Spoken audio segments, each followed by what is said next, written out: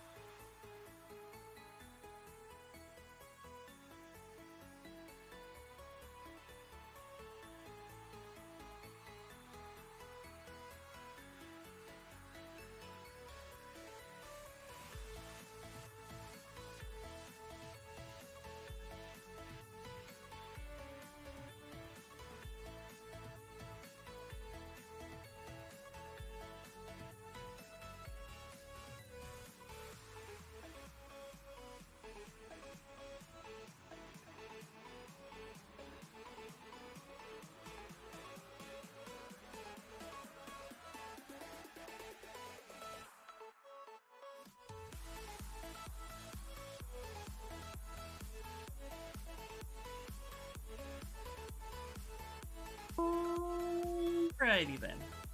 So, the thing with his eyes is they're not done yet. What I want to do now is I actually want to create more depth with the paint. I want this to be super stellar. I'm being very picky about how or when I call this project finished. So we're going to be painting more of his eyes. And then on top of it, here for a second, we're going to also finalize the seams. Now we're getting into those little micro details. And then also too, we're going to kind of just make sure that everything reads well as well can be. So And then there's a lot of things that will be for the render, and then there are things that are going to be for 3D print. Clearly, the hair on his head is not going to be printable. It's just too small. And there are other ways, better methods, that if you wanted to do that with a 3D print sculpture in mind, hot glue is like the best way to do little baby hairs. You could just do little strands, pull them up, dry them, and then you can like trim them and cut them. So there are other ways to do it. It's just not really feasible at that kind of fine detail. Usually I don't even mess with fiber mesh. Usually I just hand paint them in Photoshop. It's just so much easier, but this actually worked out really well, so I'm happy with them. So we're going to do all micro details, the texturing, and poly painting today. Also, too, I want to show off what I did with the blade last night. I did a test that I fell in love with. So I went ahead and I hand painted how I wanted the saber to look, and then immediately took that poly paint and extruded it out and made a mask with that paint. So now I actually have 3D printed texture on said thing. So I'm really happy with how that's going. And I moved some rocks around. Hey bro, hey, what's up, dude? At a distance I thought it was dust because it was on the phones for work, so sorry. No, you're good. I don't have to apologize. Yeah, so all this on the top of his little head, all this is called fiber mesh. So these are all individual little fibers that we can go ahead and end up turning on and off. But then when we go ahead and we render that, they're just nice little baby hairs. They're more visible when they're not rendered than they are when they are rendered. It's just because you have to be able to see it. But you can watch half of that disappear, and you can see that there's just a little bit of hair. Bonjour, Martin. Bonjour, buddy. Martin, buddy. Also, too, really liked / I loved it, actually, what you were talking about with the emission. I wish Zbrush did better job at doing the emission. There's a flat color trick I could do with the glow of the saber, but it's so hard to do it in Zbrush, and it doesn't even look good after all that effort. So we're definitely going to be moving in. Once we get it to the Blender render stage, which I think we're going to end up getting that done. No, scratch that. We will be getting that done. Today, we're going to be moving into Blender for the final render. And then I figured tomorrow actually might be really good to do like kind of like a little bit of a lesson on 3D print cutting or retopology, depending on who still shows up for that. So I'm thinking about Thursdays being ZBrush lesson days for those who want to learn ZBrush. And yeah, so if we don't do 3D print slicing on Thursday, we'll do it on Friday, because actually 3D slicing can be an all-day thing. So just please use Blender. Yes, the saber is wicked. Thank you so much. Thank you. Yeah, not the Blender. All that hard work. Blah, blah, blah, blah, blah, blah. Yes, of course we'll use Blender, Martin. Martin, I never said I would never use Blender. I just love ZBrush so much, and it's so powerful that I'm only going to be using Blender for certain aspects of it. I can model in Blender, I can use it, I just don't prefer it. And since these are all my personal projects, I'm just going to stick with the programs that I love. You love ZBrush too much. I know, they should just hire me already. I love it because, you know, it's funny. I mean, this is probably, as far as industry standard programs go, one of the cheapest programs to get into, hands down, when it comes to industry standard stuff. I know there's a lot more intense. I know Nuke is really expensive, but I paid almost $1,000. I'm going to know this program inside and out. I'm going to know everything about this program, and then when somebody says they can't do it, I'm going to be like, you can do it. Doesn't mean you should do it. But for me, what I do with toys, it only makes sense to stay in the program that I know. But I also know other programs, so I do love it, but I do agree, there's other things out there. You got the personality to sell it. Well, that's good. So, all right. So look into these eyes, Martin. Martin, look into these eyes and tell yourself, I will use ZBrush more often.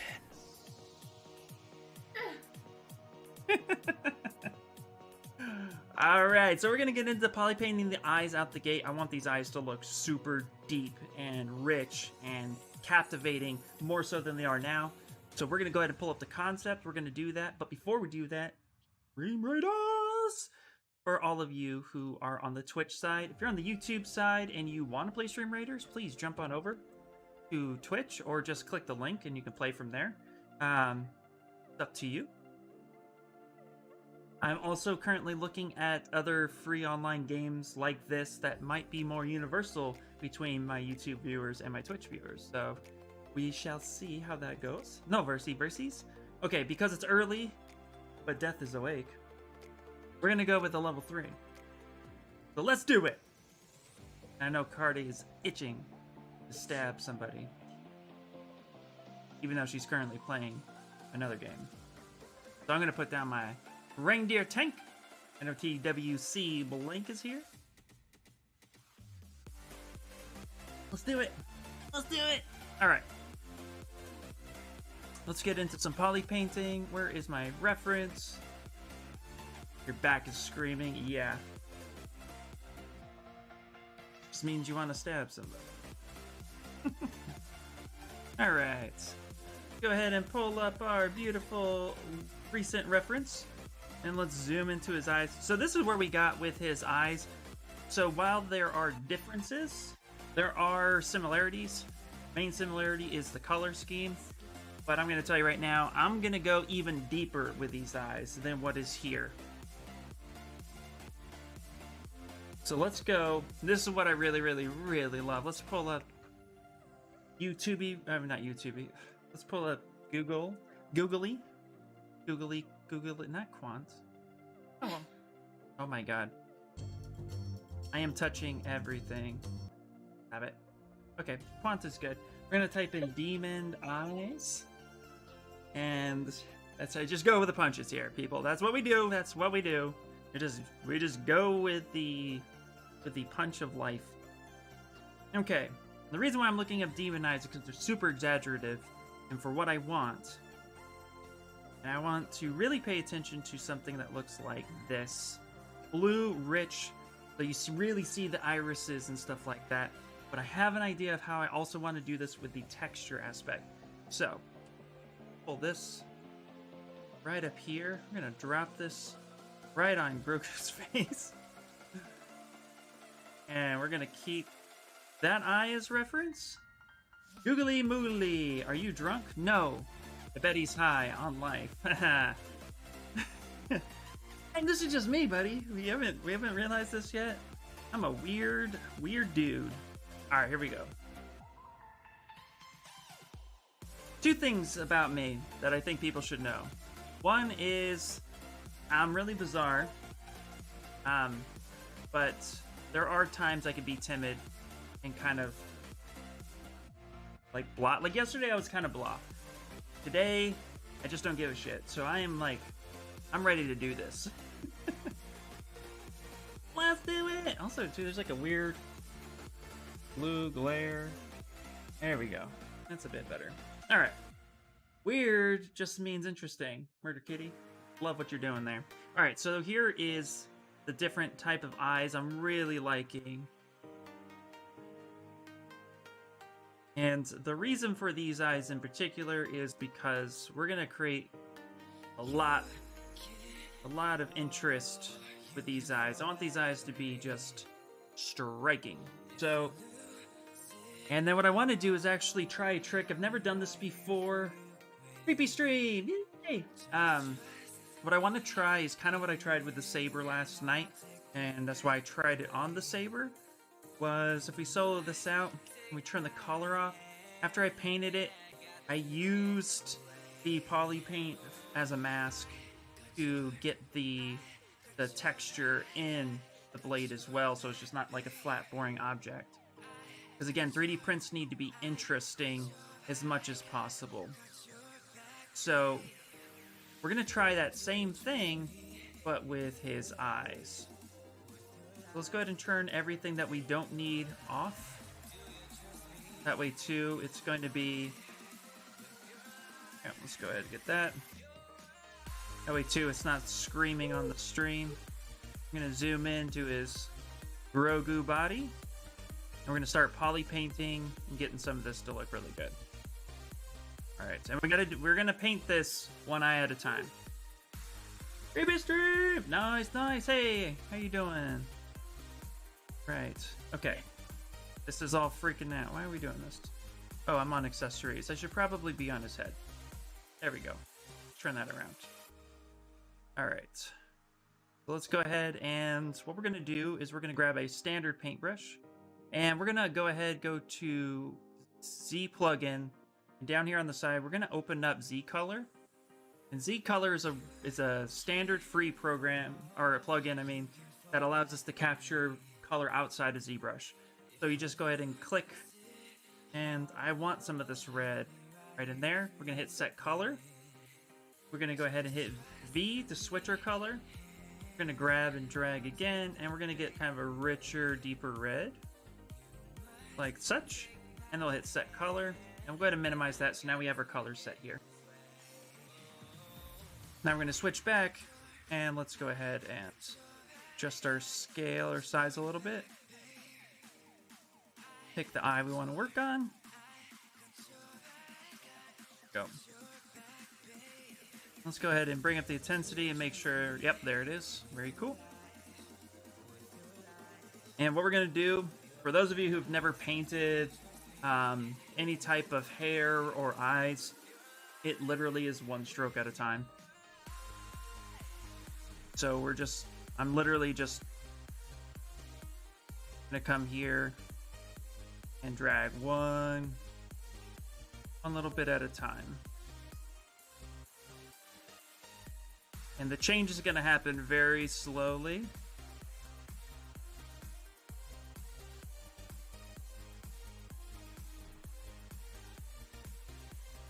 And what I want to do is kind of add like a little bit of a ring around his iris. And we're going to be blending this too. So this isn't going to just be, okay, that's done. We're going to actually end up blurring this a lot together. So let's get into it. And you can see here too, I hand painted in some of these veins and stuff like that. So I'm better at digitally painting, I think, than I am at real painting. Let's go ahead and kind of move that over there. Doesn't get in the way. Can I give you some feedback? You want to give me some feedback, Martin? You gonna be kind to me, Martin? You all know I suck at this. You're just here because of my wicked personality. You guys are always welcome to give any type of feedback or constructive criticism. It never bothers me, as long as, you know, it's always nice to see what other people are thinking. But eye texture looks cool, but it kind of looks like plastic. Yes.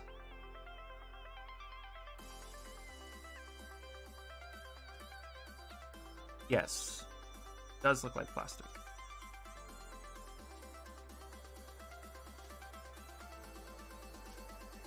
That's why we're painting more and more, trying to get it real in depth. Should it look like plastic? Although it's polite to wait until somebody asks for feedback.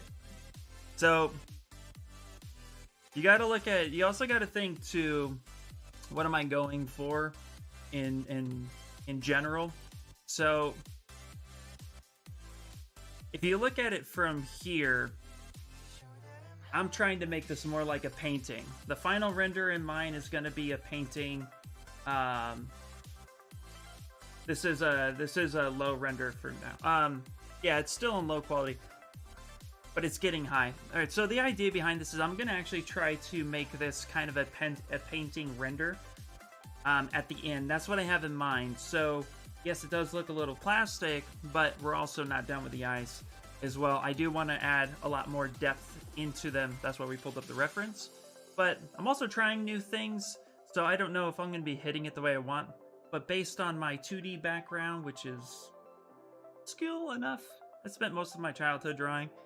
the idea with eyes is that you definitely need to get all the base colors on first, get those blurred together, and then you got to start adding all the depth, which is what we're going to be doing today. So hopefully it works out, but I am going for a painted render that will probably play in Photoshop a little bit. So it does look a little plasticky. I do agree with that, but it's also starting to look a little bit more like oil painted as well. So I'm kind of playing with a little bit of an idea while still keeping it looking as cool as possible.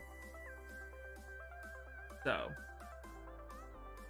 yeah, it is. And so to Keener's point, it's always polite to wait until somebody asks for feedback. However, I did like the fact that you asked if you could give me some feedback, and I appreciate that too. And I think that's a nice, healthy balance.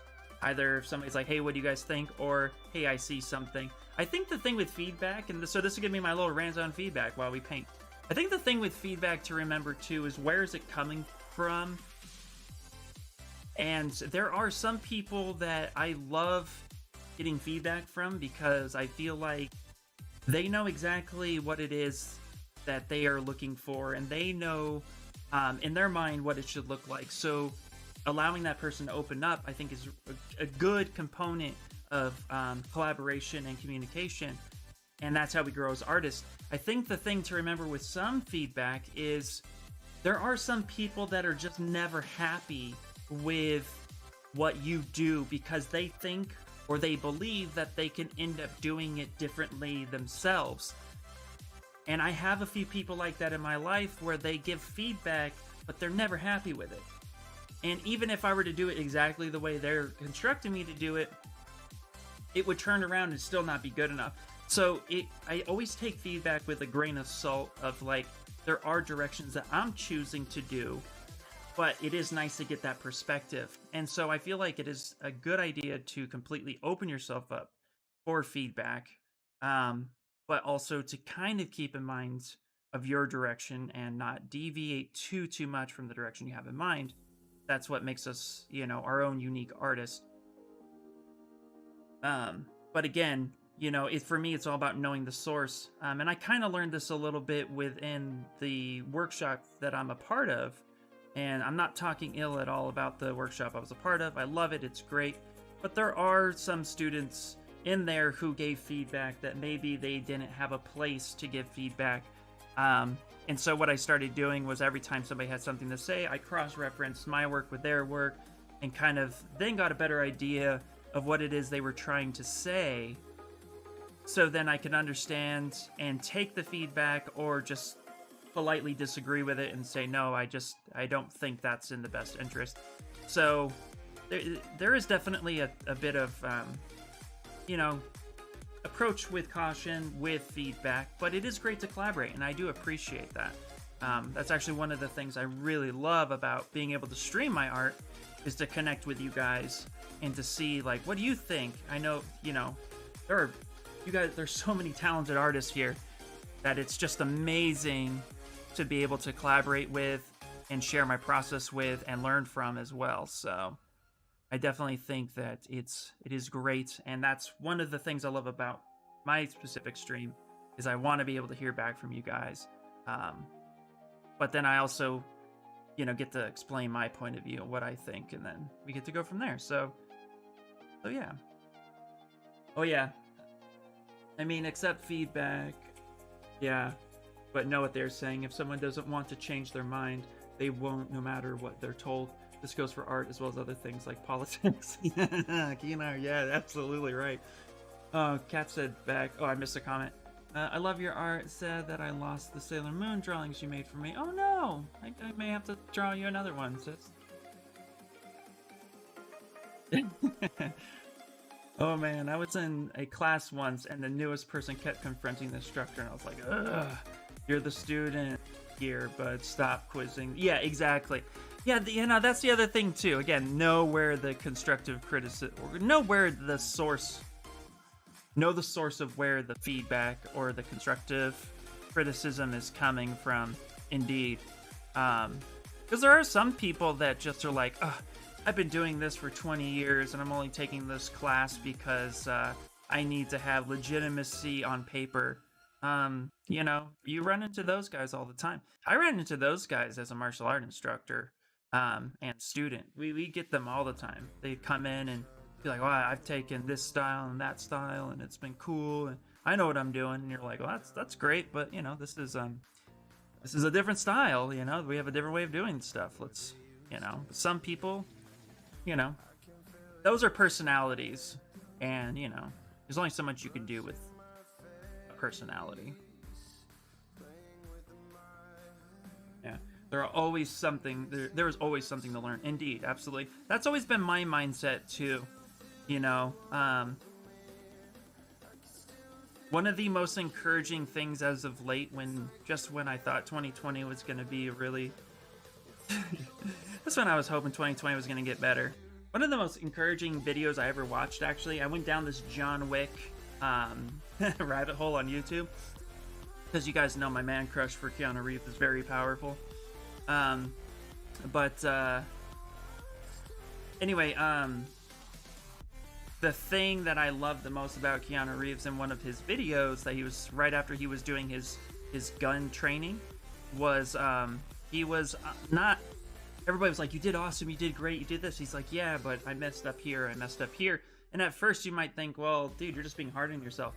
Reality is that he's really open as a person to kind of see where his flaws are, and he's making mental notes of how he can be better, because for him, his theory is, I'm the ceiling, right? So this movie, it's all on my shoulders, so I need to do better each and every time to make the John Wick series be the best it can be. And if I'm the main actor, the cap of the movie, that means that the movie can only get better if I get better.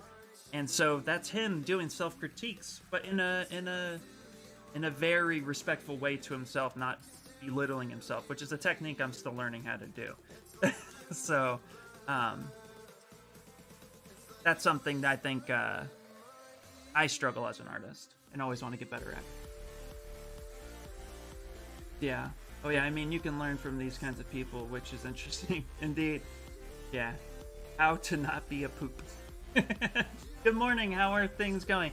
Hey Peter, we are talking about we're painting an eyeball, and we are talking about constructive criticism as artists and so forth. But also too, so Martin, buddy, thank you very much, by the way. I really do appreciate what you were saying. Going back to that for a second. But yeah, hopefully this pans out with how I want it to look. That is the hopes. But yeah, but that's the other thing too. I think as artists, you know, there's this illusion that everything needs to work out the first time the right way, and that doesn't always happen. And so you know, I think it's important to try new things, and then, you know, if it doesn't work out, it doesn't work out. Just kind of admit that. But yeah, I've never really painted an eye this in depth in Photoshop. I mean, in ZBrush. In Photoshop, I have. And I'm hoping it works out okay. We'll find out. We will find out. But if it was perfect the first time, every time no one would grow. Indeed, indeed. Yes, it always works out, right? Yeah, the happy accident. But just no, I love getting people's opinions. Again, as long as that person is up for conversation. Again, like I said before, you know, we all have someone in our life who's just like, I'm going to tell you what to do. And even if it's something you don't agree with, that's always going to be their opinion. And we just kind of need to block those opinions out.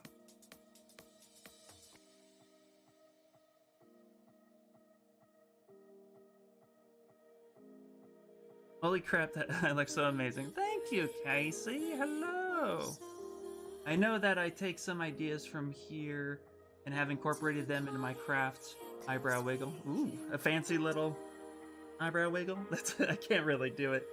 Like, yep, I can't even move them. It's pretty cool, neat little ideas and tricks I have somehow come up with that has worked into my crocheting and resin work. That's awesome, Kat. Absolutely. Okay, is anyone else having issues finding inspiration for a new project? No, I struggle with that all the time, Martin, all the time. I'm getting crazy, absolutely no idea what to create. I'm searching stuff on Pinterest and ArtStation for already 4 days. Oh my gosh. Here's what I do. Here's the trick that I started doing with trying to gain inspiration, and it doesn't always work. But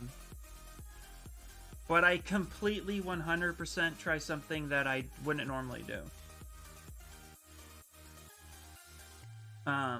So if it's art related, I would, like for example, I've been very interested in starting to do more hard surface inspired pieces, and instead of my typical character stuff. So I completely try something that is 100% not what I would normally do, and it pulls me out of my comfort zone.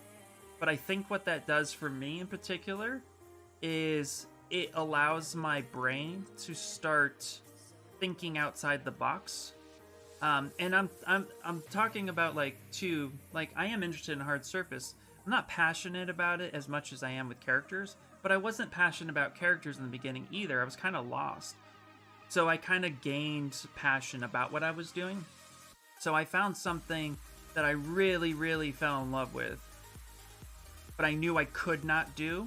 And I started trying new things without any goal commitments other than to just try it, to then kind of help from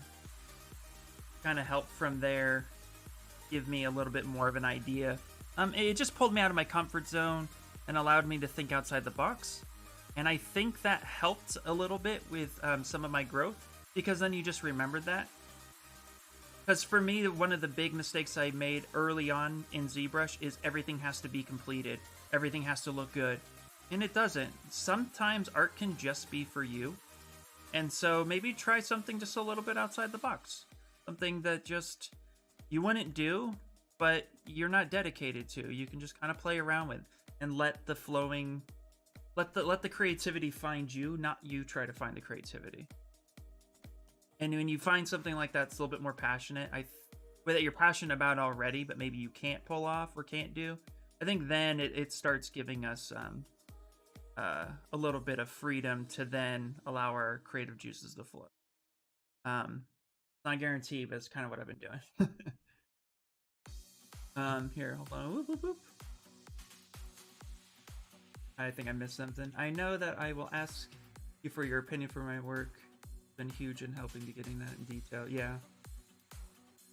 Look somewhere that isn't art related, Martin. Keenar, that's a great idea.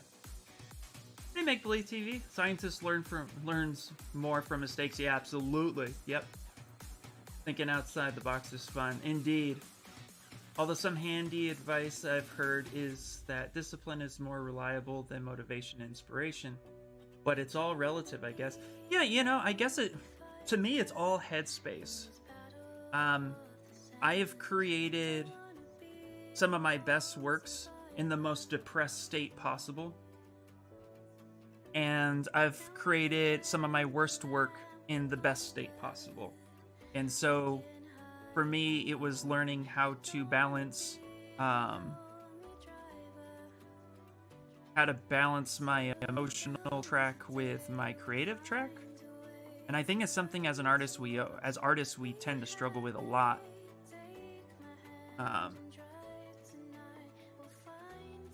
Sorry, I lost my thought for a second. But definitely thinking outside the box is a way to do it. It's just, I'm the type of person who's always willing to learn something new, and I think that helps me engage in things I wouldn't normally engage in, just to see a different perspective. I'm the person that literally has to understand everything that I do within its entirety, and a personal goal for me is to be able to explain it back to you. And if I'm at a level of something that if I couldn't explain to you how I'm drawing this eye, but I drew this eye, that's not good enough for me. I need to know exactly how I did it so I can replicate it. So sometimes for me, creativity comes when I'm actually practicing the thing that I feel I need the most work at. And so I'll end up doing that a lot, where I'll just start finding little ways to practice and allow challenge in, so that it pushes my ability, and then it kind of just helps me want to grow a little bit. And from there I find inspiration. Like, I will tell you right now, the Demon Slayer project that I have been talking about for the last 3 months has scared me to death, because it is, I'll show it to you guys, and I'll show you exactly what I mean by, like, I'm inspired to do it, but I can't do it, right? But then it goes both ways, in my opinion. If I come here to Google, let's see. Demon Slayer. I'm gonna call it wallpaper. I think this is where I found the object. Oh yeah, here it is. Boom, right out the gate. Okay, so we're gonna go ahead and move this out the way. We're gonna try to make this full screen as best we can. And I'm gonna explain exactly, like, I saw inspiration on this, and then I got scared with it automatically. Oh, okay. Well, you guys can kind of see it. So this is the statue that I'm going to want to do. And I'm going to want to do it to the letter of the concept. So Netsuko is jumping out of this box, while Sanjiro is wielding his blade ready to attack. But this is so complicated. Now, I saw this and immediately had inspiration, but then I was immediately terrified and threw that inspiration out the window, because I saw all the technical aspects of this piece and what it meant to me.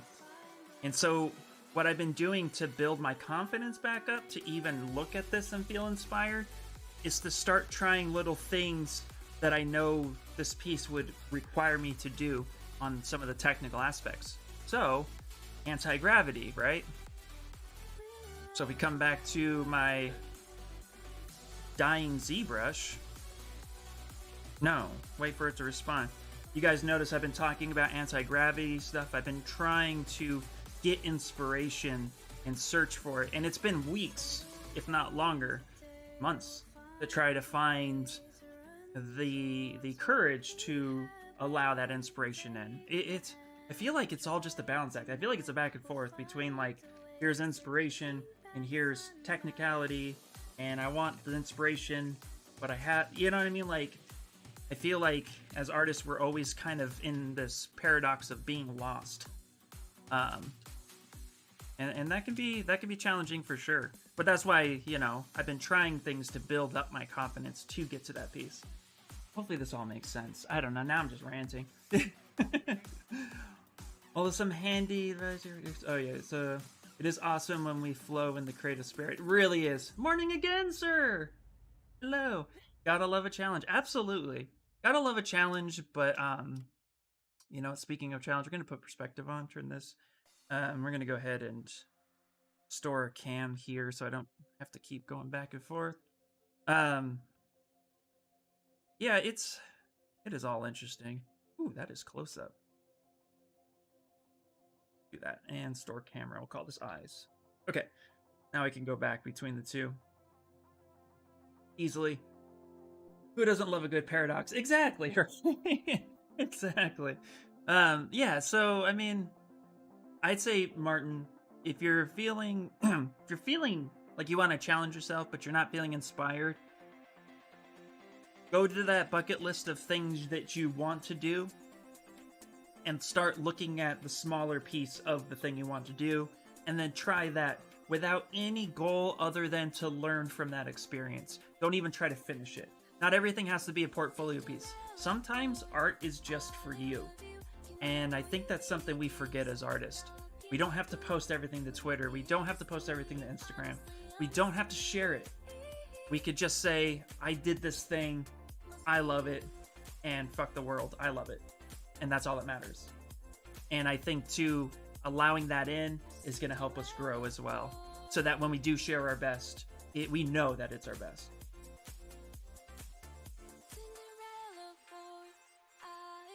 Well said. Yay! I know what you mean. I've always wanted to find new ways to challenge myself in new and inventive ways, but I still love to do certain things myself. Absolutely. We have to do that. You know? That's why some of us go into a cave. You know, musicians talk about this all the time, specifically rappers. There was actually a song that was done by one of my favorite rappers, a local rapper. His name is Wax. If you guys don't know who he is, go to YouTube, type in Wax. Really talented artist. He said this line in one of his songs that he just crawled into a cave, basically studied art, and then popped up on YouTube one day, and he blew up overnight. And the thing is that, you know, they're artists, and musicians are a different type of artists, but artists nonetheless. And the thing I think he was really getting at with that lyric was more of like, he took all the time and invested it inward, so when he was ready to express it outward, it blew up and people could relate to it. And it's because he took that time inward to really grow. And I think the problem with 2D and 3D artists is that we feel this pressure to put ourselves out there immediately and be like, oh, is this good enough? What is this? Is this great? Yeah, that's hard, guys. That's really hard to you know, that's really hard to like just sit there and kind of you know, live up to on a day-to-day basis if that's a constant feeling.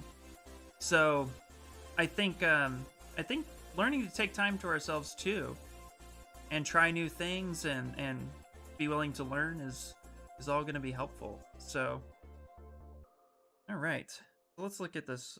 Man, yeah, see, you can't even notice the change from here, and then there it is. All right, let's go ahead and save it. We got Stream Raiders going on.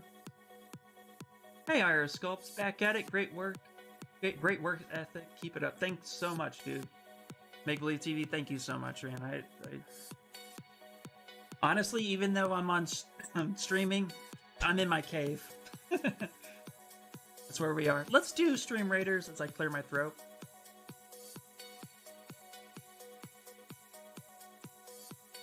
Well, if I keep it private, it'll probably because I don't like it there. Two possibilities: one, I finish the project and I hate it, or two, I start the project and I cancel it because I don't like it.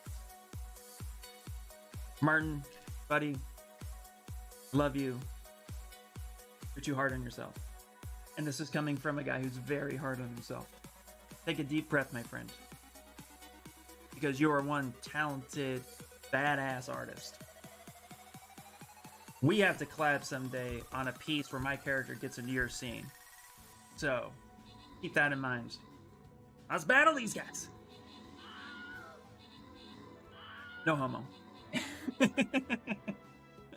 Sky love between two guys. Murder this guy. Get it. There we go, guys. Just had to find the right song. All right, and the winners are Murder Kitty, Peter, and Carde. Whoop whoop. There we go. Those are really kind words. Thank you, dude. I mean it, man. I mean it. I don't blow sunshine up anybody's butt. I just want people to know that I'm a pretty straightforward, honest person. I just try to be kinder to me. Doesn't work, but I'm trying. Yay for savvy things. Another perspective is you can look back at older work and see your mistakes, then you're growing.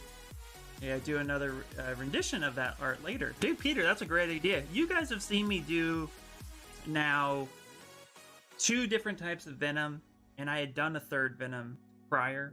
My very first Venom was atrocious. You guys saw some of that stuff. I don't mind sharing that stuff with you guys because I think that's important too. Yeah, sometimes I have benchmark characters. Venom is definitely a benchmark character for sure. I want to do, let's see, who's another benchmark character that I've done before? I've done a couple times. Vegeta was a benchmark character for sure. I've done him 3 times. First time was horrible. Second time was not too bad. Third time was a lot better. So yeah, having those 2, that way when you run out of ideas, you can go back to the things you love and try to make them better. Yeah, I think that's great. We are all usually our own critics. Indeed. Indeed. That is a truest statement, my friend. And also, too, you know, here's the thing. Since you guys have been hanging out with me more and more often, I don't know if you've noticed, but my projects have gotten longer and longer. And that's because, for me, the realization that these projects need to take that time. You know, a lot of artists aren't open to that. A lot of artists you see just share their final product, and it's like, look at me, I'm awesome. And I used to think it was a noob question, and it kind of is, but it's like, you know, you would see people ask, oh, how long did that take? And depending on the artist, they would probably answer one of two ways. One would be, it took this long. And then the second artist would say, as long as it took. Now, if you look back, you could probably give an answer if they're like, well, I mean, but like in hours. And then they're like, oh, okay, this took about 15 hours. Or 20 hours. The thing I noticed is that it takes as long as it takes, for sure. But the reason why I consider that a kind of a noob question is because it comes with experience over time. Your projects will naturally want to get longer when you are starting to develop more technical abilities and your ideas are just that much more vast, that you're like, okay, I know I got to get this built. And this kind of goes with the whole base mesh idea. I'm going to blend these two together. But the thing is that my projects have been getting longer because there's just more in-depth techniques and ideas that I want to apply. And it only makes each piece I do that much better. And while there are failures, I feel like with that mentality, there are more successes. So I think that is also a really good, a good way for yourself to kind of stay open as well, to allow creativity to come in. Because it's like, you know, we don't always have to build something from scratch. Like Grogu was built from a sphere this time, but I did Gwynnum from a base, right?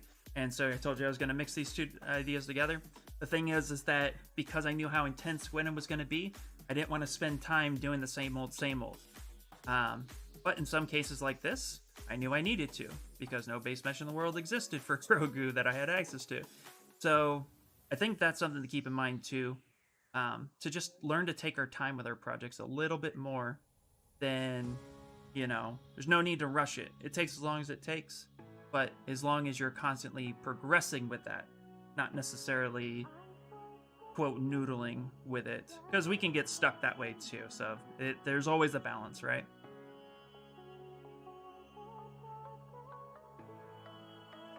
It also doesn't help that your last job was in the film industry, since we are expected to turn stuff around in a day.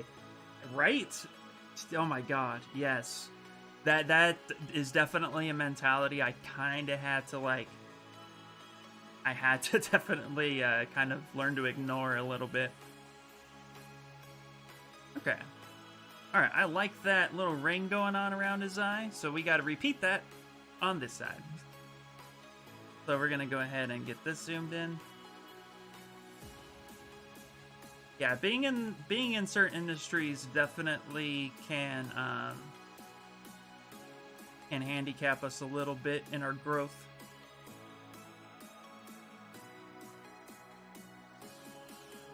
Alright, I'm gonna call this I2. Are you laggy next? Oh, is it laggy a bit?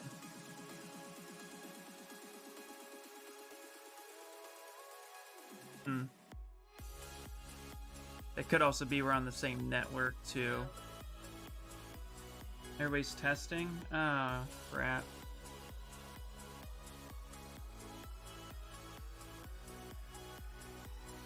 Nope, yep, my internet's dropped drastically.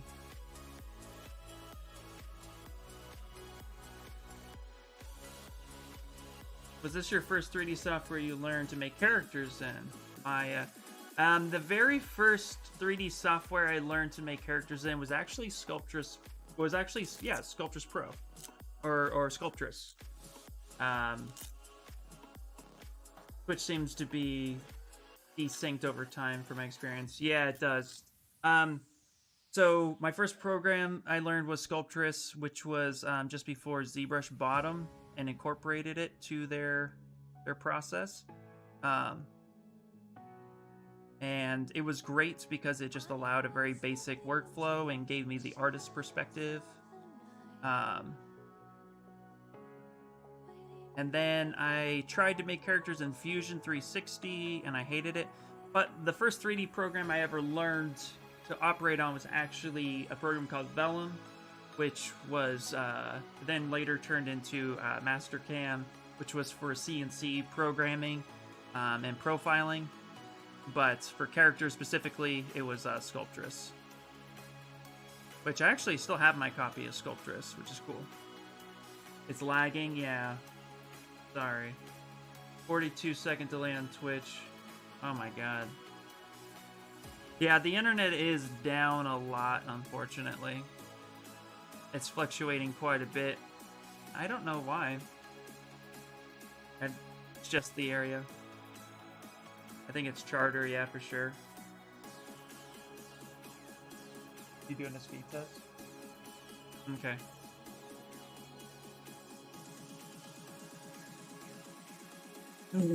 Okay. Well, that's literally out of my control. I apologize. That's so laggy.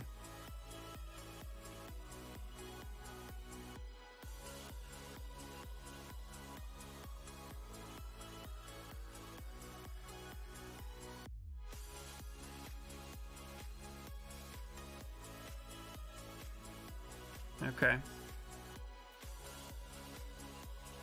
Okay, I'm gonna try something, guys, and you're not gonna like this.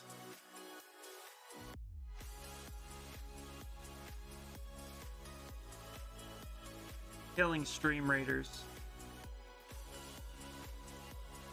And I'm gonna go ahead and pause the music for a second.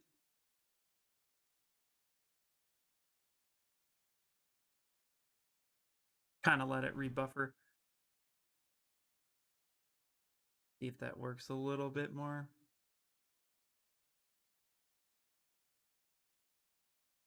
Both services are rebuffering. Yeah. Yeah, no, my internet is dropping drastically. And they're literally it's not my computer. It's the internet service. My internet was being poo earlier. I thought it was me. No, unfortunately, fortunately it is on my side of the internet, but it is also out of my control. It's just my internet service. I even lowered my standards of upload, but I'm getting 500 kilobytes to 400 or 4,000 kilobytes all of a sudden. It is really just pumping around.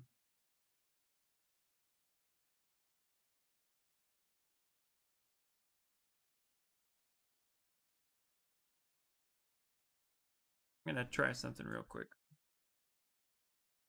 You guys want to see something? Let's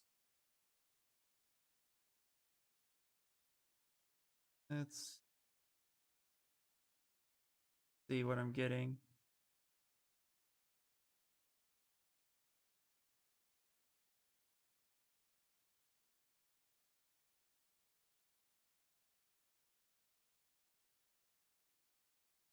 I have both streams up and back. You're back.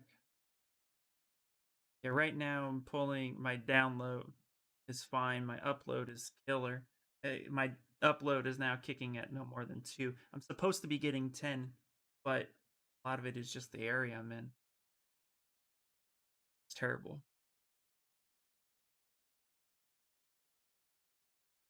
Just to let you know about lag, FYI, now it off for 5.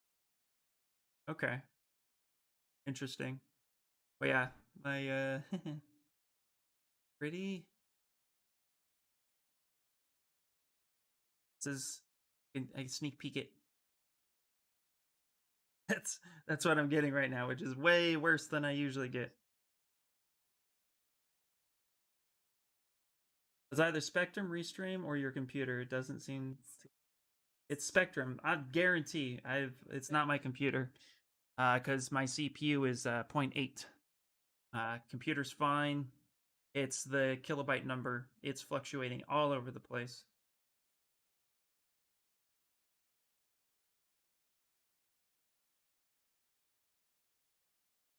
Yep. Yeah, kids are video chatting with the. Yep. Well, maybe I'll have to like kind of rethink times a little bit. See if it will regulate a little bit on the fly. But we will keep going. But I appreciate you guys letting me know. Yeah.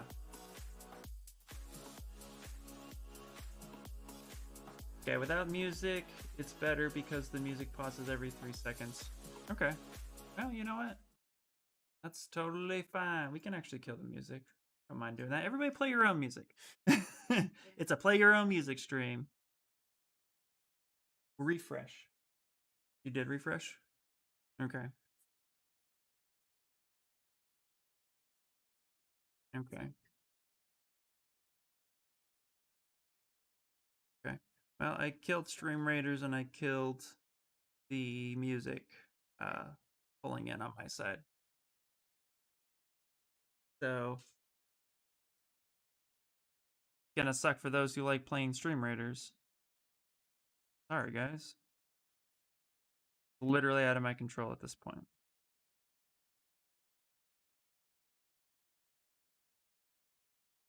Really, Restream is just doing its own thing. This is probably the worst time. What we might end up doing, guys, is we may have to like go back to a shorter stream, but I may have to do it more from like afternoon at that point. Better now.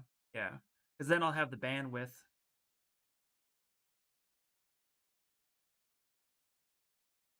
We may have to create a new stream schedule to work around these issues.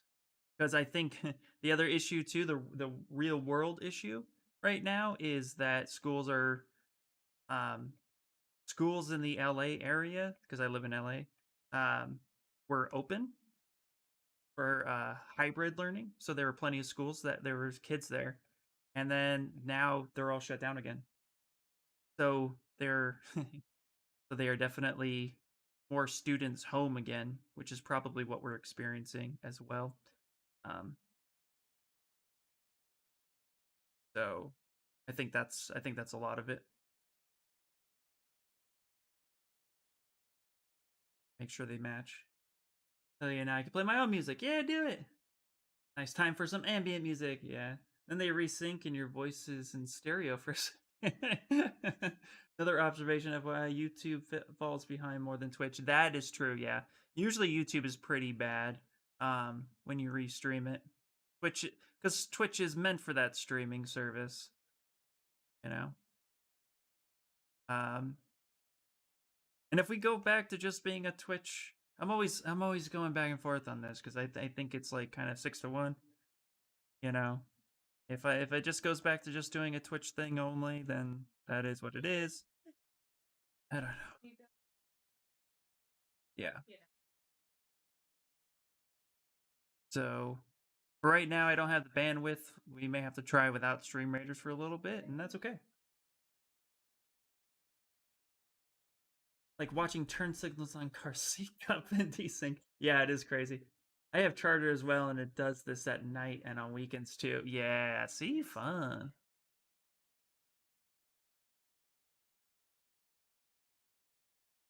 But you know what? That's okay, guys. We'll get it.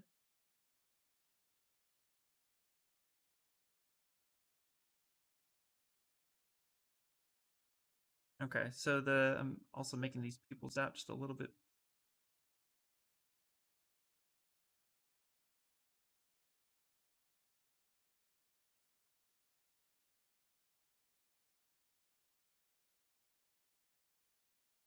Closer. So oatmeal time, dudes. How's it going? Oh, okay, say, are we still experiencing internet issues?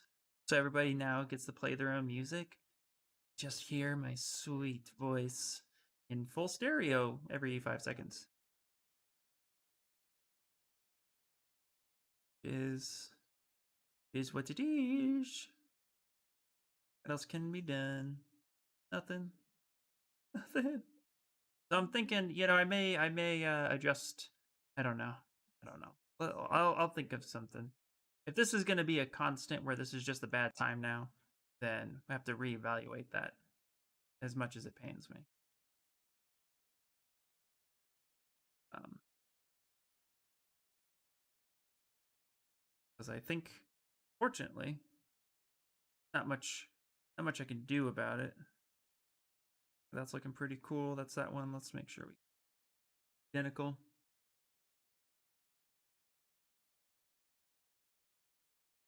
Just look at it this way: Dr. Disrespect, mega streamer, has trouble like this on YouTube too, and he has the money to throw at his problems.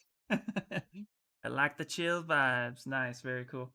Spectrum is on bus topology. Wait, on bus topology means that you can get up to the speed they're paying for, but it's not promised. You can get fiber. Star topology you don't share with anyone.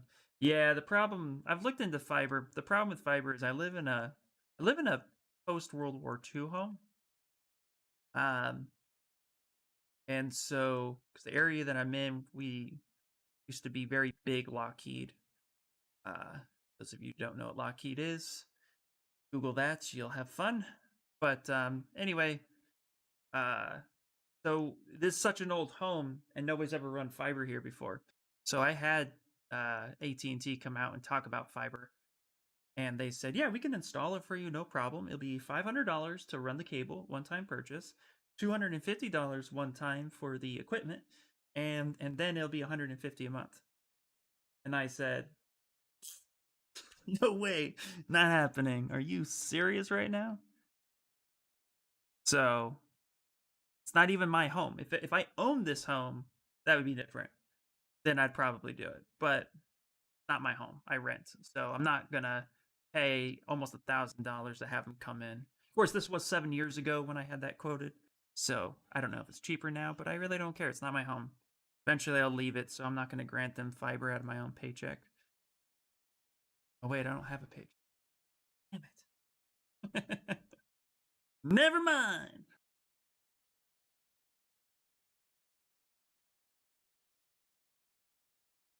So, oh no, they do offer it in our area. Next Knox, I had him come out and quote. They were gonna install it for me, unless the guy was lying to me, and then then I'm really not gonna get it. But at the time, yeah, they said they could do it. I don't know. Maybe things have changed. Changing. Cheaper? Prob not. No, prob double. Your firstborn. That's right, Bumbuki. Absolutely. Yeah, I think my firstborn would dig that. All right. Yeah, that's fine. She's 12 now. Who gives a shit? Oh, she even said yes. She wants out of this joint. Doesn't even know what she's getting into.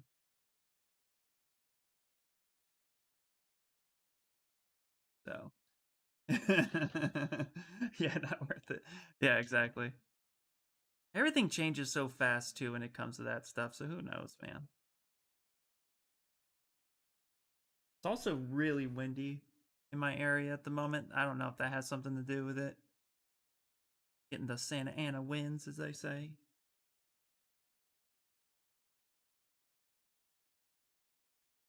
I think Google Fiber is out there. Might be an alternative. Maybe, yeah.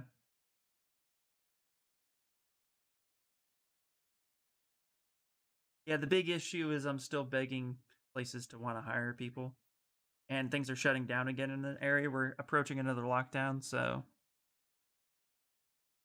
it's not going to be pretty for a while. Did you guys hear, speaking of lockdowns, did you guys hear Tom Cruise go off on people on set who were breaking COVID rules? Um, I was like blown away by that. Thought that was I thought that was like crazy cool. He's just like, okay, he's going off on these people for breaking these rules, and he's like, no, seriously, if you guys haven't heard it, it's crazy. AT&T fiber isn't available at your address. Good news though, you still can get reliable, fast AT&T internet. Check out your available speed below. Oh my god, so great! Back in my day, we played Rocks and Sticks, and we loved it. Very nice. Yeah, I'll take a look at Google. Yeah, but that 50 is so yours. They should cover that. Yeah. Okay. Starlink then. Yeah.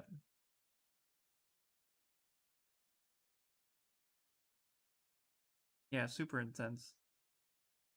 Yeah, Tom Cruise owned them and it was awesome. Yeah, it was super awesome. I thought you were under a new lockdown. Yeah, we are. We are and we're not. It's weird. We are under a new lockdown, but there are some. See, the problem with the film industry. Here it is. Everybody thinks the film industry is Los Angeles, California. It's not. Film industry is wherever it's the cheapest to film, but the corporate offices are here.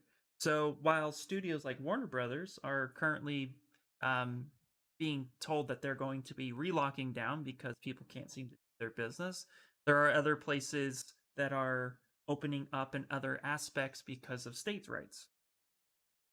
So my state is locked down, um, and my job is somewhere else. It's all bizarre.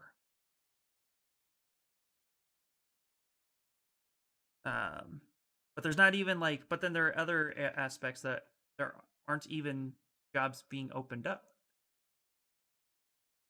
We're a service town, by the way, so meaning we sell coffee and food for the most part, and then there's Hollyweird. But yeah, unless you're filming a movie, then those rules don't apply to you. Exactly. Google Fiber isn't available for this area. Interesting. I know that they were looking to expand to Texas. That was a while ago. Before, yeah, that's a bummer. Tom has also been sending cake to people. Wait, what? He's been sending cake to people? That's why a lot of filming is done in other countries. Exactly. Mr. Kitty hit it on the head. So all the business is done in California, and then all the filming is done outside of it, possibly other countries. It's actually the film industry was really looking at New Zealand in the beginning of all this to continue to run, and New Zealand told them to fly a kite. I thought was really interesting. So into my eyes and see the difference. And I really like this first one.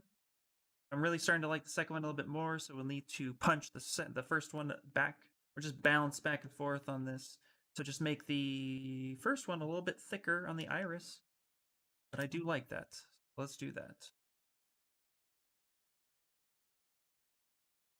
That a little bit thicker. So yeah, I've heard the cake thing.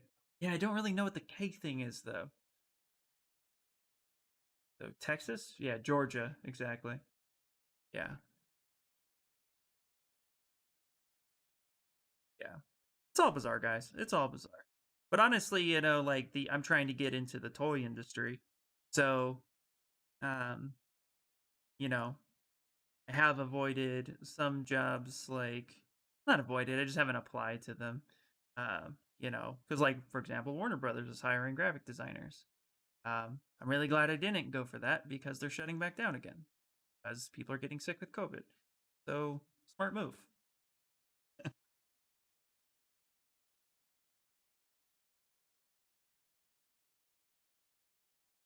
Didn't Google stop expanding Google Fiber? I think it did. Yeah, I think Google Fiber is kind of a thing of the past. At least it will be. It depends, I guess, on where it is in the area. I remember when Verizon fiber optic fiber, whatever they called it for them, was being big. They didn't offer it in a lot of areas, and then I don't actually know whatever came of that. I don't know if they still do their own thing, but FiOS, yeah. So who knows? That's looking a lot better. Yeah, yes, he orders 100 white chocolate cakes from a place in Woodland Hills and sends them to famous friends. That's awesome. Good for him. Yeah, I heard that apparently people on set would huddle around village video village right next to the monitor and take off their masks. And that's what Tom Cruise was super angry about. Yeah, exactly. And again, it's like what he said in his rant. They're creating jobs by having these film sets stay open. And so people need to follow the protocol so that these jobs can stay open. Yeah, that's the thing, there's a lot of this whole thing became political and it didn't need to be. That's the problem. My humble opinion about it. And now you need people step up and say, don't be stupid. Follow the rules so we at least can all have our jobs open. Because if we don't follow the rules, then guess what? The jobs don't stay open. Yeah, they need room to run 5 or so less populated place to get it first. Like Chateau Chattanooga. Okay. Well, I butchered that name. I tried. And a big nose. No excuse for the no mask. Yeah. After all, I still wear underwear. Shout out to you, Vambuki. Congratulations. We all need to be proud of ourselves.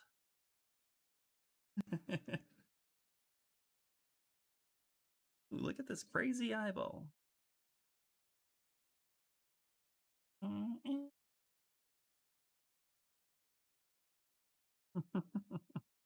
That was funny. Thank you for making me laugh, sir. Their site says coming soon to. Okay, so who don't know? Yeah, Iowa. Is that Iowa or LA? It's Iowa. Yeah. Well, coming soon could be never too. Only time will tell. Okay, guys. Seems like on my side it's regulated a little bit at a certain constant speed, so I'm just going to try to hit play on the music, but we may have to kill stream raiders. Sorry for those who play. Try, see what happens. Doesn't take up that much bandwidth, maybe. We'll find out.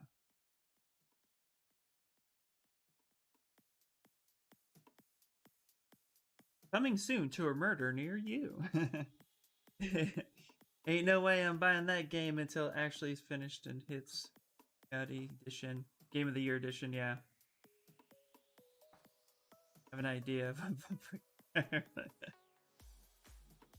well, a Game of the Year will probably never happen, but so far, I'm gonna say it's pretty cool.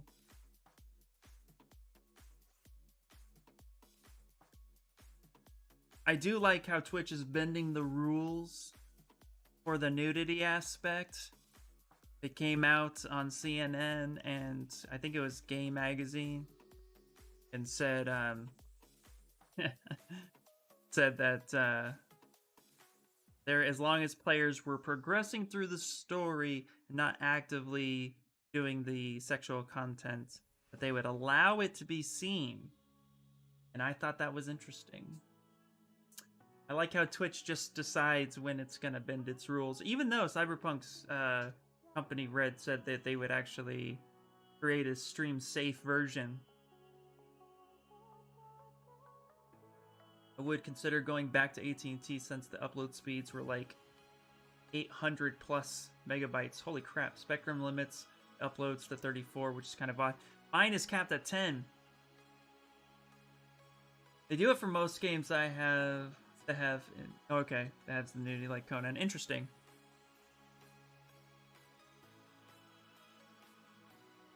Well, that's good to know. Okay, so good. Then I am corrected, and that's good. I'm glad that they bend the rules a little bit for for those games.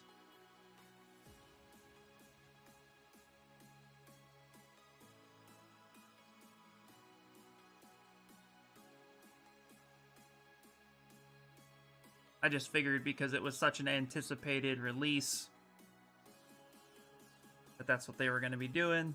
But that's good. That's good to know. Actually, that makes me happy to know that. Yeah, not with their gigabit connection. Yeah. All right. Now we're gonna go ahead and punch these yellows a little bit more. We're gonna kind of hit. I think we might hit a little bit of white. Go ahead and save it. It's been a little bit. Really watch the stream jump. Oh boy, another libertarian candidate focusing on Oscar Wilde. Oh boy.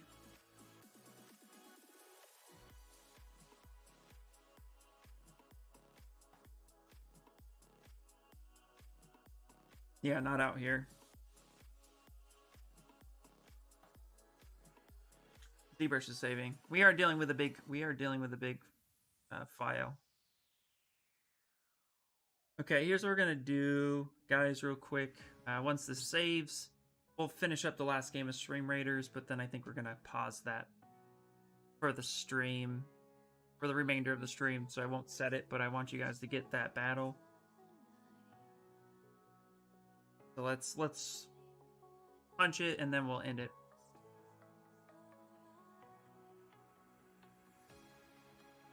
Oh, is this intended to be 3D printed, by the way? Yes, it is. Absolutely. Right now, I'm focusing on the render side, but then I will be doing the 3D print. I will be doing the 3D print side after the render is done. Yeah, most of everything I do is for statue work, so it's all going to be 3D printed.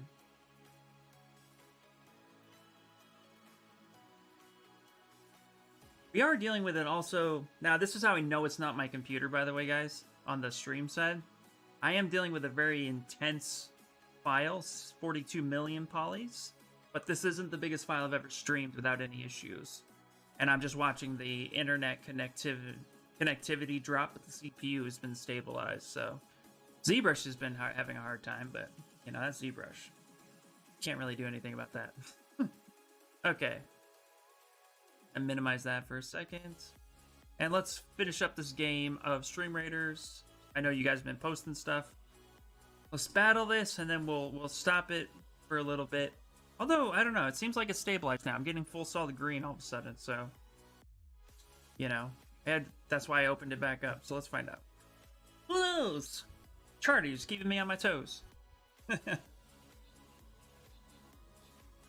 I think we're just gonna have to learn to roll with it. I think we're just gonna have to learn to roll with it. Sometimes it'll get laggy, sometimes it won't. Did you ever do the classical eye? Oh, hold on. Eyes the classical style with the pupil as a concave dimple. Yes, I have done that.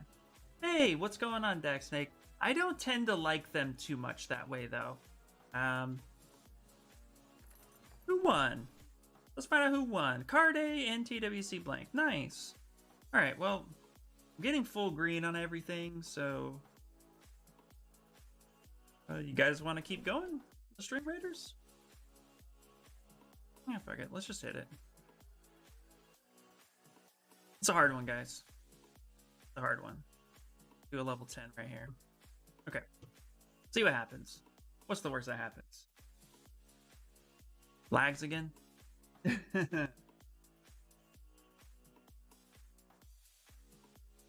Yeah, sometimes you are scared, brother. I know what you're doing. You got me to sing once.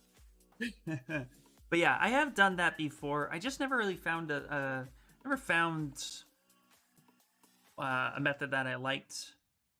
But like I said earlier today, I'm also going for a specific render, and I thought it'd be cool to paint these eyes in. But I do like this kind of blank eye a little bit too. I think that's kind of cool.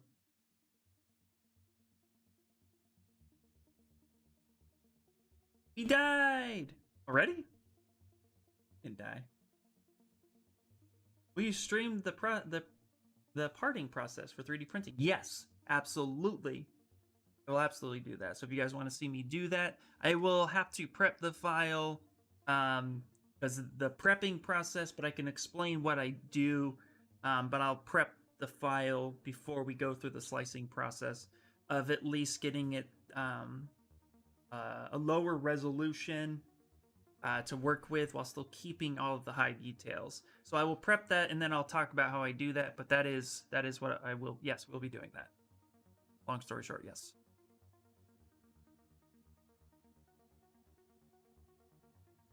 Actually kind of pull this eye out of its. Got a little bit long right here.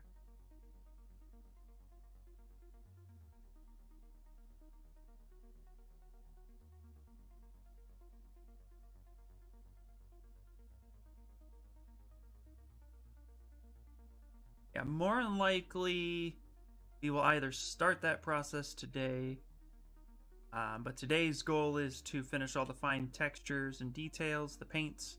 That's why we're starting with the eye, and then we'll move to a render blender.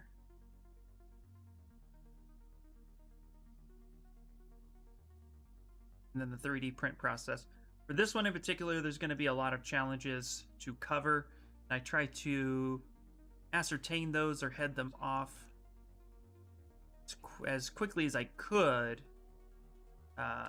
during the build process, but that's usually, there are some things that are just not unavoidable.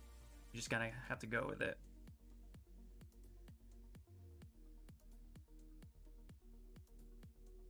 Actually, I just realized I don't know what the official toys look like eyes-wise.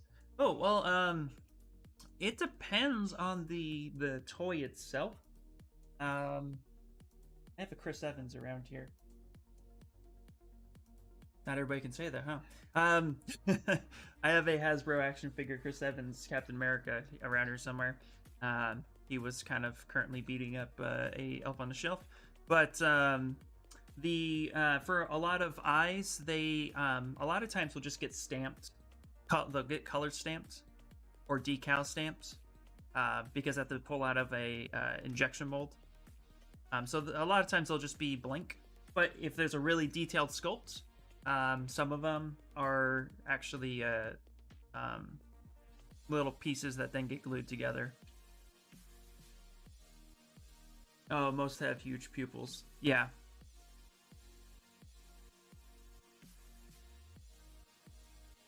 I know for anime eyes in particular, anime collectibles, they are stamped, painted. That's why they actually have a certain look to them as well. Now, obviously, we're not going anime style this time around, but yeah, they can be pretty flat. It just depends on the company.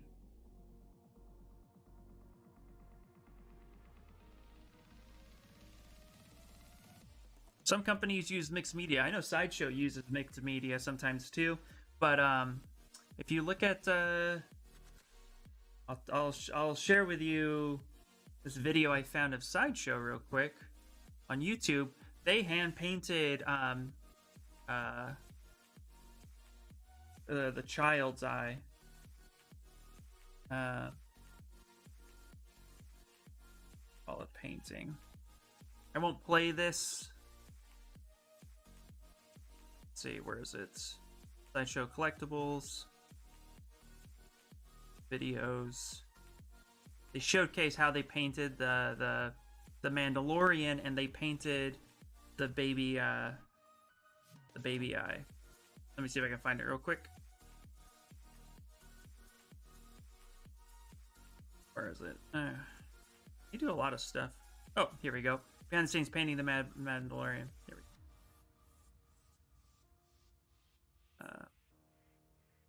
I can quickly just scrub through. Yeah, so you can see like how small. See if they show the head real quick. So here's a big blown up shot. So here is the cast and mold Grogu, and it's just a flat eye, and then they go in and they paint it. So it just depends. If you guys want to watch that more in depth. Hey, Sculpt Kid, what's going on, buddy? If you guys want to watch that more in depth, there's a link to it. But yeah, you can see here clearly toy eyes are typically just they're hand painted or stamped paint.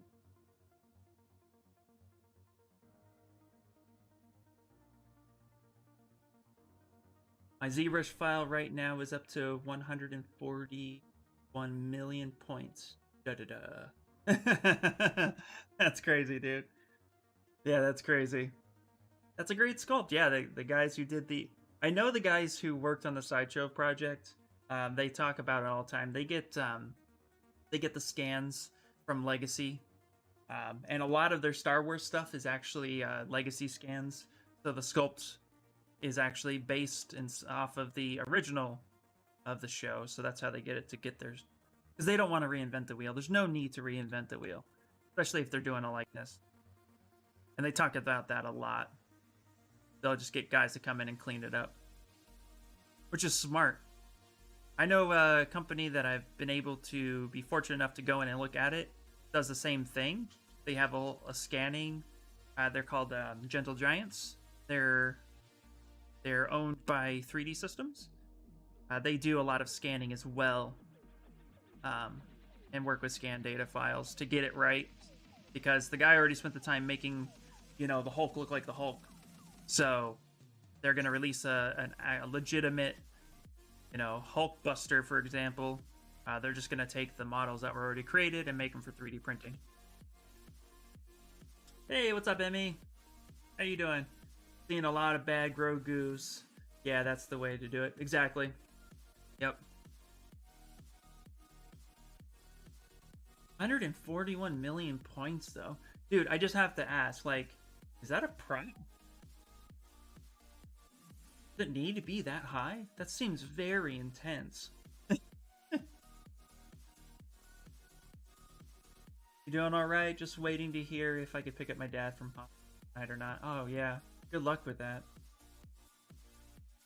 Hopefully everything's okay. I think some people make video game character prints, just clean up the game model or the leftover high poly models. Yeah. The hard part with working with game parts is that, depends on where you clean it up at. A lot of it you couldn't do in Zbrush unless you had the high-res model itself, because Zbrush doesn't work with maps very well. And UDIMs, as Nexnox and I were talking about earlier today, they are funky in Zbrush. So some things you can't get away with. Of course, some people also... There's a lot of people who don't do with anything in Zbrush. But you can work from the original file, you do it, you need that for Polypaint. It'll be less later. Oh, okay, that makes sense. I'm like, wow, that's a lot. Okay, now that we have a lot of this, we're gonna go ahead and actually smooth this out. So we get rid of some of these lines that we don't need, but we don't want to get rid of all of them. We're just kind of come through real quick and just do a light smudge. We're not smearing it. We're not blending away the detail. We're just cleaning it up a little bit.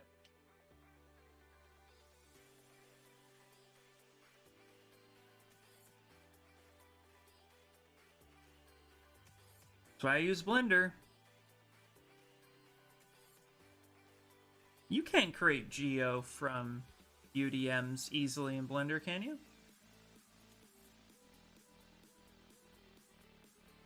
Like if I make a cube and then take it into Substance Painter, even with displacement maps, and create a normal with, let's say, vents cut into it, you can't turn that into real geo, can you? Actually, yes, kind of. Space Mouse is here, yay! Sculpt Kid, you may have to show me that later. I mean, I'm talking about turning it into actual geo, not just projecting details. I couldn't find anything on it specifically.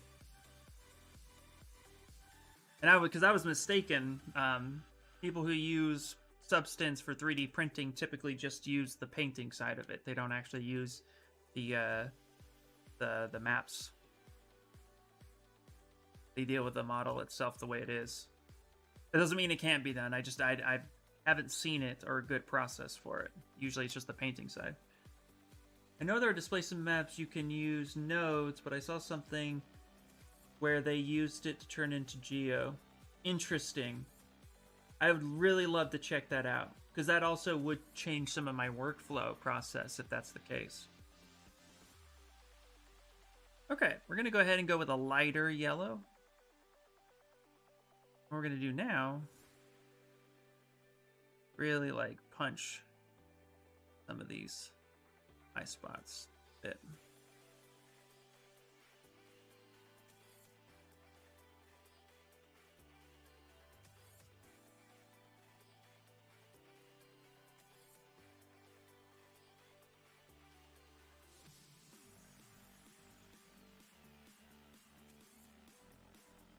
It's actually a little bit brighter here. Let's grab this, but I want to kind of go more of a white. What I want to do with the highlights is I have an SK brush, which is really, really awesome. And in those, he has a really nice airbrush, SK airbrush. It's a free brush. You guys should definitely check it out. But definitely is very useful. I know there's I personally use a displacement map on a texture brush to create my logo stamp for my prints. Interesting. And so, did you use that displacement map, let's say like on a flat plane, and then that displacement map caused it to extrude out and become real geo? Or was it just a thing is heavy? Yeah, I bet it is.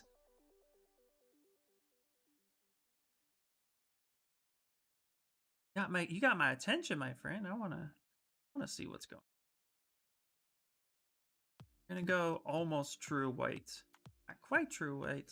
Almost true. Give some of that kind of highlighted effect a little bit.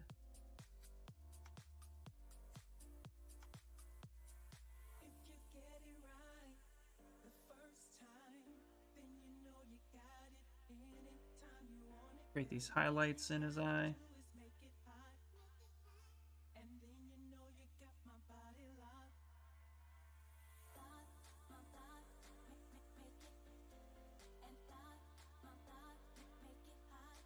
Same thing over here. This one.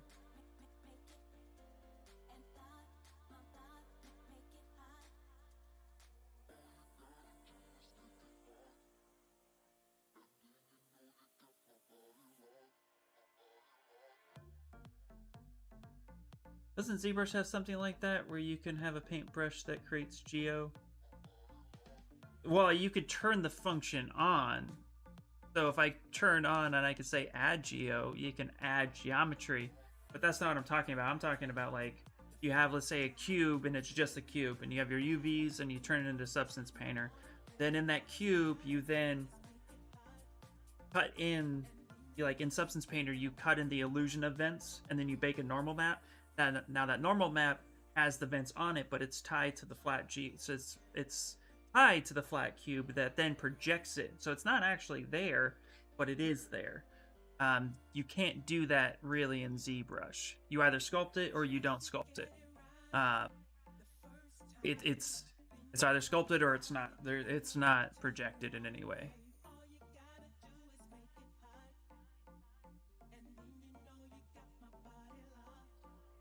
So not in the way that you think.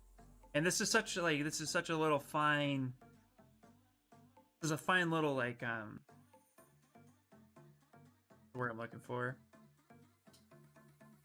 It's like you're asking the right question, but it's the wrong question. It's weird. I don't know how else to explain it, but I've asked this question a lot, and I've talked to some people about it, and the answer I've ultimately got is no, that's not possible.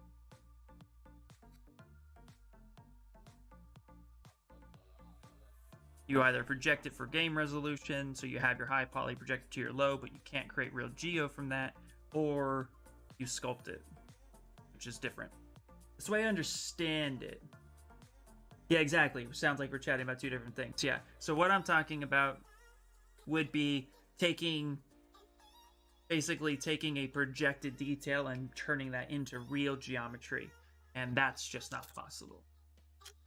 Not for 3D printing purposes. At least not that I'm aware of, but I am more than willing, if anybody knows how to do it. I don't think it's possible. I think what it is that they just use the coloring from something like Substance or Blender that then turns around and becomes, you know, just a texture. Now textures are different, so yeah. It's a rabbit hole I've gone down.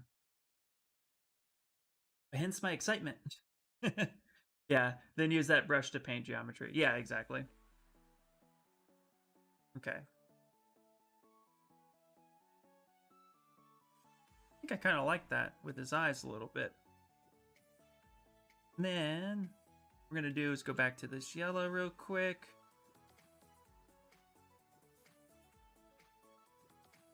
We're going to create a little bit of depth in between. So we got the highlights there.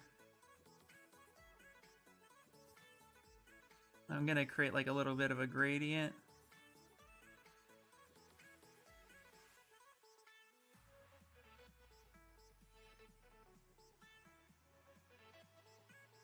Play with that contrast a little bit.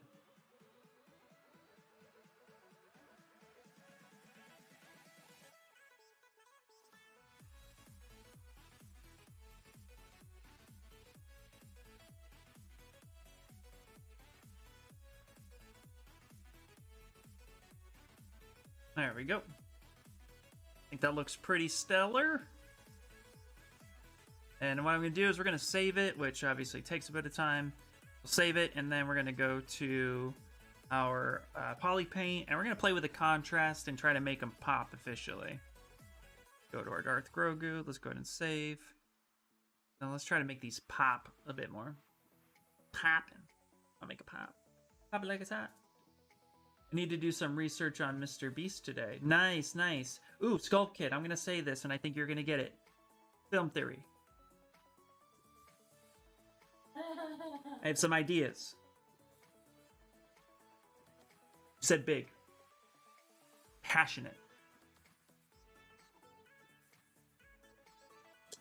And I love that man. So, let's chat later. Let's chat later! Oh my god! Okay. Alright, it's saved. Alright, so what we're going to do now for the eyes is I'm going to officially... Okay, so just so you guys are aware, this was the eye before. This was my temporary eye, if you guys remember what that looked like. Gotta change my camera angle a little bit. Weird. Anyway, 1 second.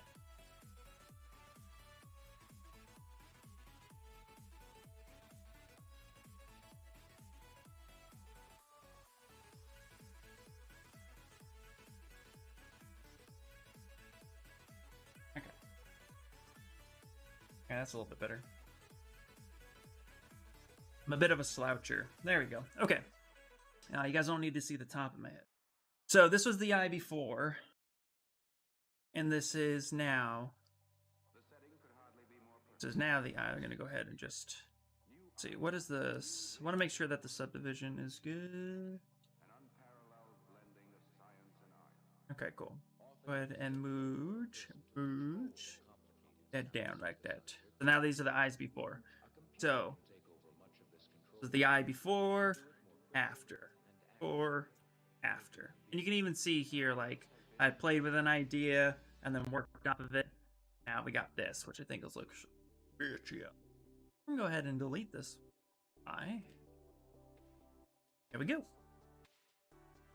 Mr. Beast is a potato! Let's see, I've been sleeping and binge watching Survivor in the living room. That's awesome. They look like bruised poops. That's funny. Sculpt this and mashed potatoes. Yeah. Oh, you moved to Twitch. Oh, make believe. Yeah, hopefully it's a little bit better of an experience. You know what I may end up doing, guys? Okay, here's my thought. I think I've officially figured it out. I think what I'm going to do is Twitch will be streamed on Tuesday, Wednesday, Friday as the long streams, and then I'll save those to YouTube later. But Thursdays will be a YouTube only stream because I'm going to turn YouTube Thursdays into Learn Zbrush days or Sculpt This with me. Just a little series where you guys can either come in and ask questions specifically about certain aspects. I had a few requests to do like walk-alongs with topology or retopology and some other stuff like that. So I'm thinking that's maybe what we'll end up doing. And so since tomorrow's Thursday, I think tomorrow I'll try a YouTube only, and then we'll try that. So that way it's still on both, but maybe too my bandwidth is just a little stretched by trying to get pushed out to do different platforms. Possibly. No, Zbrush just crashed. No. Yeah, there was a delay in the chat. Yeah, seems like it. At a C, Pops. Nice. Sung was tongue-tied when it made me... Oh, yeah, okay. Yeah. Yep. Yeah. He hates eating, yeah. Yeah, that's tough, Skull Kid. Not much you could do with that. Anyway, let me know what you guys think of that. I think that way I can hit both platforms still, and I can also just share my uploads specifically to YouTube from the Twitch side, and so we could try something like that. And then, of course, Thursdays will not have any stream raiders because it'll be YouTube only, but it's more going to be there for people to come and learn with. So we'll call them Learn Zbrush Days or something. Oh, I did not tell everybody about the expired candy we ate last night. Last night, Casey and I were at CVS and getting medicine. And she bought candy that after we ate it, looked like it was dated 2018. So gross. But it tasted pretty good, actually, so I don't know what that says about the candy. Okay. So there's the eyes. Yeah, that was crazy. It was gross, wasn't it? Ugh.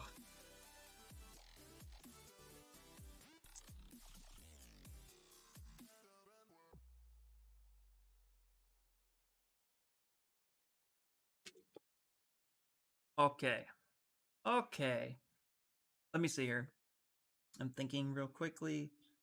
Next thing I want to do, we did the eyes, we like it. Actually do, okay, we're going to do some stitching. Because we haven't finished the stitching yet, and we can see here we have blackout for seams, but I want to make these seams a little bit better. So we're going to go ahead and 3-year-old candy, really not that bad. Yeah, exactly. Candy isn't real food, I'm sure it's fine. It looked gross. That's the thing. Like, once we ate it, we looked at it, and it looked nothing like what was on the package. Like, spotted chocolate. Disgusting. Hey, thank you for the follow. Hey, now my face covers whoever followed, so I don't know who followed me. Thank you so much for the follow. I appreciate it. Let me move that alert up here where people can see it. Yeah. Moldy bread. Oop. Moldy bread. Ew, yeah, basically. You'll find out when you have to poop. That is correct. Alright, so we're going to go ahead and use the inflate brush. And we're going to use the /3 brush. We're going to store morph target if I didn't already. Did store a morph target. Let's go ahead and create a new one. So then we can go ahead and cut. Oh, no. No RGB. We're going to cut, and then we're going to turn around and inflate it. Pinching it back together, creating a more realistic seam line. Like that. Maybe we're superheroes now. Ooh, that would be so cool. I would really love that.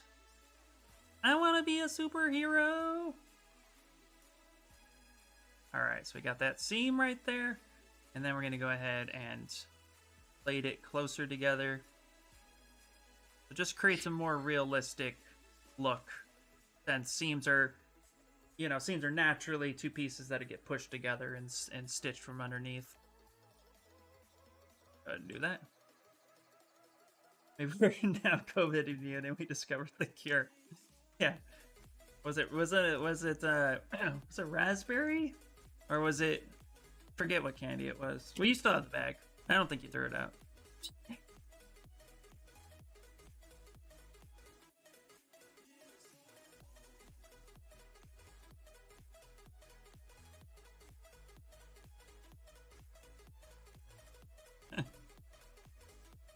Oh yeah, that was great.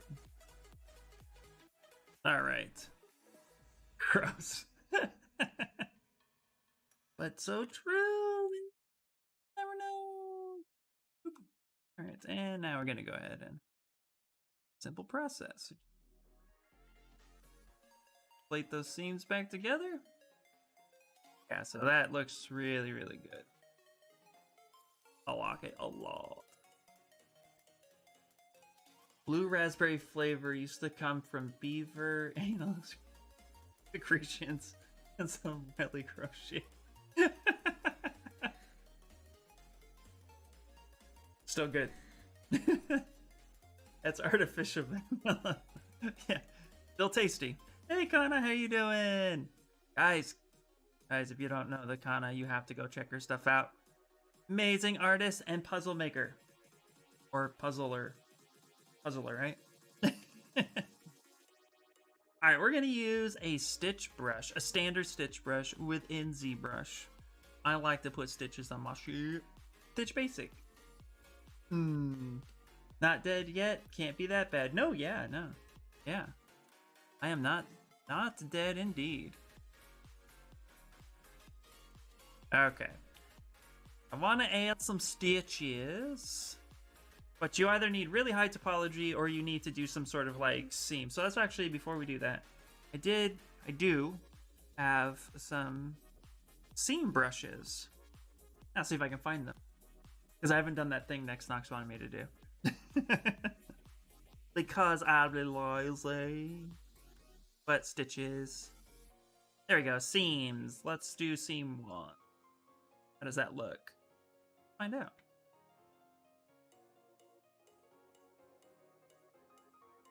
Yeah, terrible. Okay, we're gonna up the resolution on this. There we go.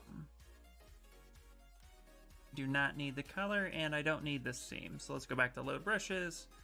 Let's do, ooh, a sci-fi seam. What is that? Hey man, humans put all sorts of things into their mouths, and they're not dead yet. This is true, yep. Already shouted out everyone. Yeah, that's okay. We'll shout her out again.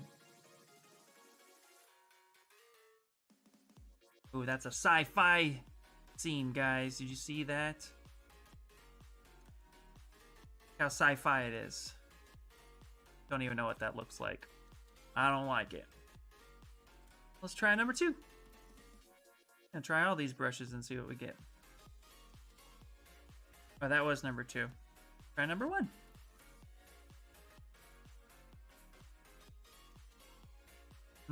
I don't like any of them. Maybe we just won't add stitches. The seams are pretty good enough. Stitches probably won't even print at the scale I'm going to do that at, so I just might be wasting my time. That's more than likely it.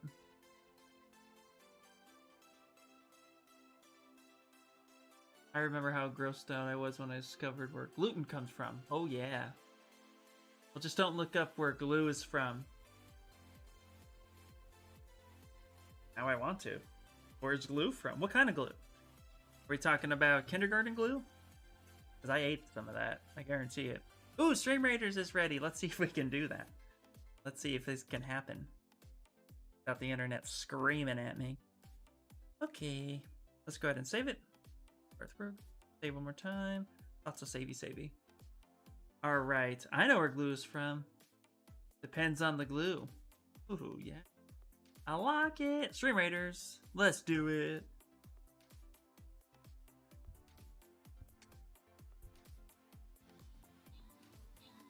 Cabeza tacos? Those are the face meat, right? Traditionally from skins and animals like rabbits and flesh. Isn't that also the same as soap? Soap is also from... This is Fight Club knowledge.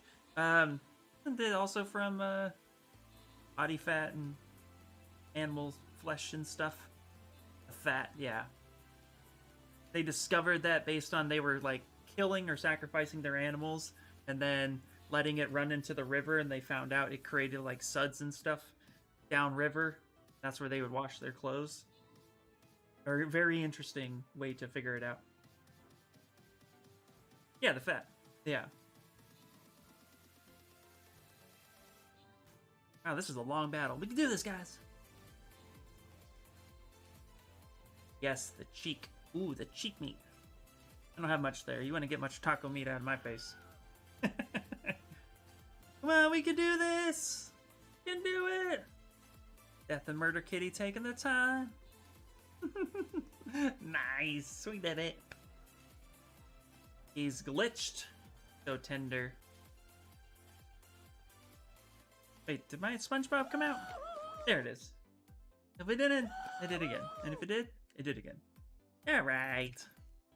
And the winners, Emmy the Geek and Peter. Look at you guys. Good job, good job. Alright, we got a mystery battle. We ain't gonna play around. I'm gonna put my holiday monk right here. Might lose now. Okay. Oops. Oh yeah, it's also made from the glue. Nice. Hey look, Zbrush is still saving. I placed one unit, go me. Sometimes that's all it takes. You just place the right unit in the right spot.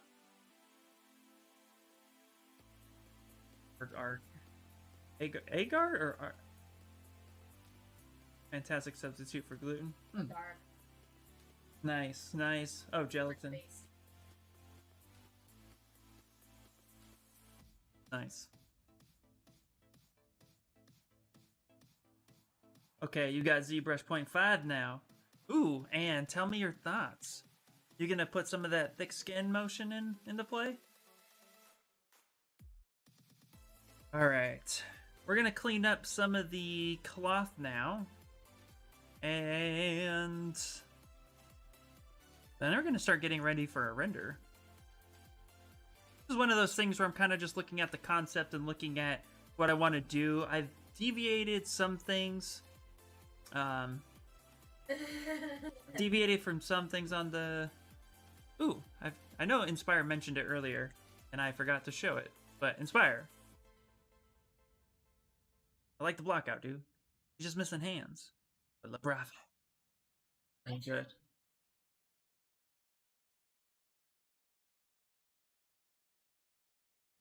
Wait, seriously? Hold on, I missed something. Inar wants this really, really, really badly. Maybe Ian hates me. Okay, alright, so I haven't really said a whole lot about what I'm doing with this file.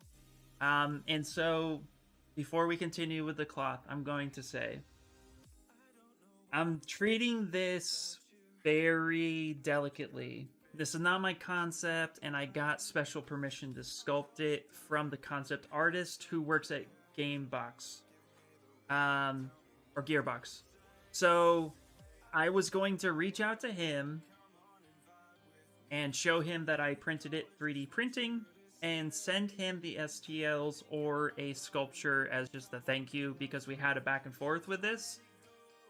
I was going to ask him if he didn't mind me releasing the STLs for free, or if he wanted control of them.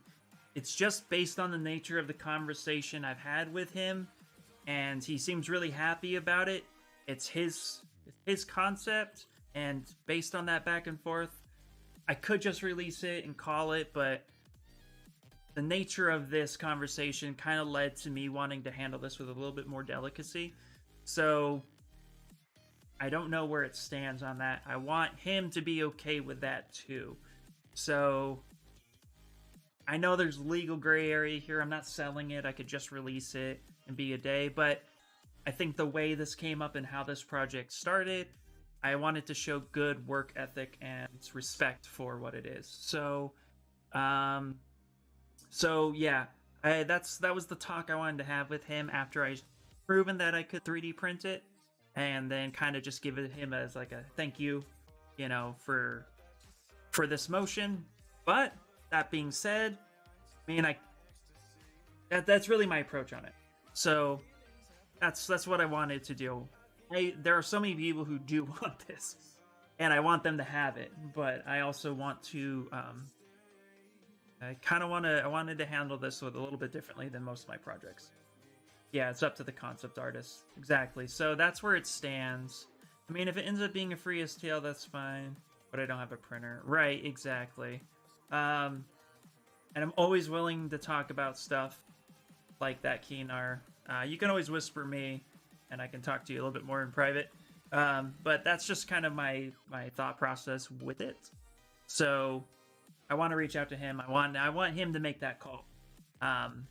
Beforehand, I usually just grab a concept, shout out the artist, and I just release it anyway, and just credit the guy who created it originally. That's normally my process. In this particular case, a conversation arose, and so I want to respect that conversation. So that's where I stand on it. Especially since he's really proud of this one, and he's already seen my work in progress and really, really, really liked it. So yeah, I'm trying to handle this as well as I can. If that makes sense. Yeah. I assume it wouldn't be available for purchase on a normal scale. Yeah, exactly, Kinar. Exactly. Yep, up to contour, so I want to make it a diorama out of this if possible. Yeah, so that's where I stand with it. So bear with me, I'll keep everybody posted on it, on what happens. But yeah. And as you can see, I mean, I've already deviated a little bit from the concept, but not too much. Still trying to keep the feel and the vibe the same. Actually, there are some things I did want to change real quick. So let's go ahead, and has nothing to do with the base. I do want to move this back into T-pose just for a second, because I want to make some big changes. So let's do that. Zbrush crashes. Total respect. Yep. Yeah. Yeah. Well, I appreciate you guys understanding that. Uncle Jesse saw my stuff and freaked out. And I wanted to be like, yes, of course, but I just couldn't. And not with this piece. You know? Like my Gwynam, the Gwynam I did was obviously based off of Greg Horn, amazing comic artist. But even then, like, I shouted him out, but he never got back to me when I spoke to him. We never ended up having a conversation that I ended up having with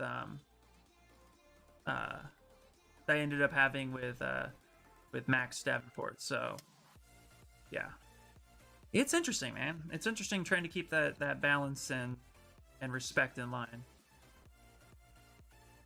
you know, because the initial gut reaction is to immediately say, yes, absolutely, I want you all to have it, especially since too that's kind of normally what I do.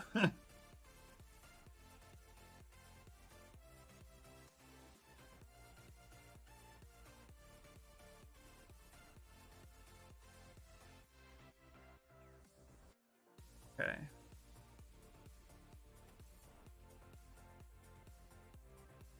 Let's see here real quick. Wanted to make some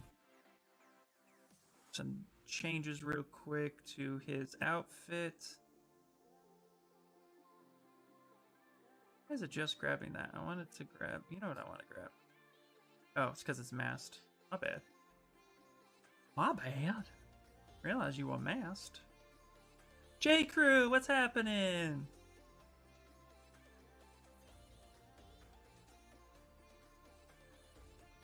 Okay. Kind of just checking the whole vibe of it.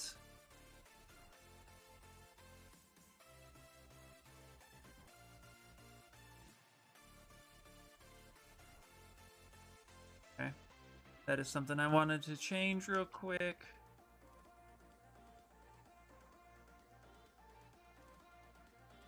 And I wanted to push down this armor bit. There.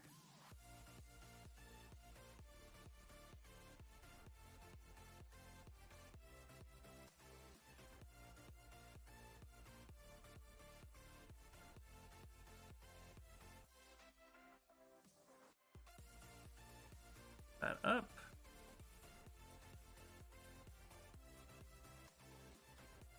Yeah. I think that's a little bit better.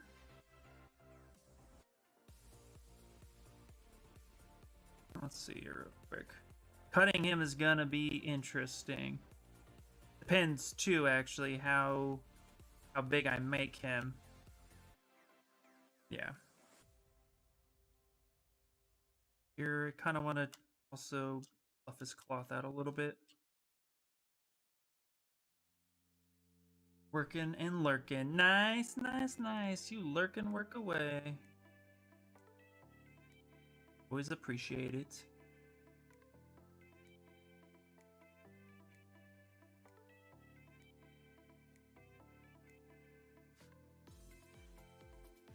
Okay.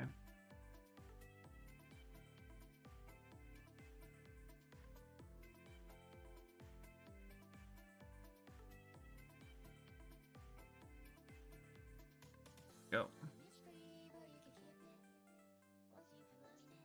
Trying to just create some nice flow with his little capes. Okay, I think it's pretty good.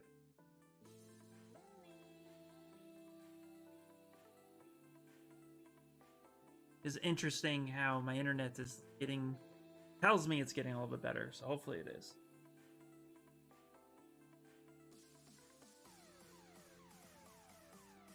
Also nice to know that it seems that like big names even have problems, so that's good. It's not me and my crappy internet.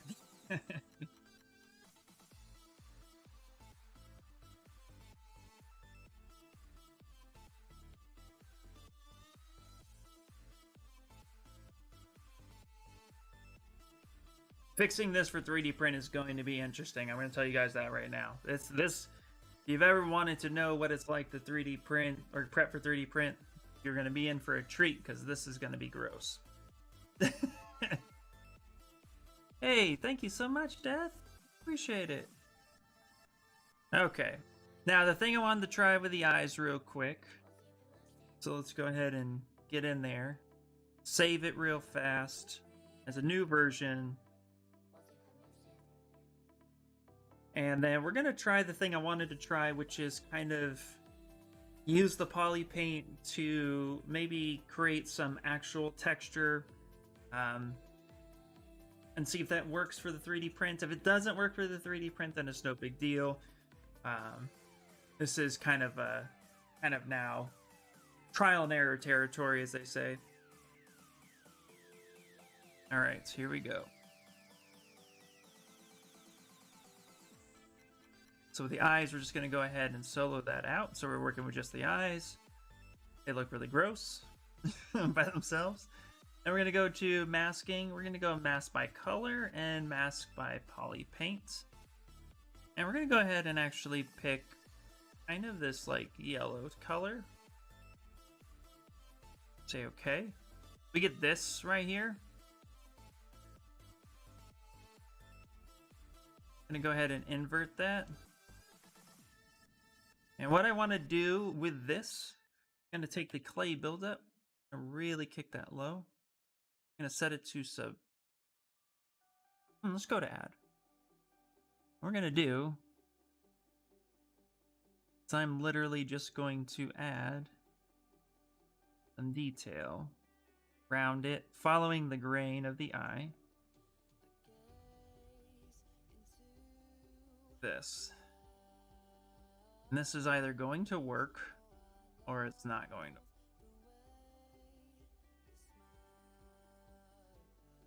We're going really low. Get the sense of what that could be like. And we're not adding any more poly paint.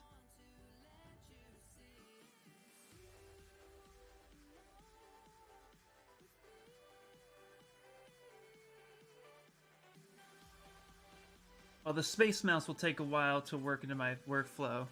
Yeah, that's what I've heard some people say.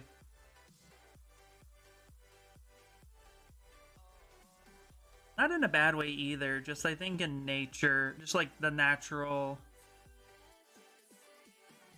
like you're used to your other hand working the keyboard, and now that's working the mouse. Okay. You can go ahead and turn off the mask for a second. This is kind of what this is actually kind of what I'm going for.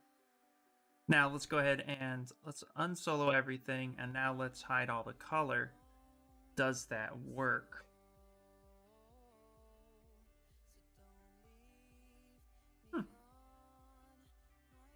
Not really sure how I feel about that yet.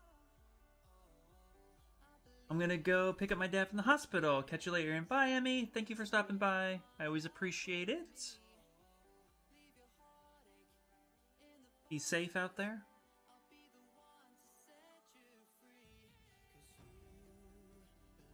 Okay, let's go back to masking. Let's turn that back on.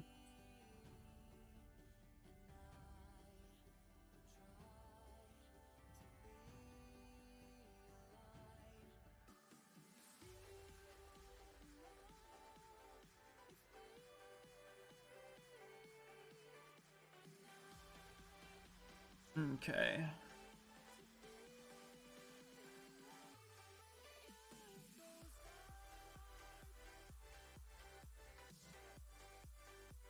I think I'm going to commit to it. Let's see how it looks. Worst case scenario is we already saved it as a new one, so then if we don't like it, we can just remove the other. Do the same here.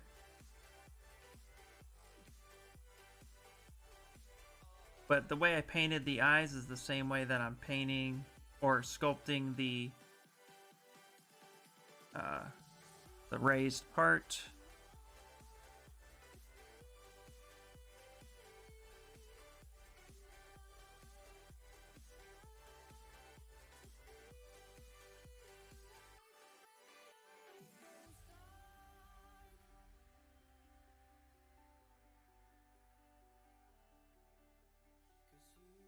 That a little bit.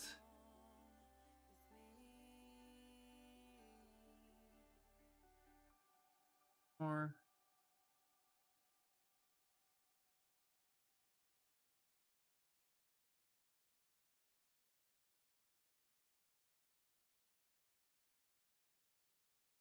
Daughter's trying to do steps. PE class is being interesting for her.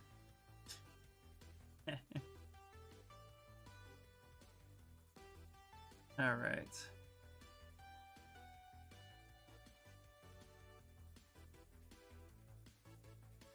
All right. Go ahead and hide that.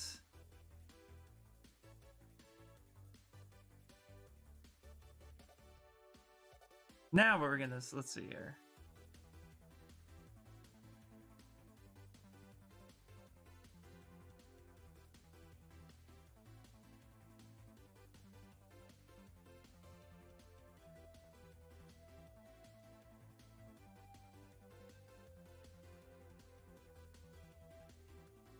That maybe?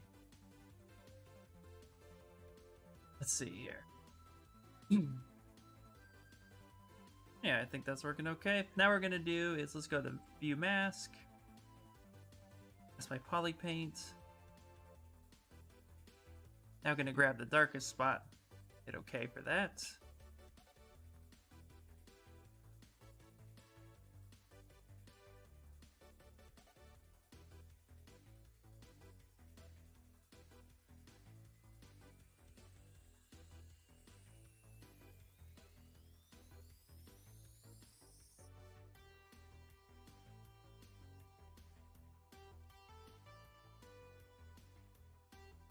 That maybe.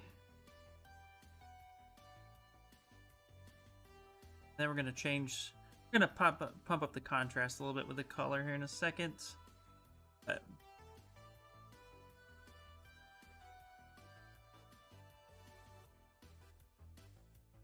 feel like this actually might be kind of a cool little method.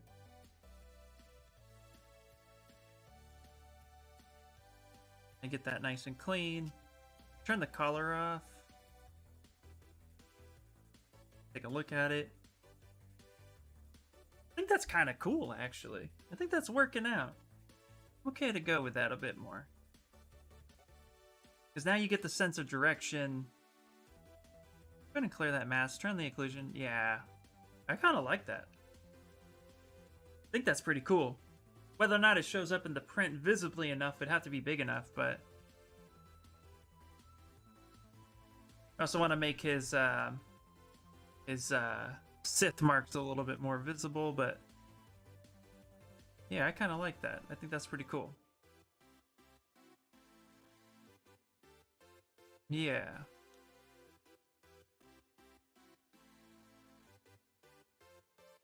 Yeah, that's kind of cool. I think I'm digging that. I think so. Think. Turn that intensity down a little bit. Yeah, now we're gonna do...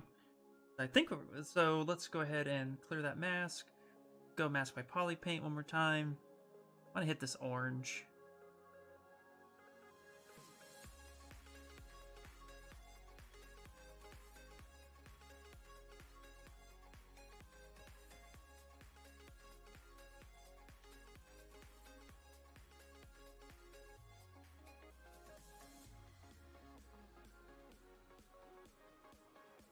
Nope, I don't like that. I don't like that part. Yeah, I think that's just going to help it pop a little bit more. Alright, let's play with the color a little bit. I'm also going to do Mask by Polypaint right here. Okay. Kind of invert that a little bit.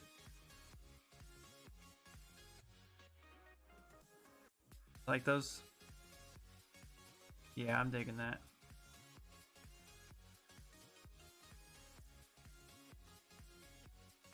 Alright, let's play with the contrast of the eyes a little bit.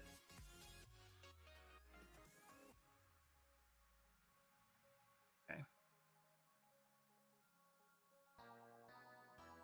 Clear that out. Awesome. Thank you so much for the follow, Eddie3D. Thank you so much. Alright, let's play with the contrast of the eyes just a bit. So we're going to go ahead and, while they are pretty much where I want them, actually, that sculpt detail kind of helped punch them up a bit. What we're going to do is we're going to go to, well, first we'll save it.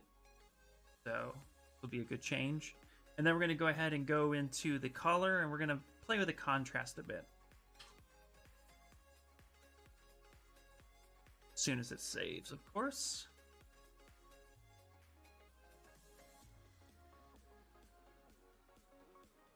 $43 million polys. That takes a minute to save. There we go. So let's go to Polypaint down here. And we're going to go to Adjust Colors. Go ahead and just move this out the way now. We don't need that right there. But you can kind of see what's going on. Let's clear the chat window. All right. Go ahead and reframe this. We only really need to look at the one eye really closely. So there's that. So now we're just going to play with the RGB contrast. Something like that will make it pop up. And then RGB intensity. I'll actually tone down the intensity just a little bit. Something like that. Now the RGB gamma. Bring that. Take it to 0.5. No, let's take the 1. That's normal. Take it to 1.25. That's a little flat. So maybe 0.9. Yeah, that's better. 9. Yeah, just a subtle difference. The intensity. Take that our red intensity. Actually, let's do the red contrast up a little bit more. So, yeah. So, before, after. Before, after. Just a little bit. A little bit more devilish. Yeah.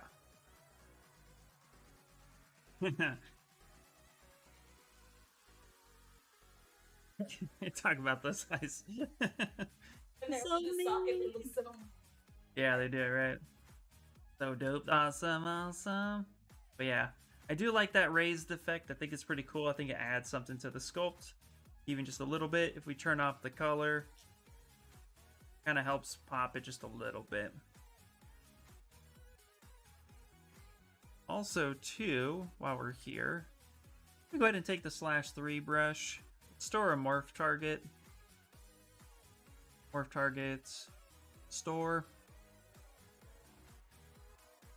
turn the color back on. And what I'm going to do, we're just going to lightly slash into where this detail would be right here. As if this cut mark itself is more permanent. Also kick up the lazy mouse. You can turn the chat back on. Yeah, it's pretty cool, right?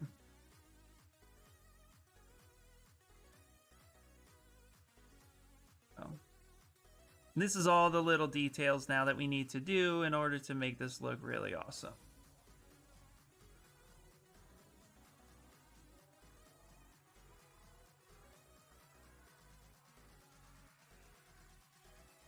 So again, we want to make sure that the sculpt itself stand on its own without any color, but then the color is just going to help make it come to life a little bit more, but it should stand on its own. I think that's the key to pretty good sculpts.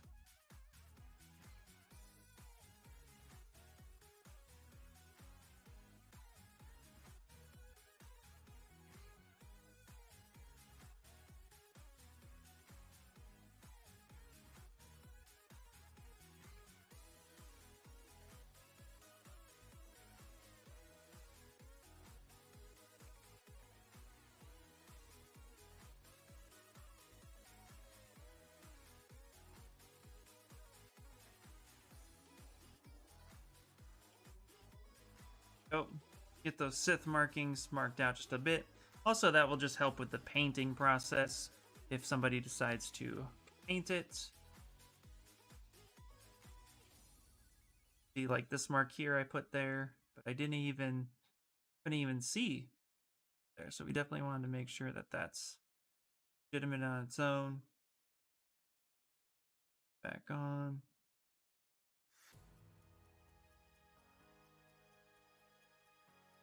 Whoa, dude, this is looking awesome. Thank you so much.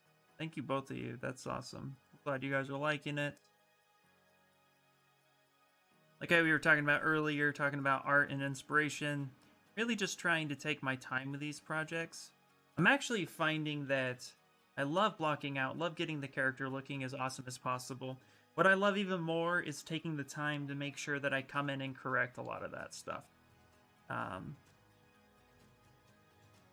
Something about taking all these details the way they are is very cathartic.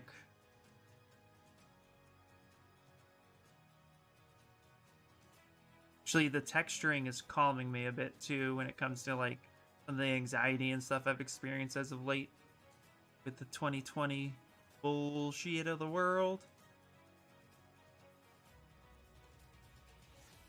Oh.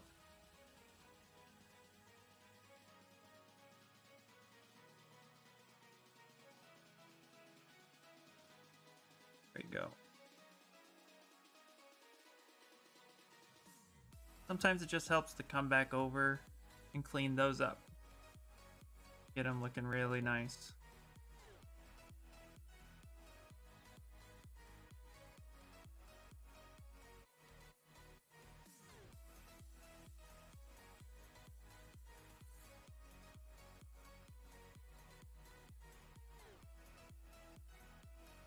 There we go.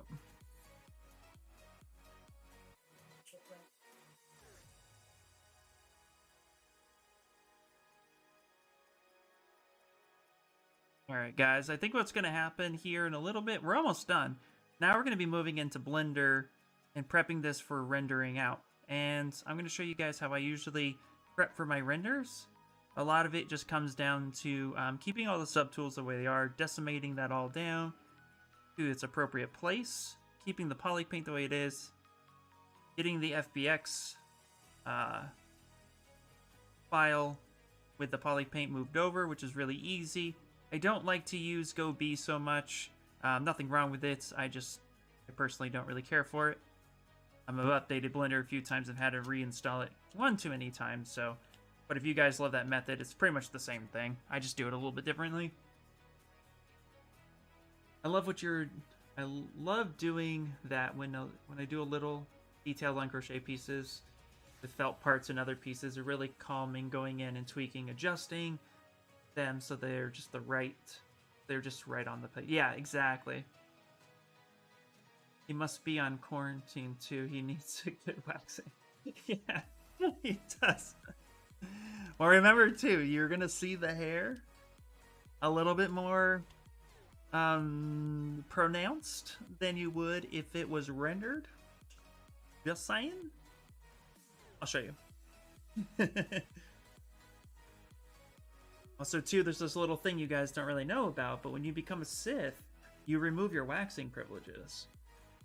The idea is to look as grotesque as possible because you just don't give a shit anymore. You just chat to amuse yourself. Exactly. As one should do. There's nothing wrong with that. But if I render this real quickly, check this out. You're going to see half of these hairs go away. Wait for it. Wait for it. Wait for it. Wait for it. Wait for it. And boom. Half those hairs go away. Those are just the baby hairs you get to see. I know, and it gets even more, like, look, the more I back away from it, the more it's like, look, he has white on his hair. As soon as you get closer and really zoom in, it's like it all disappears. Really interesting. Battle? Battle? Okay. We'll battle, and then we'll come in and kind of trim up his ear a little bit, chew it, grind on it, you know, like it was eaten. That's the only problem I have here. It's a little too clean of a cut.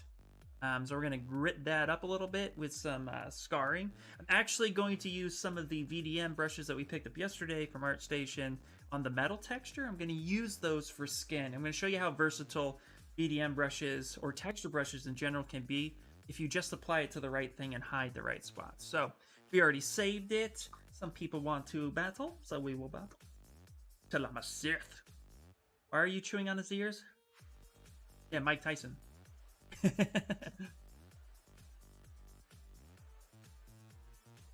Oh, the day I learned I'm a Sith. Bet you are. I knew it. I knew that all about you. But the Sith are not always bad, people. You've learned this. Jedis are assholes.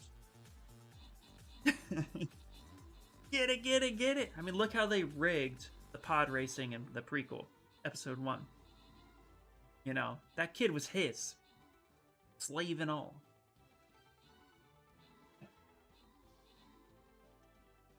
Anakin was no good. Yay, we did it!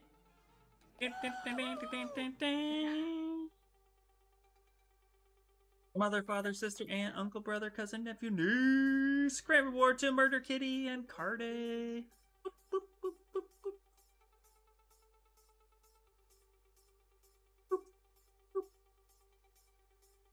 All right, so let's go to a level 3.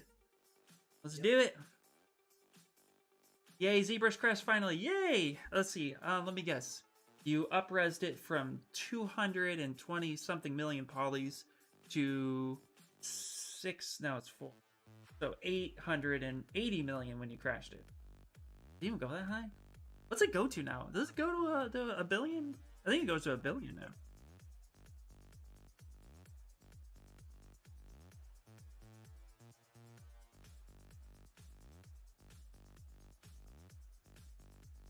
Bumping. Boom, boom, boom, boom. So the internet looks to get better around 10. So maybe what we'll do is we'll do a 10 to 3 stream on these days because it really seems so leveled out by then. Nope, I was importing a new mesh into it. Oh boy. Oh boy. You know better than to do that. Come on. All right. So let's chomp on his ear a little bit. So what we're going to do is we're going to go ahead and load in a new brush. And we picked up some VDM brushes yesterday. And so if we go to our ZBrush brushes, our ZBrush brushes, ZBrush stuff, boom, boom, boom, boom, and we got this metal damage. We're gonna load in this VDM. We're actually gonna use the metal damage to cut his ear up instead. I will make ZBrush bend to my will. Ah, nobody can do that, sir. ZBrush just dies when it's done. ZBrush is like, ZBrush is just like a patient in a hospital who's like, it's doing everything you ask it to, but it's just refusing to listen to the doctor's advice. It knows there's something wrong, just won't listen to you. That's all. So here's some cuts. Yep. Should be on the proper mesh. There it is. And now we're just going to kind of cut his ear up a little. And we're going to mix this in with the trim dynamic. We're going to kind of get in there and bring this out a little bit. We're actually going to solo it too. Kind of chew this up a little bit. Okay, we're also going to turn on back face masks. We're going to turn on back face. And we're just going to kind of get this going a little.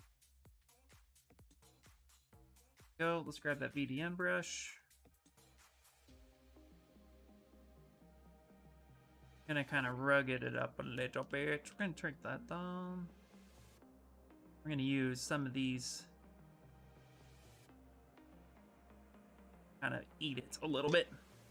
But we don't want it punching through like that, so let's make sure back face mask is turned on, which can be found, for those of you who want to know, under brush, auto masking, back face. Turn that on enough.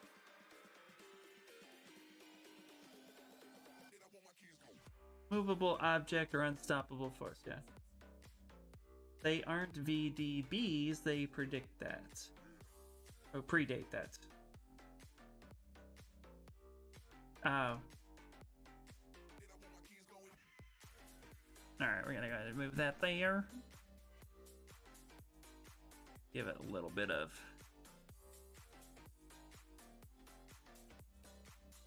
texture here, a little bit of your chomping.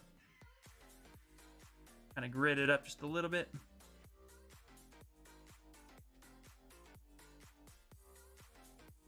Then we'll do is we'll go ahead and we'll come to smooth peaks, which will kind of help smooth that all down. We can make that kind of look like chomped ear a bit.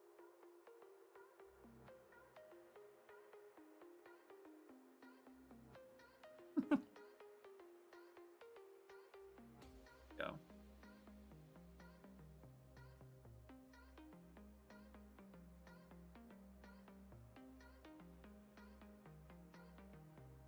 Go. Oh, brother, you got problems.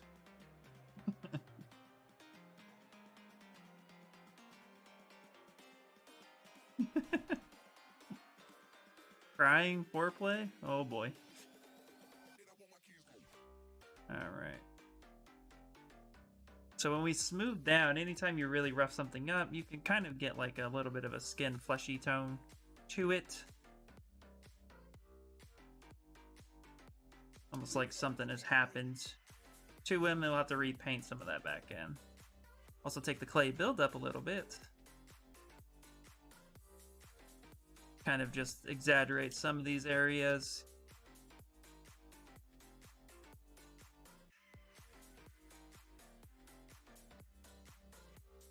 So you can kind of just chomp this ear up a little bit and smooth peak side down. So it looks like he's been in a couple scuffles.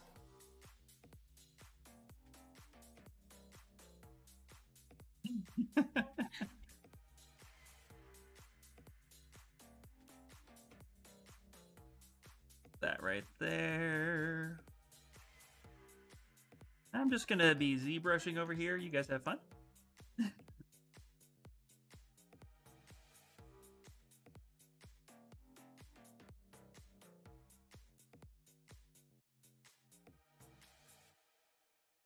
Like that.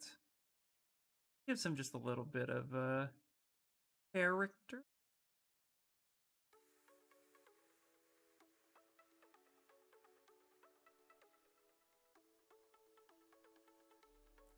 Now we can see from here, it looks like he got a little bit mangled a couple times. You would if you were a Sith and you don't like the Jedi.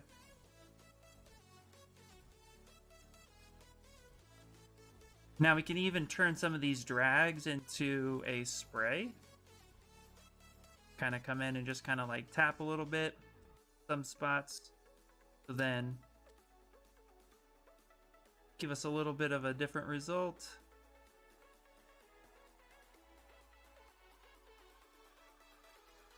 Go. Perfect. Bloodhound Gang song? Yes. Yes. Okay, now I get it, yeah.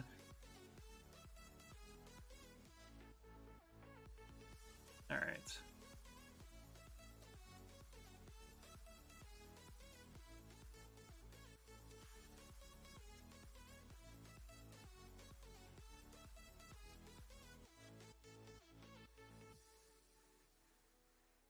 Yeah, that's pretty cool. Alright. Now what we're going to do is we're going to go ahead and mask by cavity. That up a little bit. Mask by cavity, turn off the occlusion. There. A little bit more of this pink. Grab a little bit of that darker pink. Switch it over. Hide the mask. Now we're going to take our paintbrush. Actually, let's take our SK airbrush. Kind of hit that a little bit more. Touch.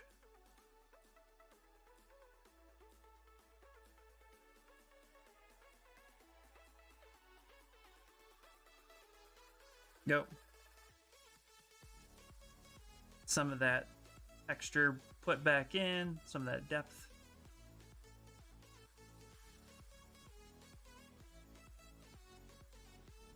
Like that.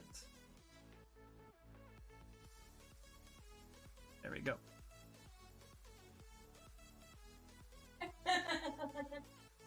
There. Heyo, how's everybody doing, Berserker? Hello, hello, Berserker. River needs a cone of shame. Yeah, it does. Just been chomping on it a couple times. What's wrong with that? We're gonna take the spiral brush now. We're gonna kind of tweak some of just how that shape is.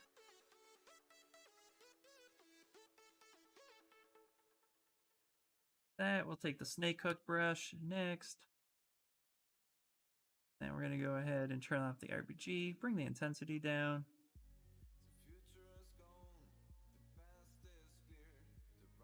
Up a little bit. Touch. Yeah. Now it's all the little micro details. Go. And there we go. Really grit him up. I really like. Up is up. I walk away for 30 seconds and he needs a vet in the corner. Exactly. Look, you don't get little cuts in your ear without it being chomped on a few times.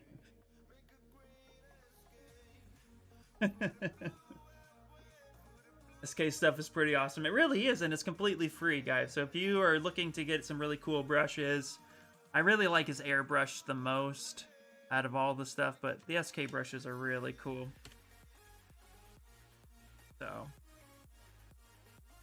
all right. Oh, we got a few more minutes. Yeah. Mouth looks pretty cool. Kind of now looking at everything. Make sure it looks that it's all legible. That's the important part before we just start getting into anything else. Also, let's clip curve the back side of this like that. That's going to get buried in there.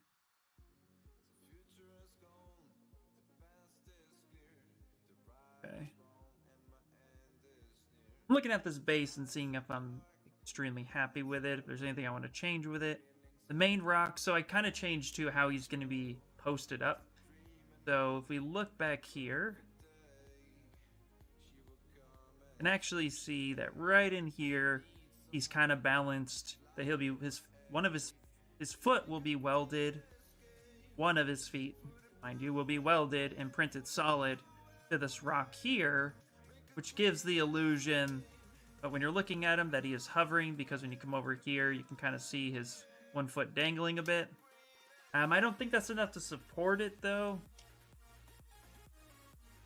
So, there might be a lot of weight in the center there, the pins. I'm thinking about maybe adding a secondary post for it, but we'll have to figure all that out.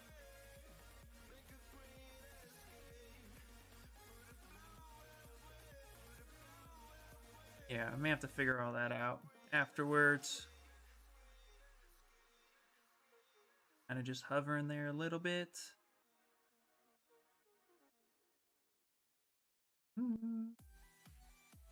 I mean, it might be kind of cool, actually, to hide his blade into this rock and weld that rock up a little bit.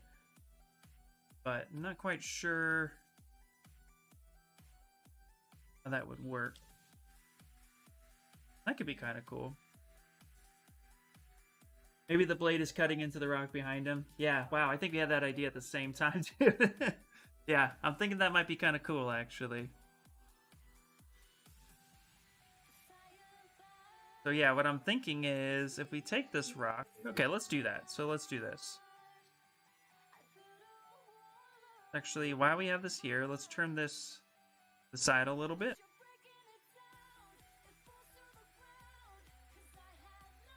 Let's scale this rock up. Push it in a little bit, maybe? No, maybe not scale that up.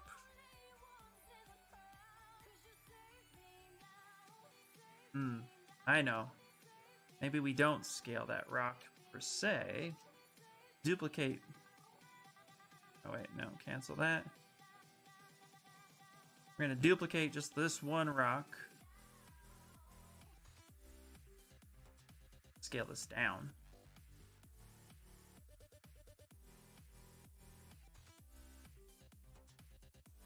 We can always merge this together.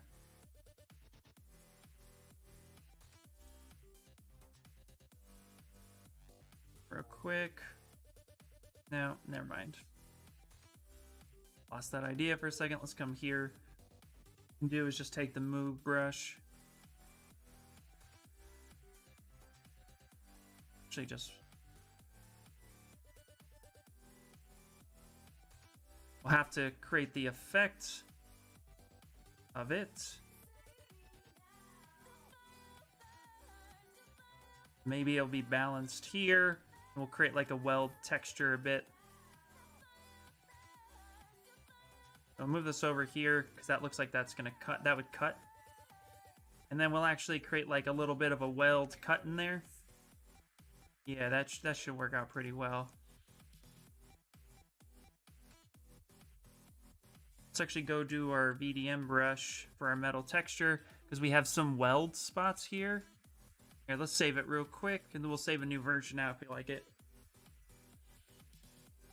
As I'm typing it, you said it exactly. What if for the model you make his foot have a little post sticking out that will fit like a puzzle piece into the rock? If it's long enough, it might make the weight support him. That's exactly what I was thinking too. We are on the same page. That's a great idea. That's kind of why I posted this rock kind of sticking out a little bit on the one foot, because I thought, ooh, we could probably work with like some post magic. But yeah, I love it. Let's take this VDM. So I get this kind of weld thing happening here. If I drag this out, let's actually turn the color on too. Yeah. I can actually do something like this. So we're gonna make it look like it's like cut in there a little bit.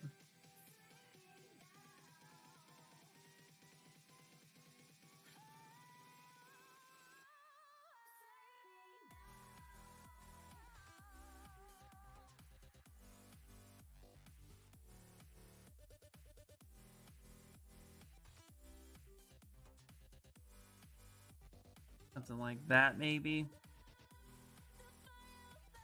May need to clean up the textures underneath it first before we add it on top. So let's actually smooth this down. Let's go to smooth. Really just start with a clean canvas. You can always put that rock texture back in. Got a good chunk of these. Yeah, look at that.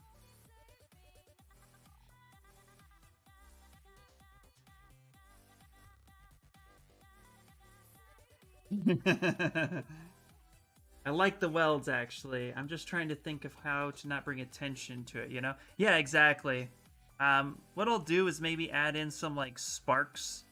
Some rocks that are purposely balanced in a way that will print without any issue. And even... So, like, let's take... Yeah, we'll finesse this. This will look pretty good. Let's take the /3. Because you know what's funny is...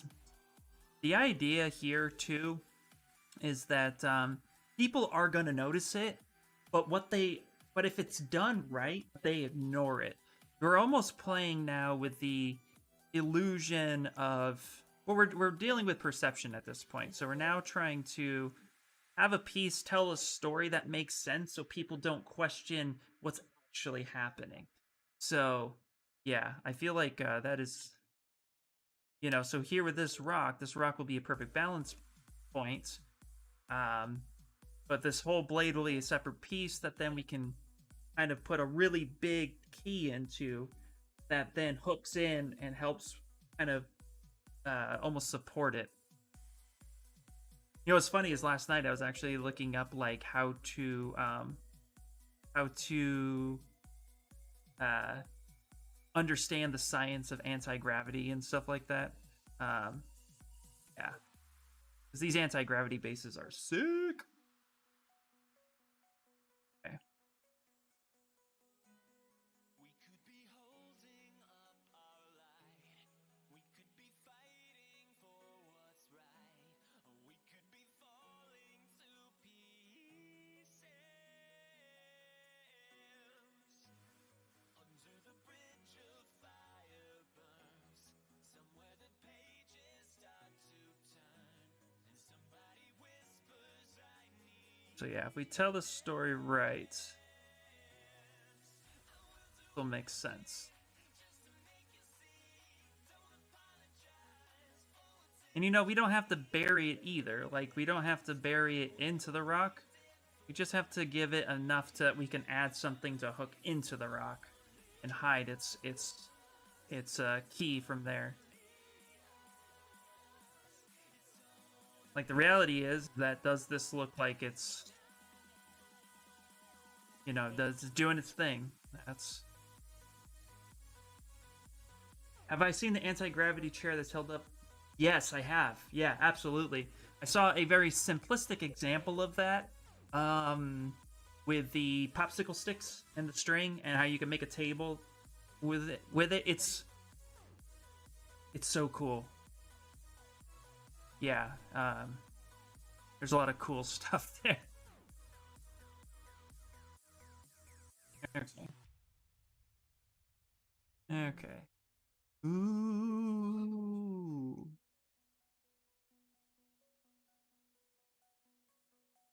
Whoa, what is that?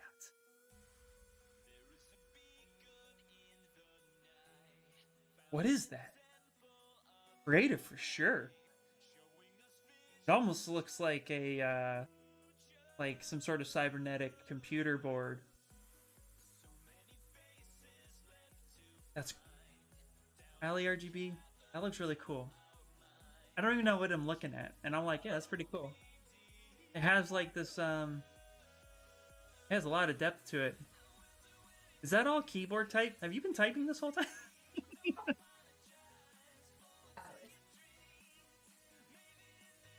Hey, man. Hey. That's awesome. Oh, it's actually saying something. Oh, I can see it better in my stream. You can. That's what it says. That's crazy. That's so cool. The way I was looking at it in the chat, I didn't even see it on the screen. That's awesome, dude. Who cares if it's a copy paste thing? That's awesome. That's so cool. Anyway, so we have something like this that I think we can actually kind of work with this illusion a little bit. And now, so what we could do as well. So I do like this idea. I think this is going to be cool. Go ahead and save that. Hello! How are you doing? I'm doing really good, Con the Gamer. I'm doing really good. We are streaming and having a good time, making Darth Grogu, figuring out the 3D print capabilities, going to be moving into rendering soon. So yeah, doing really, really good. The render aspect, I'm not even worried about the render aspect, because the image I want, the final image, will be in Photoshop, and we can add a lot of effects and sparks and stuff in Photoshop, which is kind of cool, which will give it a little bit more punch on it. But yeah, I like it. It is saving though, and it's taking its time. Little you know, floppy disk icon, which by the way, I love that Zbrush does that. Scares me.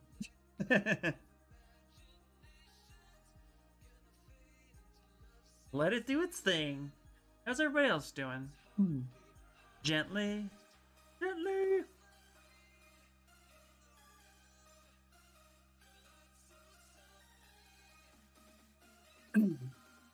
You're hungry.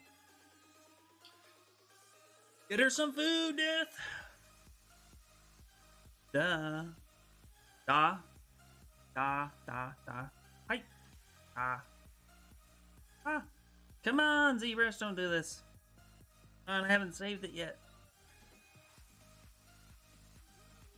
I love Baby Yoda character. Yeah, me too.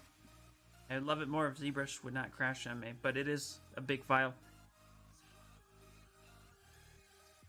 Wow. We really are siblings. I thought the same thing.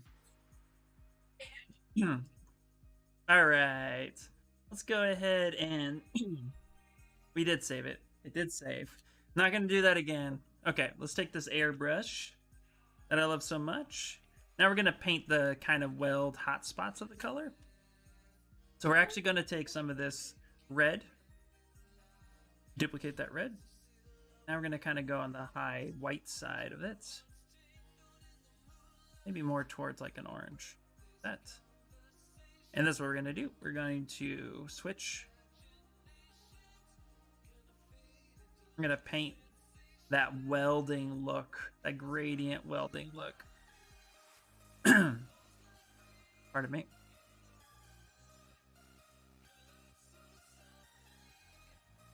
Let's actually make sure we can smooth just the RGB. Hello! How are you doing? Welcome back, welcome back. And my dad says, cue the ZBrush, please don't press on. Yeah, I know, right? My dad says hi. Hello, hello. How is everybody doing? Welcome in, welcome in. All right, all right. Now we're gonna go ahead and grab a little bit darker of a color. More of a deeper red, just to get in there in the middle.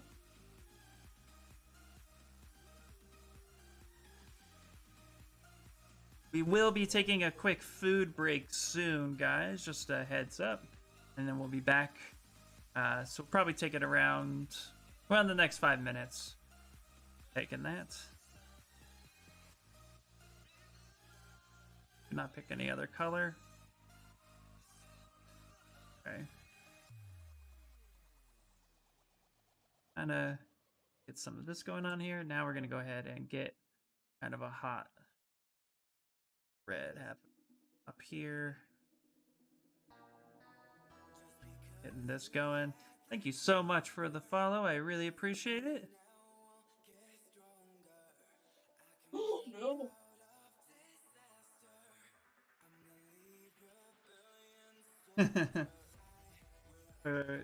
Is something? No, okay.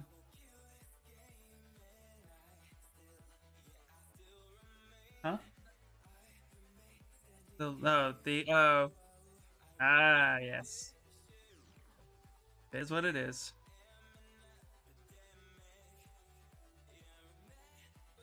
I will have to turn the fleshy tone into a reddy tone. Let's go a little bit more orange. There we go.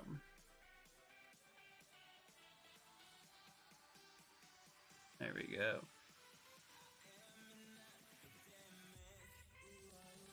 Alright.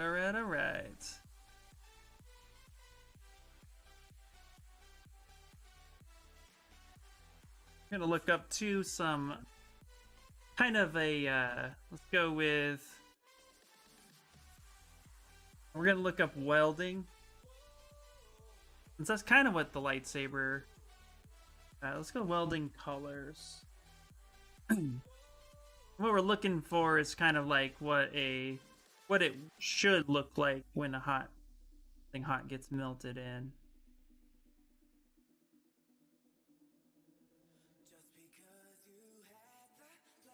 Just type in welding. Maybe it'll get something cool.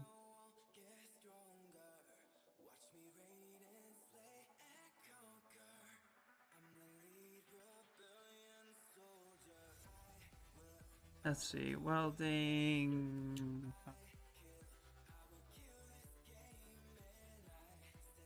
Ooh, I tell her good luck. Nice. Doing midterms. You're doing midterms, buddy? Ooh. Okay, cool. So I'm looking for a very specific type of weld. Maybe let's just type in lightsaber cut rocks. I can spell. Cut rocks.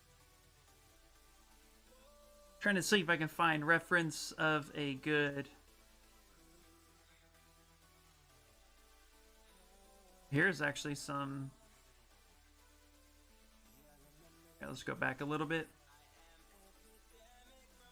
And I couldn't spell.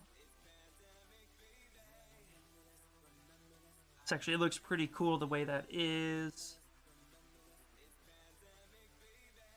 Go with something a little piercing like that. Oh, now it's auto-saving. Alright, I'm out for the day. It's been fun as always. I wish everyone a happy amazing day. Alright, Martin, take it easy, buddy. What is your next stream work gonna be? I am not quite sure yet. I think tomorrow we'll be doing a YouTube stream only, just to do some tests over there, maybe some follow-along stuff. Not quite sure. I'm really taking my time with this project to make sure that this project is done right. I have some ideas in mind, but just nothing solid yet. See you, Death. Make lookup reference from Star Wars, The Force Unleashed. Ooh, Berserk. I like that. Okay, here. Type in Star Wars Force Unleashed. Hey, what's up, Rush? Do lightsaber.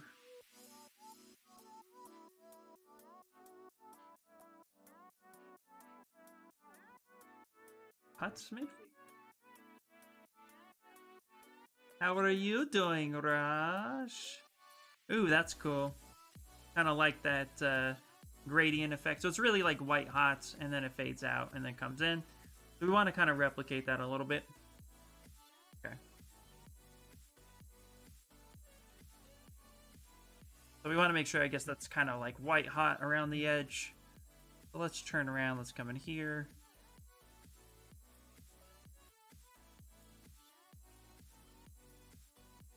It's going to look weird for a little bit. Really no way to get around that. Apologies. Just put transparent on that. Let's go with...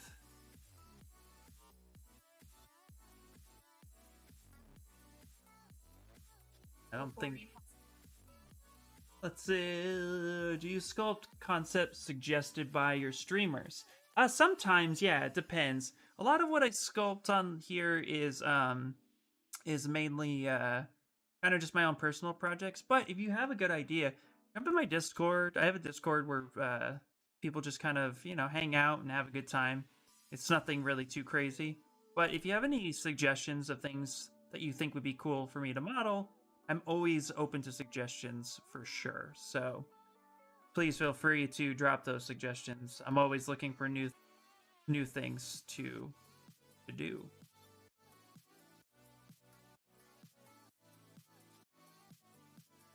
I got it. No worries.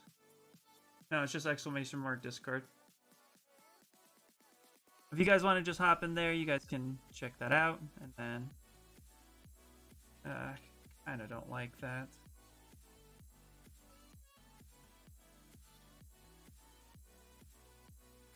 That up a little bit.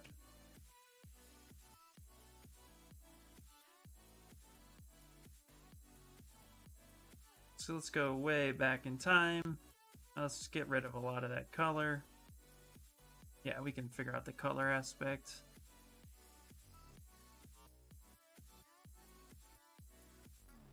Okay.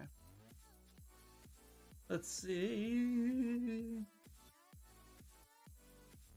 Yep. Is it over FaceTime for sure? Okay.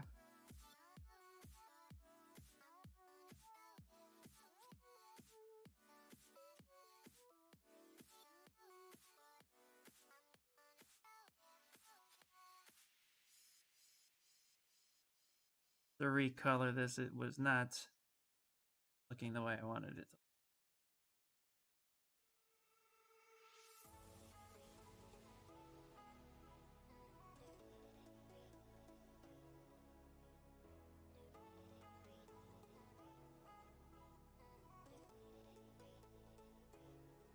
Your sister works for a hospital, and my brother is the food for the Warner Brothers. Too much exposure. Absolutely. Especially with Warner Brothers starting to shut down again. Part of it.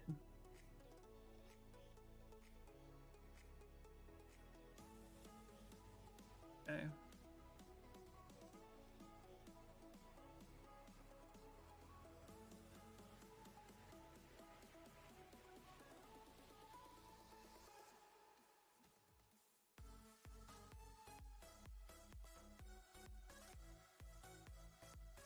Alright, let's go ahead and make sure we can get some of these kind of cuts and jagged spots in there.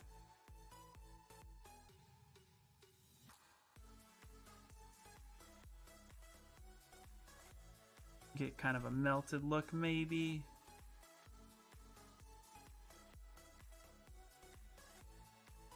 There. Might be a little bit better, actually. Go ahead and grab a mask tool.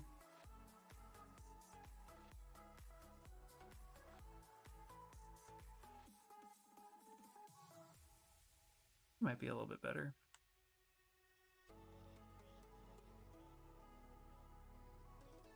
Excuse me, but you have a battle and a lunch break to do. This is cool, yeah.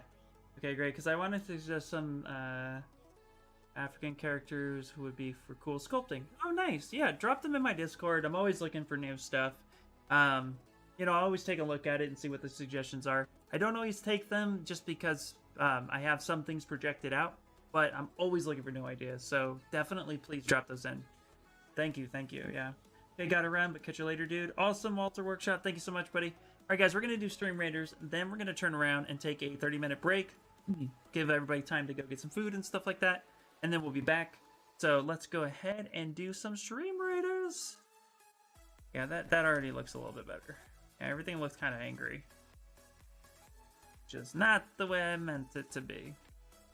Alright, so let's go ahead and kind of push this up here. Like to kind of show everything off a little bit. There we go. Ooh. Whoa, what you doing, buddy? What you doing? There we go. Something like that. There we go. Alright, let's do Stream Raiders.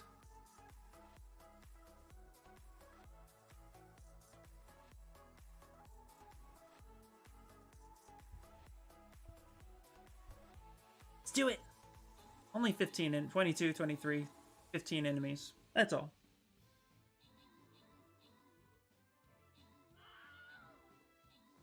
Oh, we lost the guy. Can't keep losing people.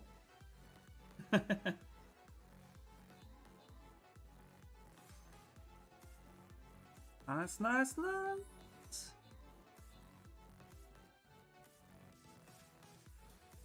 All right, 30 allies, 1 enemy. We're definitely gonna lose. I get, but 2 enemies, 1 enemy. 2 enemies, 1 enemy. That Sacrament's gonna die right now. He's gonna get bitten. Nope, he did it! Yay! We won! Of course we win. That's how we do it. All right, everybody. So we have Kit Kat, TWC Blanket, Death Sacrament. Very good, guys. Let me collect some of this stuff. All right. So I have a feeling that the internet kind of... I think at 10 it kind of like craps out. So I'm thinking, guys, that we're going to increase the stream schedule. Or we're going to start it like an hour later than usual on these days. Because it seems to be fine now, which is good. So... let's go ahead and start another battle, and then we're going to take a break so I can get something to eat, and then we'll stream until 3. Alright, alright. And here we go, a level 3, but it is a moderate challenge. Alright, go ahead and put down my showtime, shadow time. There we go, there we go. Alright, guys. So that is placed, and we will be back. And I'll see you in about 30.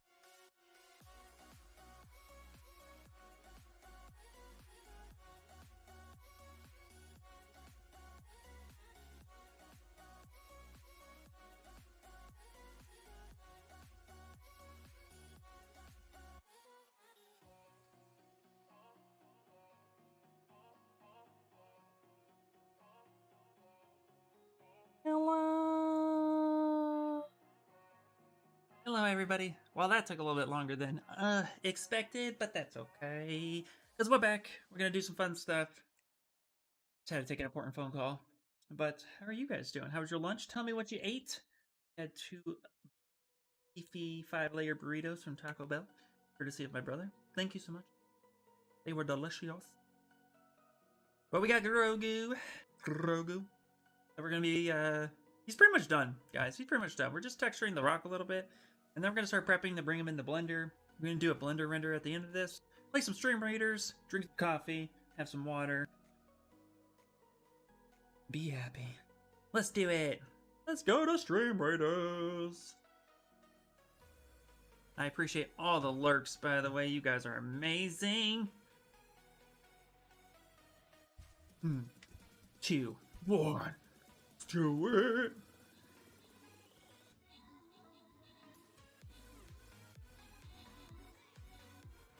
Look at that! We're just murdering! Red rum.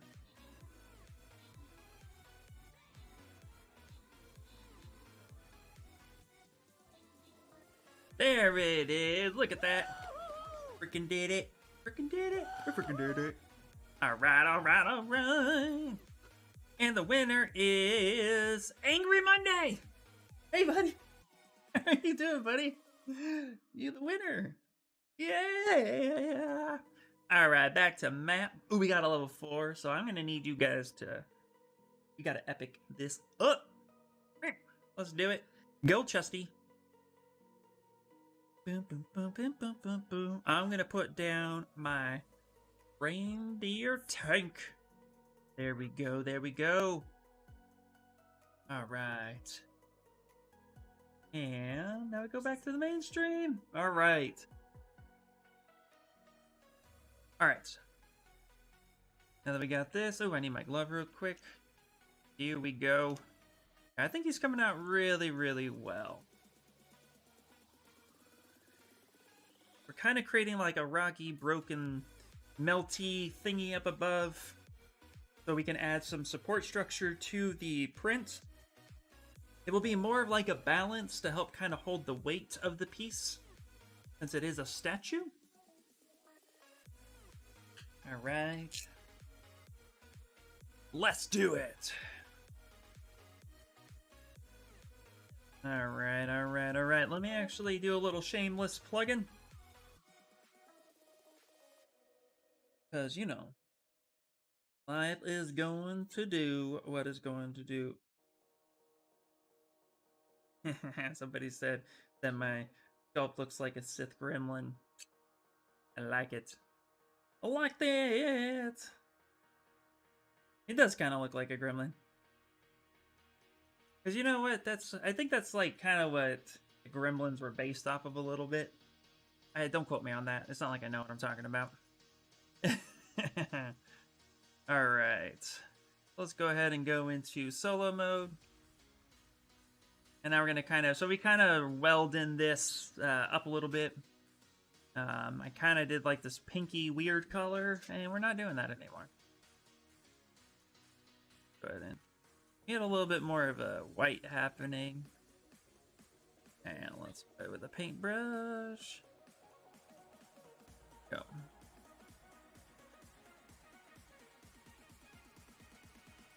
There we go. Gonna get some of these highlights painted. Like that. Yeah.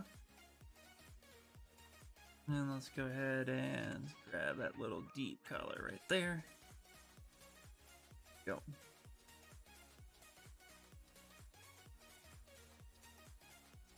Right. And let's actually take our SK airbrush. I love this airbrush. I think it's really great. Kind of nice little... Helps with the gradiency a little bit. We're even going to go mask by cavity. And go ahead and get some of these darker areas right in there. That.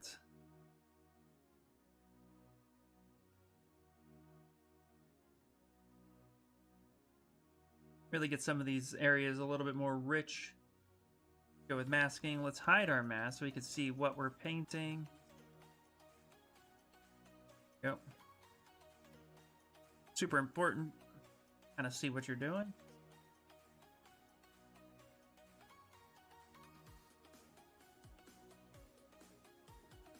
There, something like that looks pretty cool. I think we can get the visual effect happening pretty good. I think it's all about the paint job at this point. We see one more thing with some Star Wars reference. See, the thing with lightsaber cutting is it kind of just melts everything. Let's go Star Wars lightsaber cutting. So this is, there we go. This is kind of the image I was looking for. It's kind of like weird, funky, melty bit that's happening right there with that kind of glowy. So we gotta try to get that glow effect happening. And doing that in painting can be a little interesting, so let's try to do that. Save it real quick. And it's really just a combination of yellow and white all meshed together and gradient pretty well, so we'll get that happening.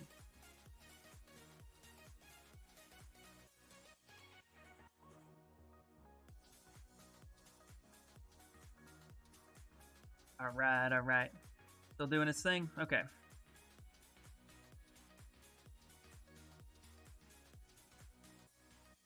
We have the whites. Now let's take the... let's go kind of a greenish yellow, something like that.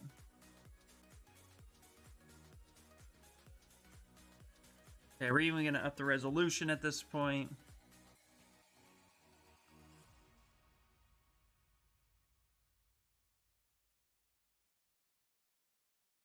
Let's actually increase or decrease the intensity.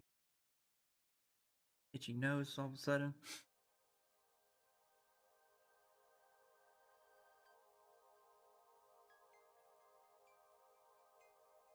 That.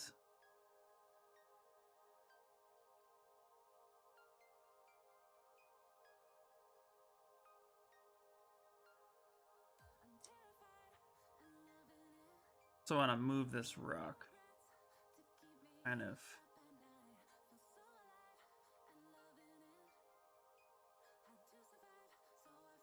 Kind of want to flare that up a little bit as well. That. Go back to the color. Color.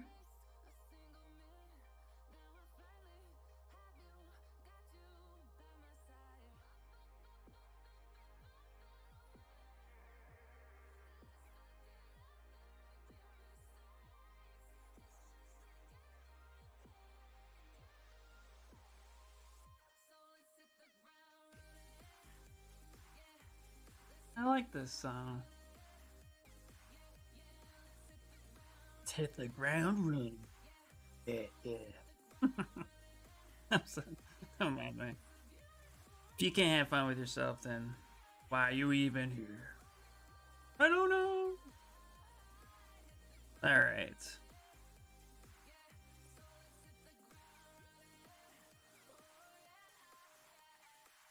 All right.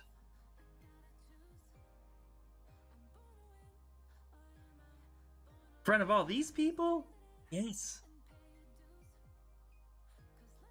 We're running. Ooh, alright. Want the RGB, I don't want the material.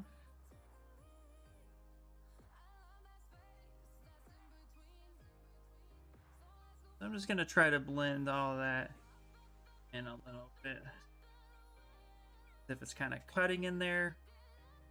Hopefully it's working out. This is the first time I've really attempted to something like that. Now we're just gonna hit all these high points. Let's go mask by cavity. So we can make sure that we hit the high points and not hit the shadow area.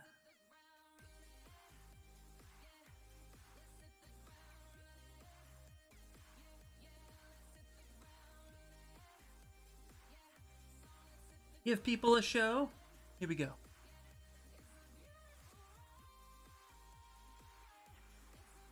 Here it is. There's my show. You didn't ask for what show you wanted.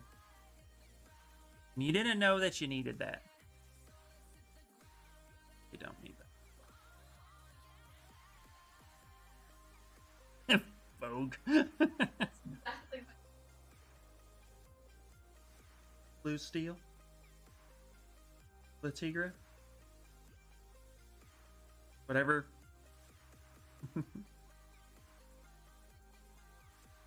Yeah. Where's my coma? Hey, this is PG-13. Right? Yeah. Okay. Oh, I guess you're still good then. The stream has been rated mature, girls. Come on in, buddy. Come on in. Yeah. You know you want it.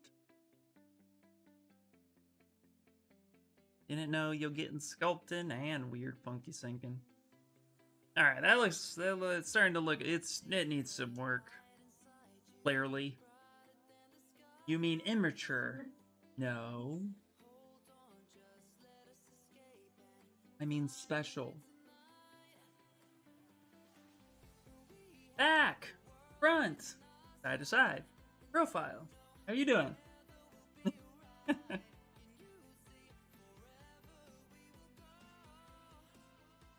So dumb. Yep, that's what people want to see. They want dumb, and I'm here to give them that.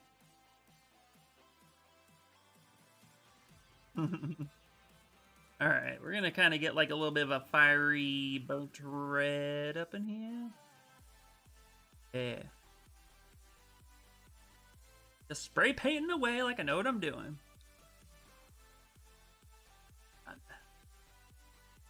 Yeah. Okay. You should see a doctor. Absolutely.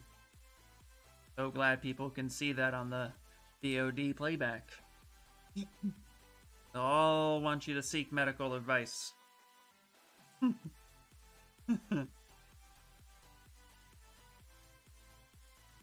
IR's stream VODs are just so amazingly inappropriate.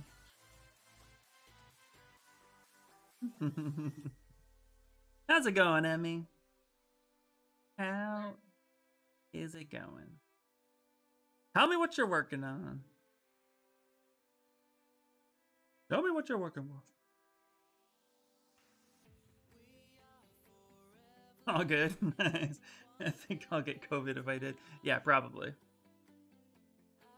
All right. I really hope this actually works.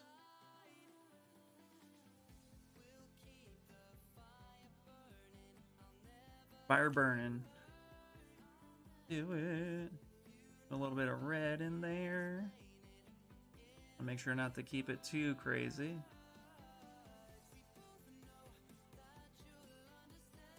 As we both know. Yep. Take my hand. I don't know. Hey, Angry! What's happening, buddy? Just brought Dad back and I put him to bed. So hope he's okay. Yes. Yes, I hope he's okay too. Glad he made it back safe. Time to watch whatever this is.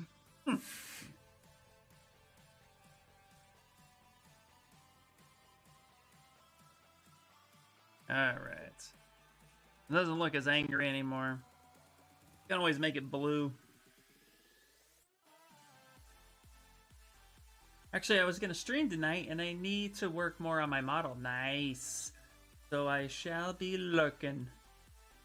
Not sure how long I'll be streaming for in case Dad wakes up, because he needs to take his drugs. Absolutely, yeah. That is correct. Alright, so let's go to Polypaint, and let's adjust colors. Go ahead and recenter this.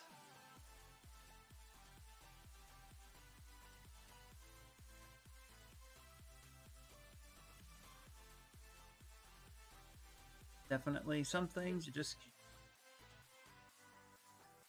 all that. color out a little bit.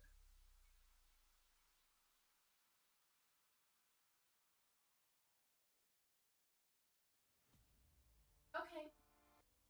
No blue. I'm green. If I were blue, I would die. Ba-dee-ba-dee-da. Die. All right.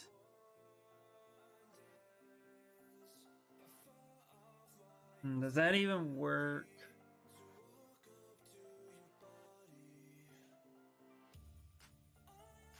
I think it's a little too vibrant in the color, maybe.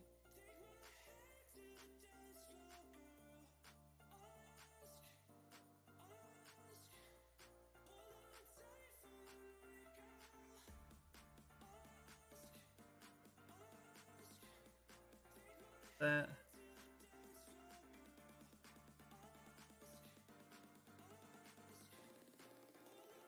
Maybe. Oh, that's a tough one. That is a tough one. Look, snow on Grogu. Right, yeah, exactly. Man, what a wacky week. Ooh, tell me about it. Tell me about your wacky week. Are you melting a rock now? I'm trying to, yeah. Because thinking about Berserker and I had a very similar idea around the same time of having the lightsaber kind of help balance the balance Grogu a little bit and make it look like it's cutting into the rock. I think sculpturally wise, it kind of works that way. I think color wise, not so much. I think that could work as a whole. Playing around with it now.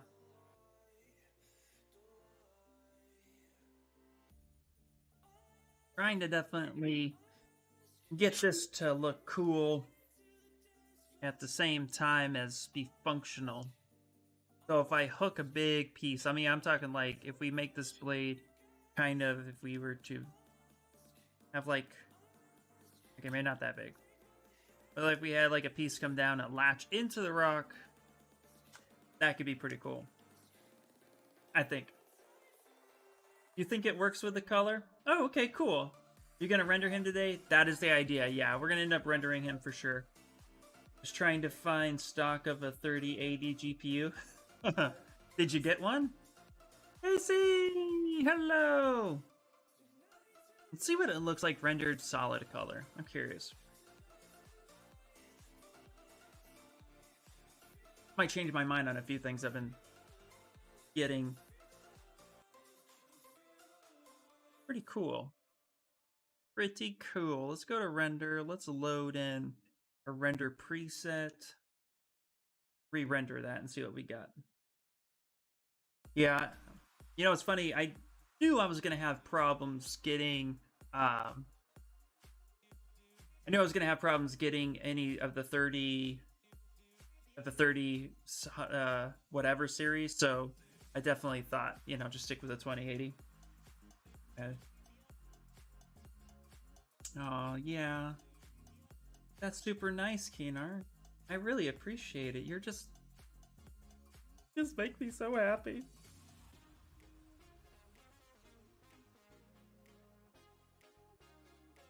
The only concern is the color of the well takes attention away from Grogu. Exactly. And I think it will. Partly because I'm watching you paint it for a while now. Exactly, yeah. But we stare at this for a while, like the way we do. Then if we just turn it on, what's the first thing you see? This is a really cool trick. So one of the things that I've definitely tried to do, especially with color, is if I take a look, like if we learned this in with doing photo retouching in particular. But if you're retouching something and you know what you're working on, the best thing to do is just kind of look away from your screen. Or in this case, we just removed all the color. And then, as soon as I pop the color back on, Grogu now stands out a little bit more to me than the other way around. So I think that's telling that the color is at least okay for what we have going. But I do agree, yeah, that's what was bothering me, because before, which if we click here right now, and I kind of go back to something a little bit more. That was definitely way too much attention away from him. So when we come all the way back to where we are now, I think now it's a lot more subtle. And we can actually add sparks and stuff in the final render to give it the appeal that's just not going to sculpturally be there. There's a guy who started a tracker bot and is streaming it from Canada stock. Absolutely batshit. That's crazy. I think there's like 700 people in there right now. Now waiting for drops. Wow. They made me a mod and I was like, Jesus Lord. Yeah, his face is the first thing caught my first thing my eye pulls to when the color is turned on. Yeah, perfect. So that's good. That's a good way to tell if something's too distracting. Yeah, those colors are sick. Nice. So I think, guys, for the sculpting process, we are completely done. Like, there's not much more I can do. I've now entered the noodling phase, in my opinion, which is I could tweak the shit out of this for the next 3 days and not get anywhere and not really change anything. So we saved it. Now I'm going to start prepping for Blender render. So I'm going to create a new folder. Call this Darth Grogu Blender render. I always make a new subtool for this in case I screw up. So we'll call this 19. We'll call this final render. And do note that the way I name things, we could possibly get to final render. It's possible that that's happened before. So you all know what I'm talking about. Mr. Noodle! That's right. That's what we should do. We should create an IP character called Mr. Noodle. And it's a guy with a little stylus. Little noodle with a stylus. And his head's kind of flopped. And he just has like a plate of spaghetti or something they sculpted. Alright, save, my little man. Save. Also, too, I'm going to note that nobody really said anything. So I think the illusion of the orb floating is paying off. Because nobody really pointed out that it was distracting in any way, shape, or form. And if you guys want to know what I did with it, it was the simplest thing possible. But I don't know if it'll work. We may have to adjust some things. But as you spin around, it does look like it's levitating. And I like this. All I did with this little ball is I made sure to stick his thumbnail into it. But it's up high enough that I think it works. So for the print's sake, I think the illusion it's printable, it's doable. And the reason why I think that is because if we go back to my Vegeta, we'll go full screen from here. Go to my Vegeta. Oh, this little rock right here is operating. Balanced up in a way that should look like it works real fun. So, kind of the same approach, pushing the limits a bit. Cheat! Yeah. When you change the angle, I realize it's on his thumb, but again, color-wise, it's not distracting. Yeah, perfect. Yep. Final till something bugs him. Yeah, shh, don't ruin his illusion. Well, that's part of it, Kat. That's part of it, is you get to see the secret, but then I immediately... Like, it's actually... Here's what I like about it. It's really not even noticeable right here with the way the shadow plays on it. Shadow makes it look like it's kind of hovering above. So yeah, I think that's going to work. So now where the technical side comes in. So let's get to rendering and go from there. And the key with rendering is Blender can handle only so much. So we're basically going to open up all these tools and we're going to try our best to keep what's already low in its current state and what's high-resed, we'll try to decimate that down, but still keeping the polypaint. This process can take a while, so time to find something to talk about. Okay, let's go to solo, so hopefully it works a little bit better. We have Grogu and his chewed up ears. Body looks like shit. All right, like in a good way. Looks horrible. I think.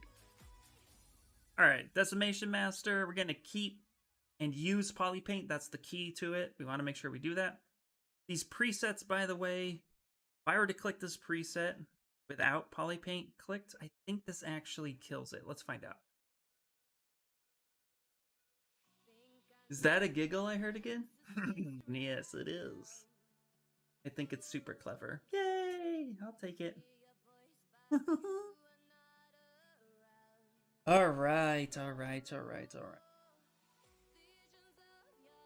Now we wait for Zbrush to think. Let's see, if this use and keep Polypaint function works on the preset, then we're golden. Find out here in just a minute.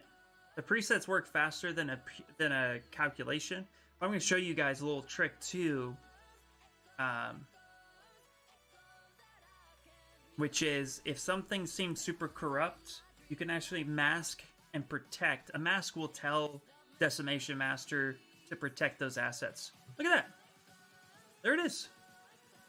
Look at that. Look at that super low res. That went from 2 million to $250,000, like that. And we're just gonna go ahead and repeat this process. The hair is already low. We don't need to change that. Hair fibers are good. In fact, I'm gonna go ahead and merge those down. I'm gonna rename this hair. Boom. All right. I'm just gonna do this to each and every piece. The reason why I do this to every piece individually is because some parts are already low enough that if I decimate them, they would actually break. And so if you want to make sure it's done right, take an extra minute or two and decimate each object individually, and you can kind of flag through. Oh, I didn't know you can control decimation. Yes, absolutely. In fact, if you want, I'll give you an example. I'll give you an extreme example, because I learned this too just not that long ago, and it was neat. Heading back to work. Bye, Casey. Hey, look at that. See, didn't keep the poly paint. Why didn't I keep the poly paint? Did I not poly paint this one? Oh, you know what? I didn't poly paint this. This is just a material. Oh, well, how about them apples? It's just a material. That's cool.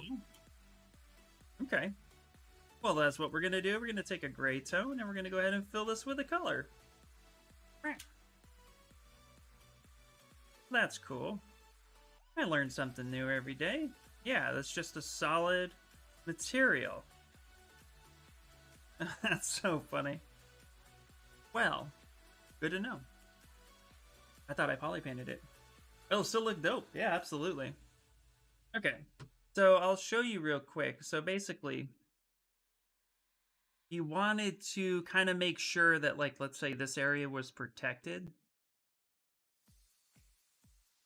Actually come here and actually mask off this section here. And we can mask off this section here.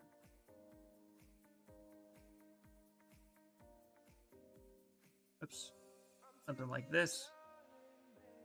So what this will do is it'll actually tell your Decimation Master, hey, pay attention to this spot for me. So then when you go ahead and decimate, it's going to decimate everything, but is really going to make sure that it tries to hold on to as much of your polys as possible within the masked area. And so if you have really fine details, like in the face or some hard surface areas you're wanting to keep solid, that's what you'd want to end up doing.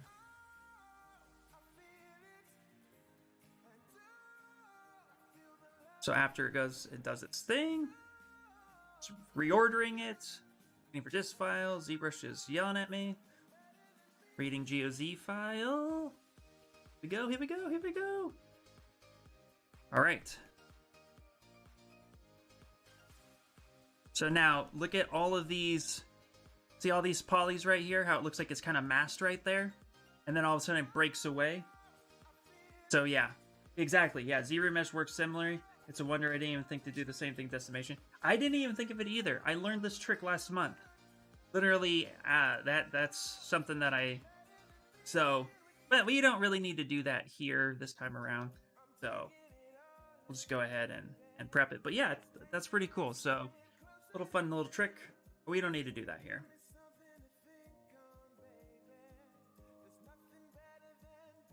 We'll just straight up decimate it normally and then call it a day. Really like how I didn't even polypaint that, and it looks super sick. So, happy little accident. Alright, so let's redecimate it. Now for the eyes, I'm going to do that for the eyes. I'm going to redecimate. I'm going to basically tell it to save that area. Oh yeah, let me Zbrush. This is a 3 million. So we're going to go ahead and make sure that we save around where we carved those eyes. Here. We're going to put a mask right there. Go ahead and save it.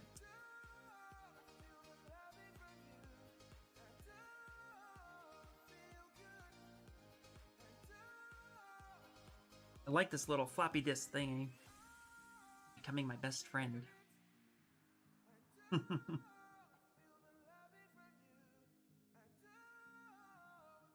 Never really use the pen when I do all the technical stuff. Alright. Ooh, is Stream Raiders ready? Alright. Okay, so that's masked. Go ahead and decimate that down. While we do that, Stream Raiders time. Let's Zbrush crash. Let's do it! Ooh, yeah, we have 40 units. You guys are awesome.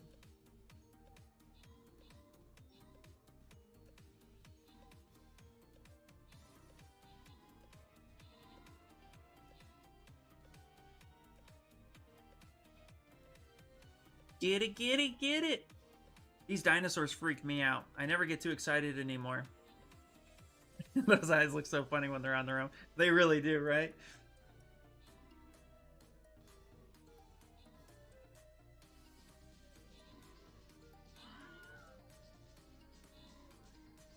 Nice, nice, nice. Come on, 2 enemies. We can do this. But these dinosaurs are vicious. It's going to kill this musketeer right now. Headbutt. Boom.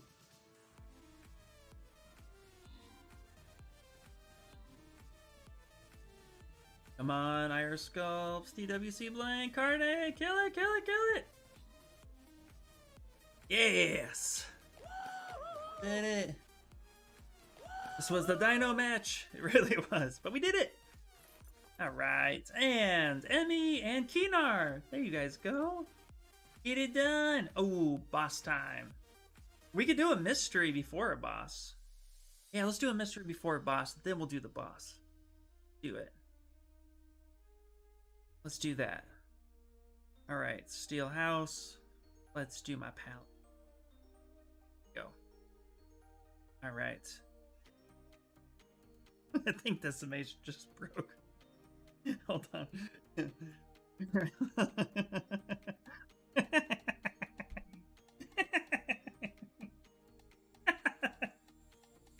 This is not good. I mean, to be fair,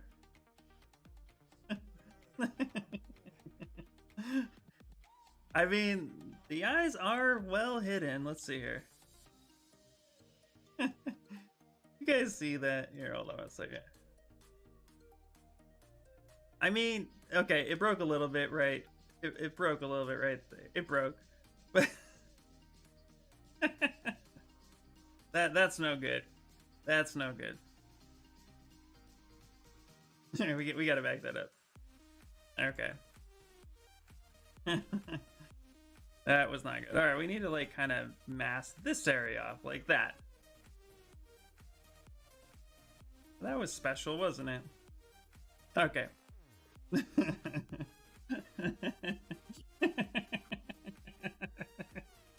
That's so stupid. Let's try it again. Alright. That looked like They look like PlayStation 2 eyes. Like something you would see way back in the day. Exactly. Oh. That should not have been that funny, but it was. I liked it. Alright. Alright. I mean, we had to keep the important spots.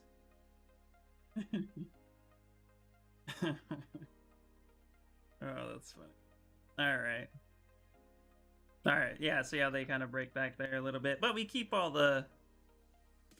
Oh, interesting. Okay, you know what? We're gonna leave these eyes alone because it's only doing so much. It's not really able to do much more than that. Leave the eyes alone for now. Alright, let's go ahead and decimate the hands.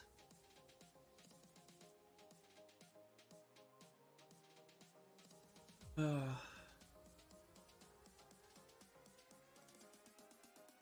Right. Trying really hard to think too how I'm gonna be fixing this up for 3D printing. I have a few ideas. Yeah, what?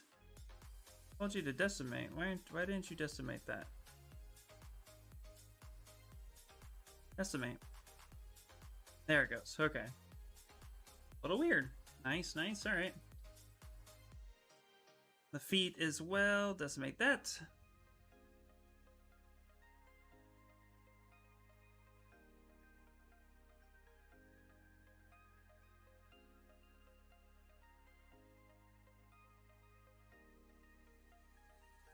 So I think, guys, I'm going to be moving the streams from starting at 9 to starting at 10. It seems that between 9 and 10, the internet is real shitty in my house. So I think that would be a good window opportunity to just bump it up by an hour. It does make for a little less stream time, but 5 hours, 6 hours, you know, maybe we just still, maybe we just won't take a break. And we'll just do like a full 5-hour run through.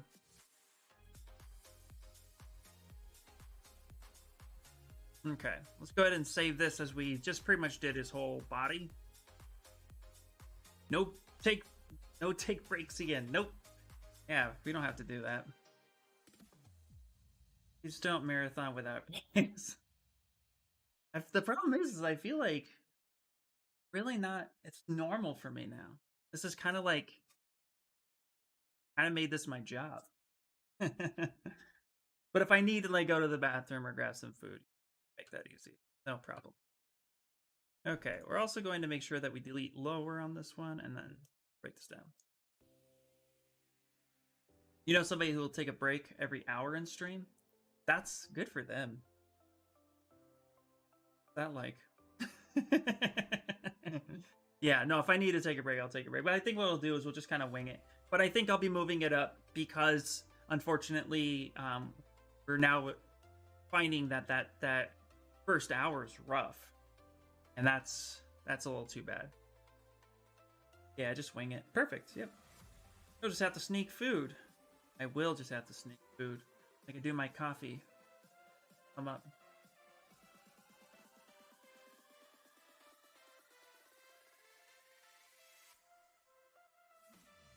Alright, here we go, here we go, here we go. Ooh, this jacket. I like how rough this jacket is. I like it. I like it. Don't you auto-save on me. We don't care for that. We save on our own self. Boop. You can eat on stream. You don't mind? Well, that's good. It's one of those things. I don't know. It's that... I promise I'll mute myself. Nobody needs to hear lip smacking. I know I'm not a gross eater, but I did wedding photography for as a side job for years, and like nobody looks attractive eating. It just doesn't happen that way. So it's like a mentality I've learned. ASMR eating food.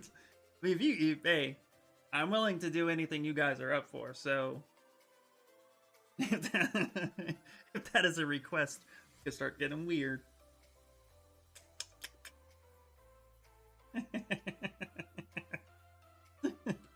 Death will be like, I will stop modding your channel.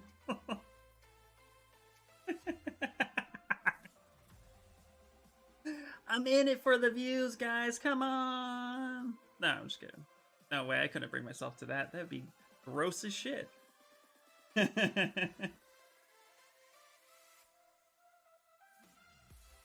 It's funny to think about, though. I'm willing to try anything at least once. This is now a just chatting strum. Yeah, waiting on Zbrush. Waiting on Zbrush.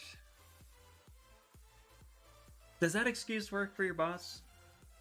Come over, what are you doing? Waiting on Zbrush. Do it just to annoy Tim. Totally worth it. He'll just go to bed.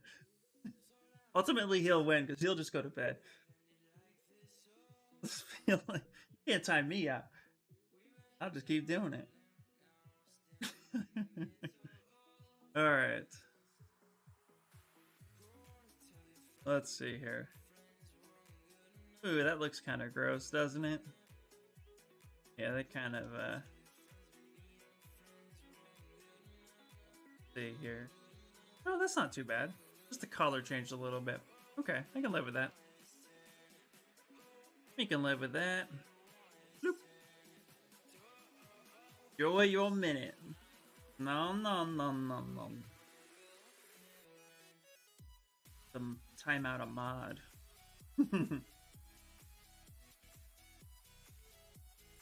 Oh. So tomorrow, I think tomorrow we'll try just streaming to the Gaul. That was my first time out. Dinar, don't worry, I can put him in timeout anytime.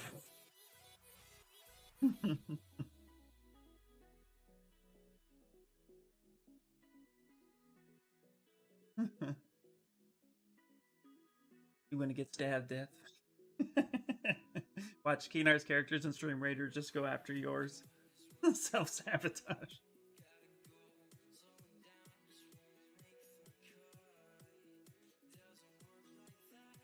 This is the hard part about the Zbrush stream when we start dealing with the technical stuff.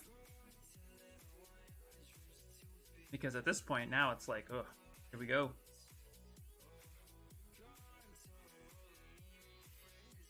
Can I do that? Ooh, I make Keenar a mod, and then Death and Keenar just mod back.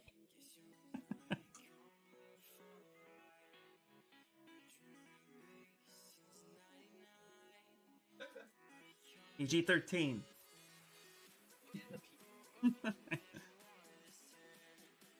I'm just a reminder. Nope. I'll find a bot hacking. Do it, Keenar. Do it. Do it. I give you permission.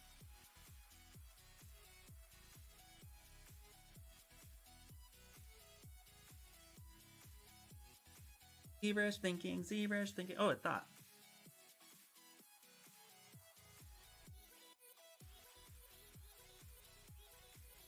Then randomly stream elements. You like what's happening here? Don't forget to follow. You want to see some weird white person dance while Zbrush is thinking?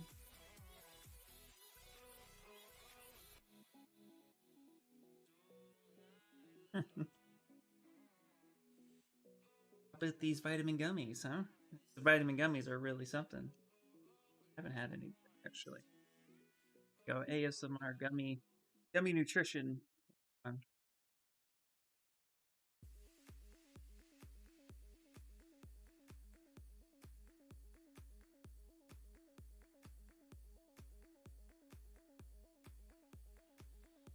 don't think you can hear me doing.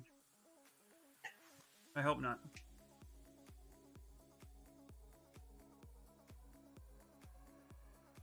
At Keenar with 999 plus messages, one timeout.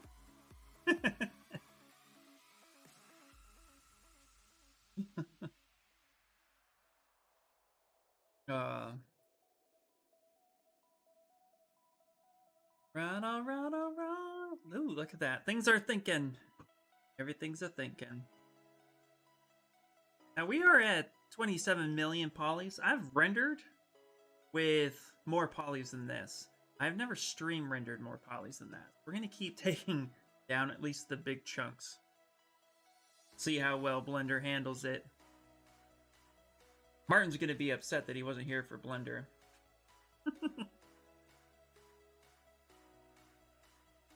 Okay. We're not going to render that one out. That's pretty much the way it is. We'll just delete the lower. And we'll go ahead and render out. Go. Yeah, let's do that. All right. Solo and... I know this part's time consuming. So hopefully, timeout death.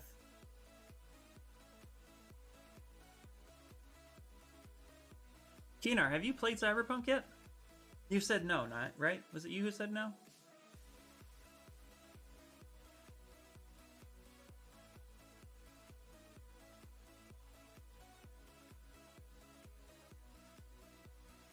You know you deserve it.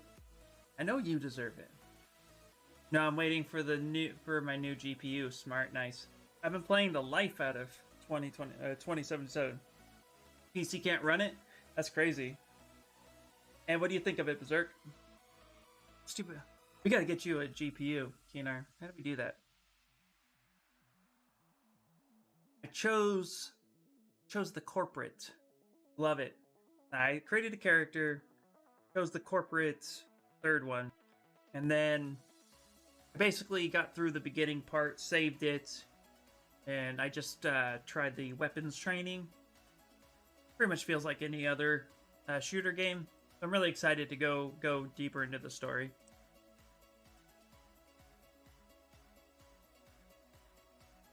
Can't complain. Nice. Keen to find some. Nice. I can, of course, but I won't because I'm going in there. Going in there would be bugs. Oh, interesting. Well, I'm excited to go deeper with it. It's actually a game that I've been waiting for. It's got me away from Zbrush a little bit. Not much. A little bit. I've been playing Minecraft more often. Minecraft's been fun. You went Corp 2. I built a stealth melee hacker. Nice. Nice. The, whatchamacallit? I'll have to show my character sometime. Take some screen grabs of it. I haven't really gotten very far. Where are we? Right there. Boop. But good, I'm glad you're liking it. That's encouraging.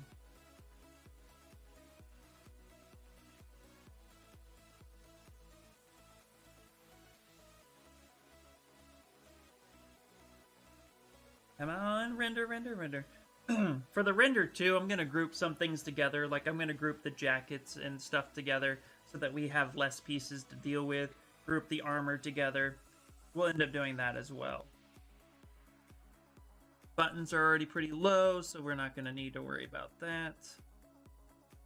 And then pants as well. Here we go. Now, these are some ugly pants by themselves, but it works with the piece well. Nope. You went nomad, and I'm building around reflexes, technical and cool. Oh, nice. I started with reflexes, whatever the equivalent of strength was, intelligence. I didn't really touch cool. Cool's already kind of like at a 3, so I left it there. I didn't think I needed to be cool. I was already corporate. Bugs don't bother me too much. Played Skyrim at launch. Oh, god damn, dude. Yeah, that's right. I remember you telling me about that.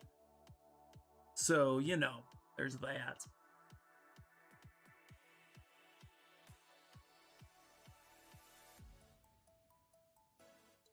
Why is there sour cream on your taco? Because you ordered the Supreme. And there's Supreme in your sour cream. Or sour cream in your Supreme. Yeah. Extra sauce. Don't eat it. What I love is it's kind of a small yet big open world. What I mean by small is that there are a lot of things to do in very short distances from each other. Never feel bored walking or driving through the city. That's cool. That's good to know. Okay, what do we got here? What is this? The ball itself is already pretty low poly, so we're gonna leave that alone. Delete lower at that. Okay.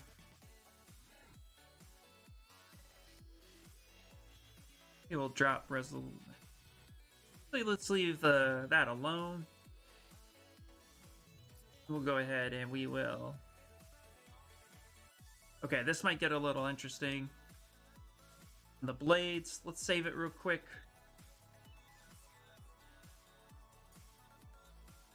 Yeah, that's what I've heard about the game, is that there's a lot to do in short little stints, so that's nice.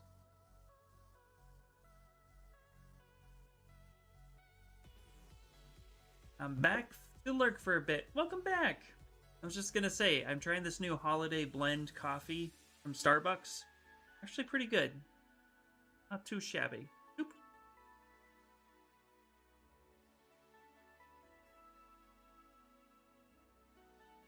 Doop boop boop boop boop.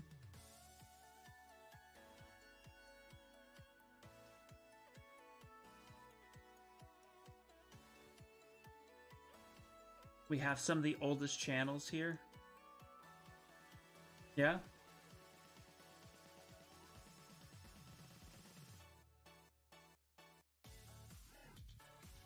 Oh, nice. I have an active, like...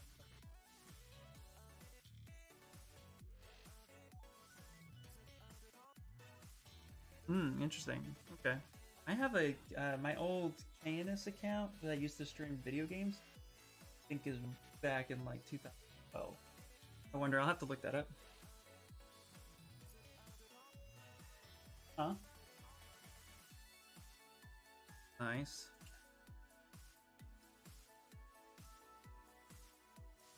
Yeah, Kathleen's very new to it. Alright, actually that works out pretty well. Cool.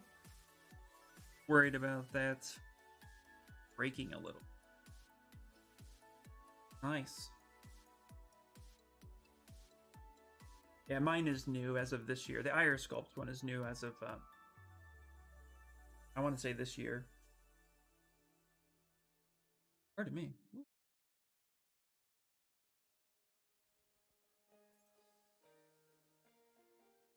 I'm almost done with this music channel, though.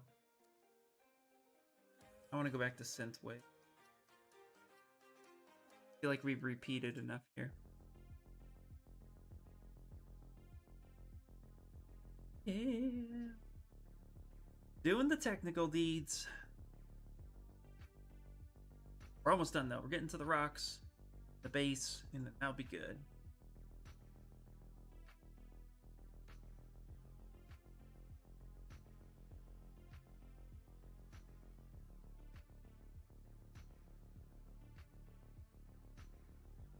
Right. I'm actually really surprised how well they're holding up. Not to jinx it or anything. What do we got here? Okay.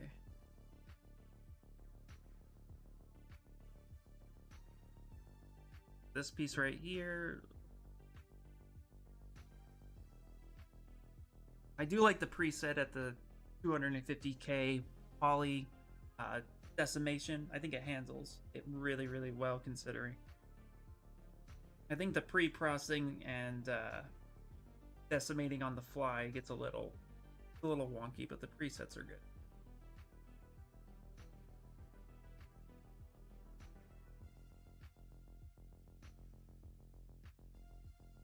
Yeah, it's all coming along pretty well. Let's see. The necklace itself is pretty low. We didn't really detail that at all. No need to. What is this? Okay, that was the base. The base itself is pretty low. Okay, now we're getting into the rock. So that rock is fine. This 4 million one is pretty... Let's drop that. 4 mil on itself. So we're almost done on the decimation part. Then we're going to load up Blender, and then we're going to start setting up for a render, which will take pretty much the rest of the final hour. And then tomorrow we'll do something kind of we'll either prep for 3D prints and come up with a new project. It seemed like there's interest in people learning alongside or having fun little projects, so I'm going to come up with something, but I think eventually we'll move Thursday for dedicating learn days. I think that'd be kind of cool for those of you who are interested in learning more ZBrush in depth.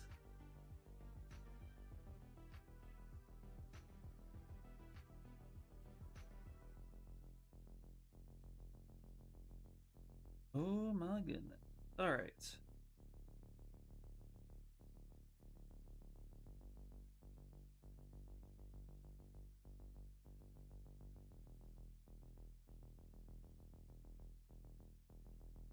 Just hurry up.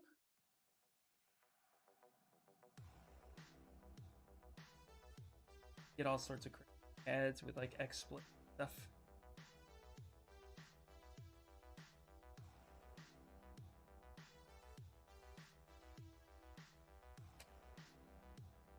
Thing. I do kind of like that welded rock a little too. I think that's gonna work out nice. We'll go with it and we'll see what we get.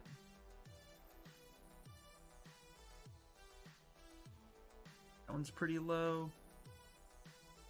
Need to delete lower on the things that we're not necessarily messing with.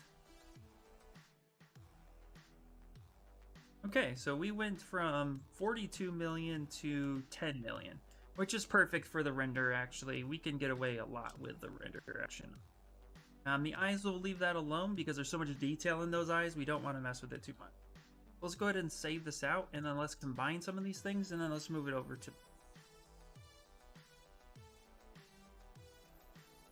Yep, oldest channels. Meaning like you started your channel a long time ago.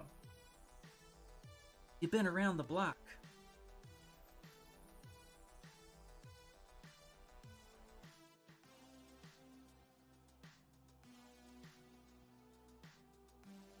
Beautiful. Just beautiful. Love it. Those eyes are captivating.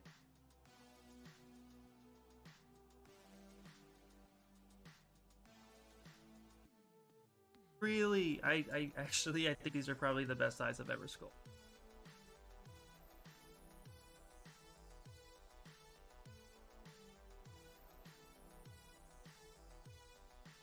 Look at those eyes. All right. Let's go ahead and merge some things together.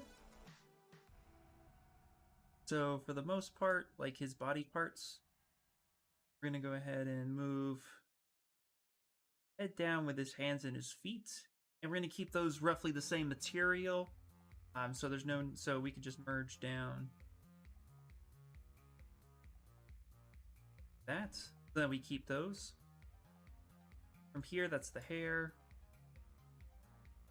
The headpiece. We're actually going to rename some of these, so we're going to call this the neck armor.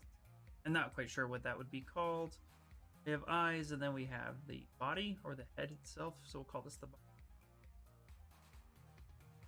Nice. Now the jacket itself consists of collar.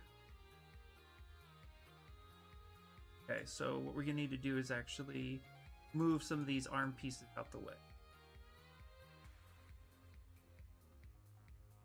So we're going to autosave, stop it. We're going to move the armor itself out the way.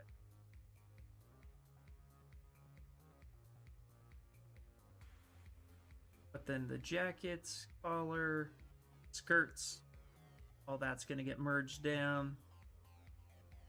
Yes.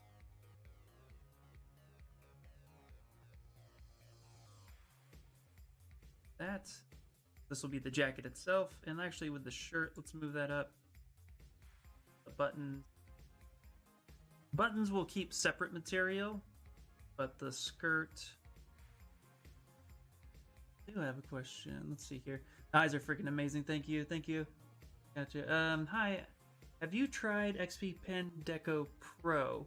It's the one without a screen. Would you recommend it for ZBrush? Thanks. Hi. And yes, I actually own the Deco Pro. I upgraded from that to the screen. I think it works out perfectly great. Very highly recommended. XP Pen is probably one of my favorites. And for the cost, yeah, it's great to get started.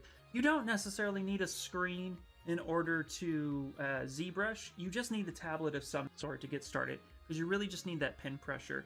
And I believe the Deco Pro comes with the 8,000 point pressure sensitivity, which is just perfect. And all it can really handle anyway. So if you're looking to get something affordable, absolutely, the XP Pen Deco Pro is a great tablet. Like I said, I own it myself. My daughter actually has that tablet now, and I upgraded. So yeah, that's right around the 8,000. Yep. So that's perfect. That's all you need. That will get you started immediately, and then from there, from there, it's all about performance in your workflow. The reason for the screen tablets, it just increases your performance speed, but it doesn't actually increase your. It doesn't make your, you know, what I'm looking for. Doesn't make your art better. Yeah, it just increases the workflow a little bit. So you can. I know some artists who rock on a basic tablet, $40. In fact, if this one breaks anytime soon, that's what I'd go back to. Probably the same pen quality with yours, right? Yes, absolutely. In fact, I have the only difference, and I think I have it right here. Yeah, I do. I got it. Let's go full screen. Nope, that's one. Full screen. Okay, so yeah. A little glitchy. I don't know if you can see this. So this is my screen tablet one, and this is my regular one with the Deco Pro. This is what the pen looks like. Super comfortable, and it's the same. The 8,000 pen pressure is the same. Both these pens work. Like here's mine. See that I'm using the other pen. So what I love about it too is no battery. So they just work. Doesn't level up your creativity, I agree. Yeah, exactly. So hopefully that helps you. I definitely recommend that one for sure. And like I said, if for some reason my screen went ever busted and I couldn't afford to replace it, I would definitely turn around and just get that one again. I love XP Pen, to be honest with you. Like, it's definitely one of my favorite tablet companies. Okay, let's keep the armor. Now we're going to group the armor together. Second, let's go up here. Kind of organizing shoulder pads, everything that's going to be metal. Those down. There we go.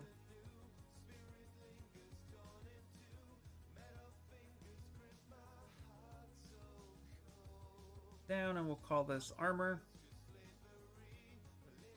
Thanks, mate. Yeah, definitely helped. Appreciate it. No problem. No problem at all. Ooh, Stream Raiders, guys. For those of you on Twitch, Stream Raiders is happening. Just merge a couple things down. So now we have all of this grouped into one, because this is all the cloth. Looks funky by itself. So this is all the cloth, and then we have some buttons, and then we have all the armor grouped together. So that way, when we move it over to Blender and we render it out, we can just focus on creating fewer materials. All right, let's go to Stream Raiders. Let's do it.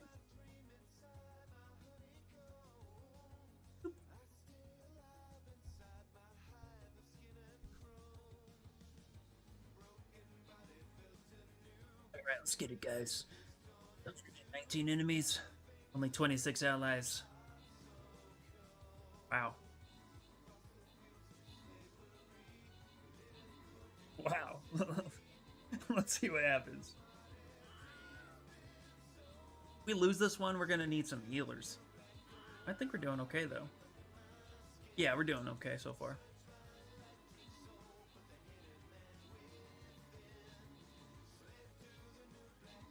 Get it. Get it. We're a bunch of savages, man. Like 25 to start, I think it was. 27 units to start. And we took down 120 like that. that. Emmy the Geek, TWC Blank for the win.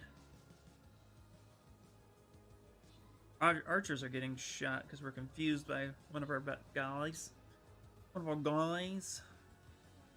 Emmy the Geek just taking rounds. Woohoo! Did it! We freaking did it, guys. Of course we did. Alright. That's Sacrament Carde. There you guys go. Congratulations. Alright. The level 5. We have this one down here.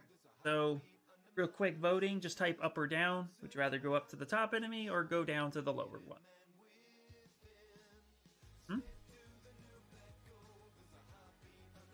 What do you guys want to do? That would be our first level 5. Trying to see if we all feel confident. We only had 27 units last time, so unless we get some more units in there. You guys want to go up? Alright, up. Here we go. Let's take the challenge. Let's do it. I agree. Alright, so we definitely have some guys over here in the top left, and then our main boss down here at the bottom. So, we'll see what we got. Do it. I got me a biggin. Ooh, boy. You got a biggin. Yay! Alright. Now we have our buttons, our armor, jackets. We'll just call this clothes. Okay. Now with the accessories, we have our orb. We have our, we're going to call this our saber. Call it a handle so I can quickly understand what it is. Here we're going to merge down our blades. So we'll rename this saber blades.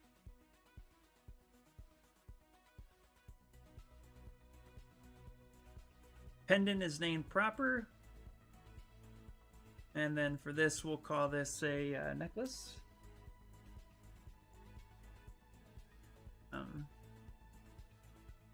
Go necklace. This is the base itself. And then from here, we have just a bunch of rocks.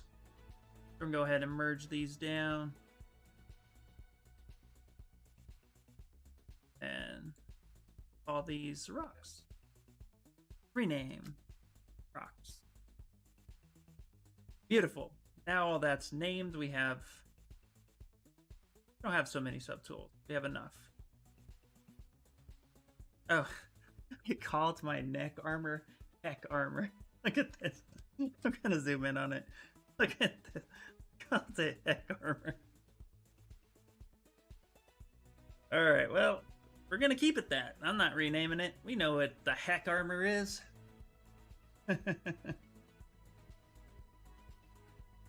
Alright guys, we're gonna now move on over to Blender. So let's go ahead, and the way I've been doing, so I'm not gonna use GoB to move it to Blender.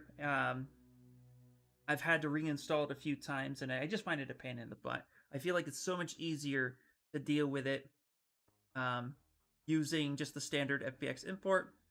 So I'm gonna go to the export. It's scaled at 1, which is already naturally perfect. I'm just going to go ahead and go to export. I'm going to pick FBX. And we're going to call this Darth Grogu. Final Blender. And that's going to give me some options. So everything that's visible, add that. The FBX 2019 seems to work well for me, so I'm going to keep that there. And of course, I'm not going to export cameras, embed normals, and embed maps and S normals. Yeah, we can leave that there, even though we don't really have any maps. And we're going to say okay. Yep, blue export polygroups as meant. Nope, perfectly good. Going to hit okay. This will take a second. But now this will just take everything within the scene and go ahead and hit the export. While that happens, and this can take a minute, we'll go ahead and we'll load up Blender.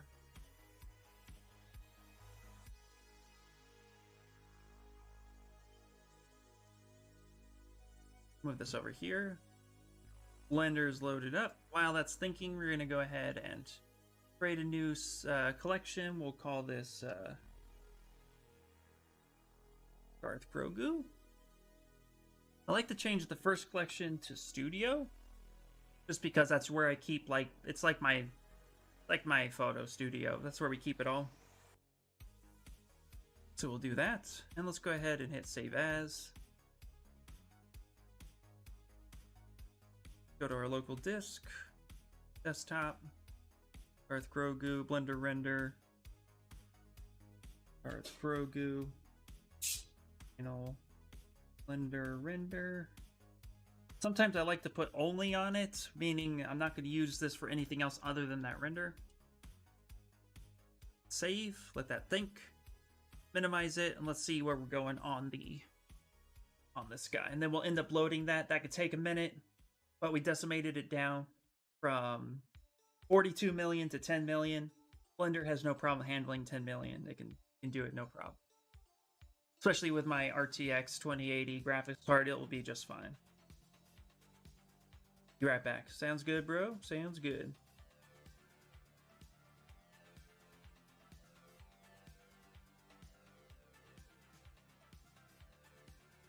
And what we'll do is we'll leave ZBrush open, because even though we kind of inspected everything with ZBrush, there is a possibility that moving it over to Blender, we will see artifacts and issues that we didn't really see so much in ZBrush. And then if that's the case, we can back that file up, re-decimate it, and then from there, re-export as needed.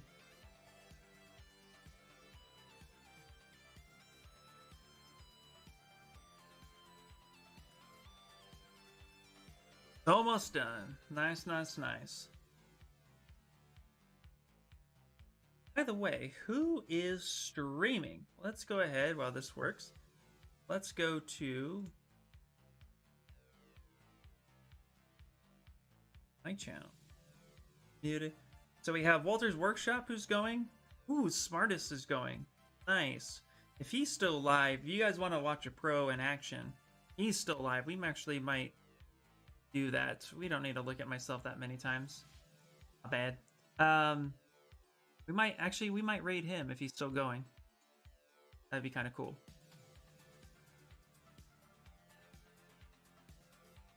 I think you guys would like that, because he does very stylized. He's worked for Disney. Great dude. You guys would have to go check him out. So after the render, we'll keep an eye on him, make sure he's still live.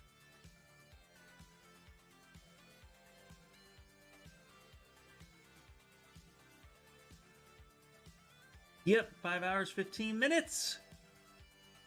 So we'll be taking down our streams a little bit. So like I said, starting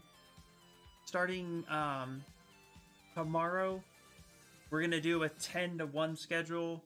And then, no, not tomorrow. Tomorrow will still be 9 to noon, but on the long streams, we'll kick that time up. I'm glad that uptime works, by the way.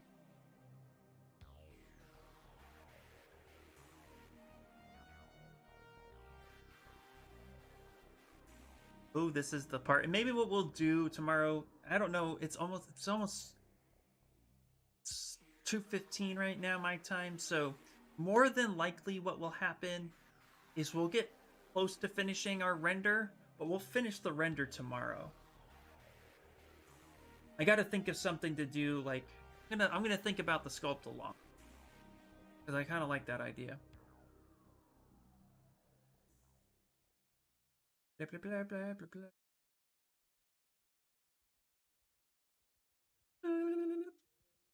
Done yet?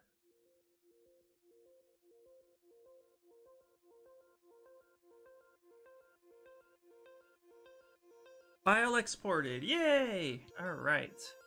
Go ahead and we'll save this one more time, because you never know. Let's bring it into Blender. Homewood, California is calling me. I don't think so. All right, let's go ahead and minimize this.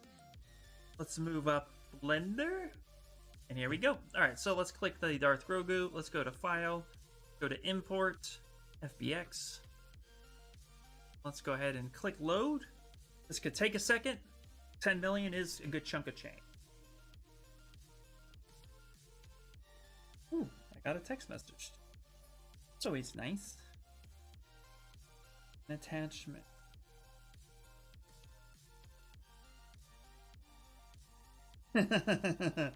There was a service, I got a text from my buddy NextNox. Spectrum service alert. There was a service outage interruption in your area. We estimate that your service will be restored by 4 p.m. That might explain a lot, guys. Actually. Well, there it is. Good to know.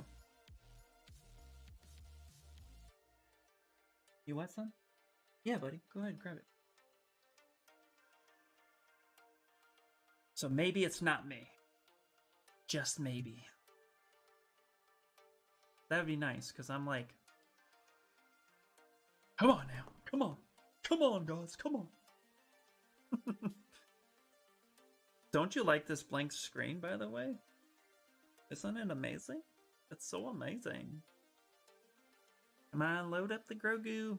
Sometimes Blender's weird. You click it and let it do its Wheel of Death. Sometimes it actually engages further.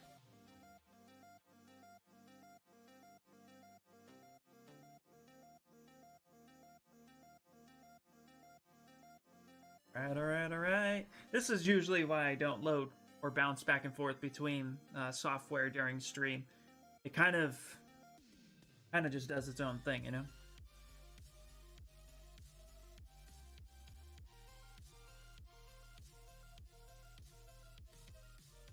I need to kind of make a blender.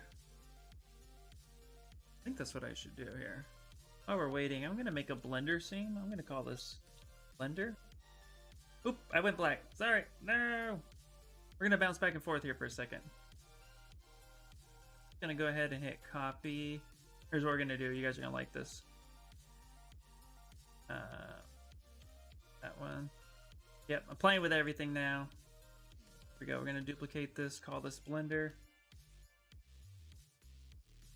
And now that we have that, let's go ahead. So when I switch to Blender, what will happen is I can take the camera now. I can actually reposition some things so that it's a little bit easier to deal with. Like such. There we go. I think that's good. Lock all that down. There we go. That way when I'm in my main scene, everything's here for ZBrush. I can actually rename this and call this ZBrush too.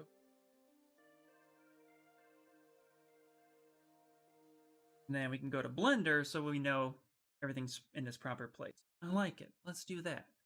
Hey Mikey! I think he likes it. Meanwhile, Blender is not responding. It is a big file. For Blender.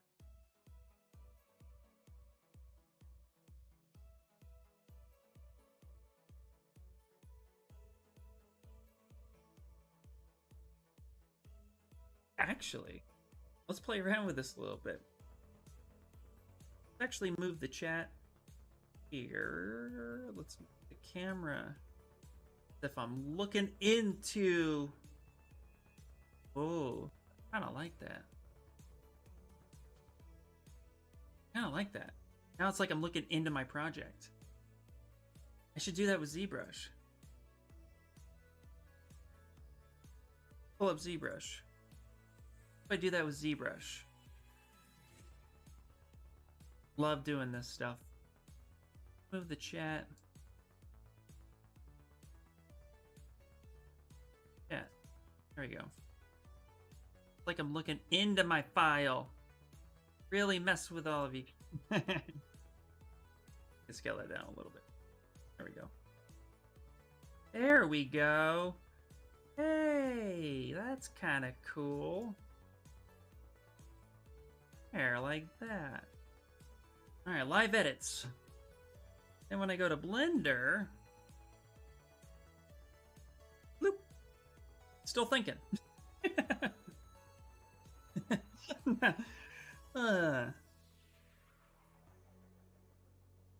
Oh man. All right. Well, this is still thinking. That's fine.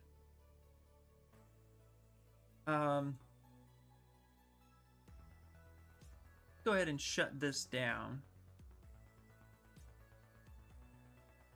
I think we'll be fine. Really want this to think.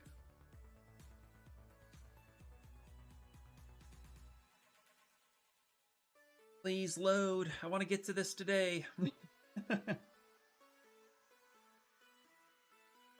Alright, alright, alright.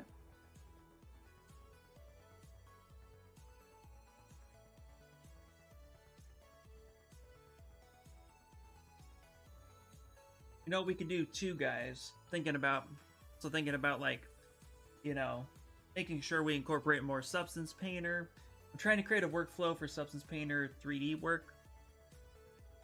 Didn't work out so well the first time I tried it, so I definitely want to do that more. But ultimately, I think the ZBrush workflow is probably at the moment. Come on, Blender. Please.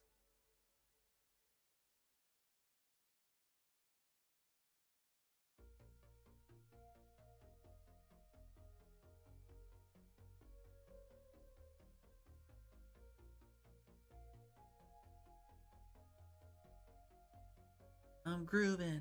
I'm grooving. Okay, let's go here.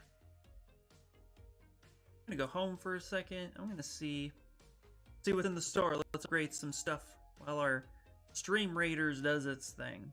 We have some money. Archer Scrolls need to go up. Flying Rogue needs to go up. Flag Bearer as well. Bomber, yes. Ooh, I think it just loaded. Nice.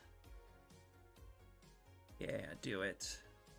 Yes. Just getting all my stuff up. Hey, there it is.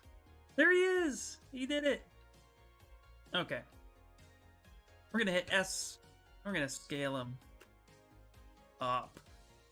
Like that. And then we're gonna go ahead and zoom in. G to grab, Z, move it up. G, Z, and then we're gonna hold Shift. Kind of slowly make sure we line it up on the axis the way we want. And we're gonna hit Control A, and then we're gonna go ahead and do a scale lock. Ooh, what are those? Those are cute little guys. I like it. All right, and here we are. We have our Grogu. Let's go ahead and save it. Okay. Now I'm using the mouse a little bit more. Go ahead. Right. Okay, the very first thing I like to do is kind of set up my camera a bit. I'm gonna go ahead, hit circle here, hit N on the keyboard. We're gonna go ahead and type this 90. 90. This? No, that was 90. That.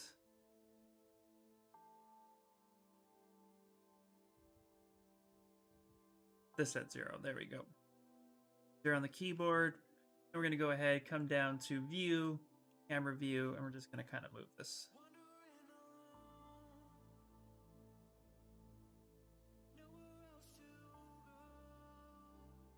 Gonna kind of position him here a little bit. Just like such. Now let's go to camera setting.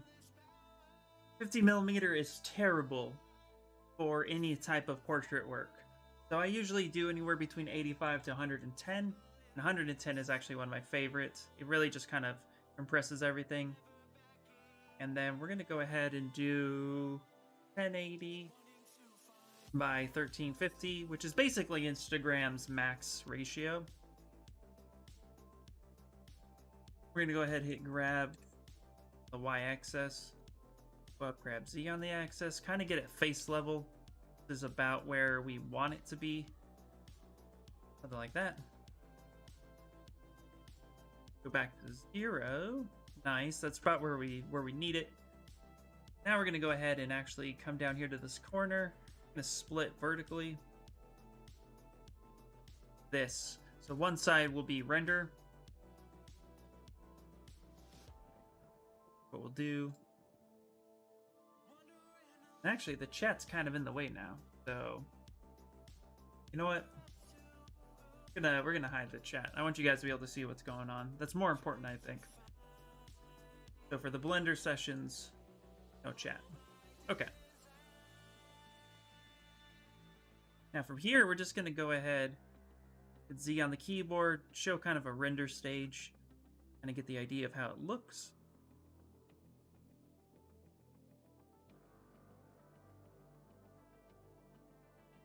Should be an Eevee, which is default typically. But we're gonna have to play with a little bit of emissions and all sorts of good stuff. I'm gonna try to also look up some nodes.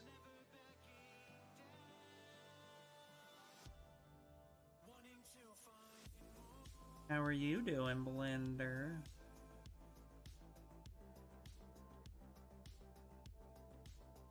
It's thinking. I don't like it.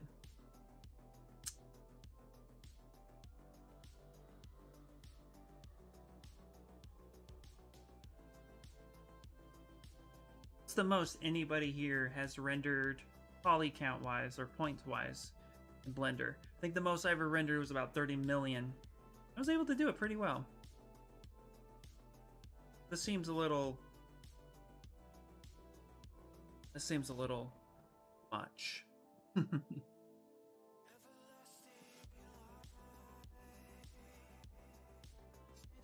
Okay, you just keep thinking. There we go. There we go. All right, now what we can do is we can come here on this side, hit N. Kind of back this up a little bit. Hit R. I'm gonna kind of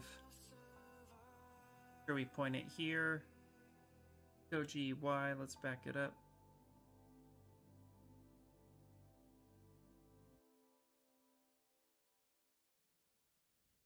What the heck? Z-axis? We're not on the Z-axis. Okay. Okay, we are now.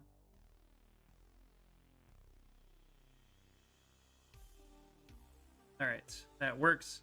Now we kind of get the whole piece in there.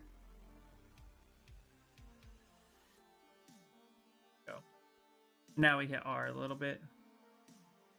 Kind of make sure that that's framed the way we want. Something like that. Okay, let's go ahead and get out of render mode. Hit save. Okay. Now the important stuff. Now that that's saved, we're going to come up here, grab this. We're going to lock our studio. We don't want it at the moment. Then we're going to come up to shading. Grab the same tabs. Oh, you know what? Stream rados. I want to make sure we can move this guy a little bit. I want to make sure that this is just, that way you can see everything. All right.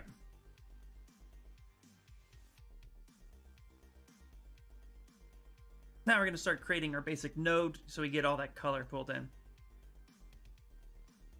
So we'll start with the armor. We'll go ahead and here's our node setup. We're going to clear this material out. We're going to go ahead and hit new. We'll label this armor. You know what it is. And then we're going to go ahead and hit Shift A, input, vertex colors, coal. We're going to go ahead and drop the color in there. Color seems to be coming over just fine, which is nice. We're going to go ahead and hit Shift A, ambient occlusion. I'm going to grab this. It'll give it a little bit of oomph to it. Just a little punchy punch. And then we're going to go ahead and give it like a basic material adjustment. So we're going to peak up the metallic.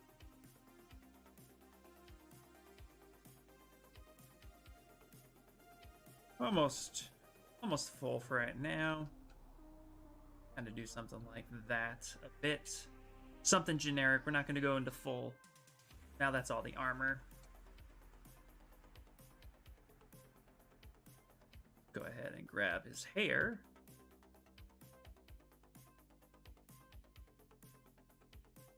New. All this hair. I don't know if the hair had any poly paints. I think it did. We'll do the same thing. Shift A, input, pull, come here, grab it. Hard to tell if it had any color. Ambient occlusion, drop that on. I had a little bit of white on there. Grab his skin. Pull that out. Hit new. Label this skin. Go. Same process. Vertex colors, coal. Go ahead and grab the color, drop it in there. And we have a skin tone. Come here, ambient occlusion. Now we're going to adjust the skin a little bit. So, going to increase the roughness a bit. Add some specularity.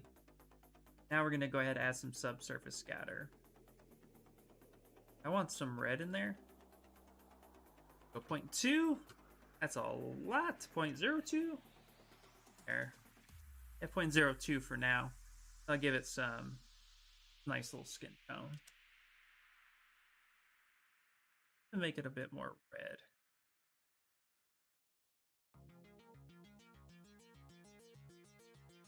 We're just going to do this throughout each and every one.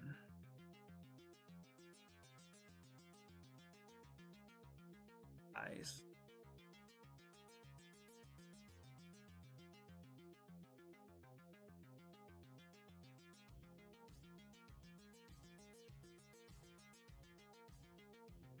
Look at those eyes. Look how beautiful those eyes are. Boop. Here we go. Let's go ahead and save it.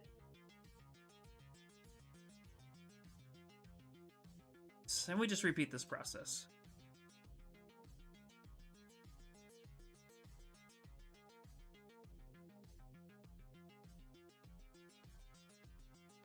No.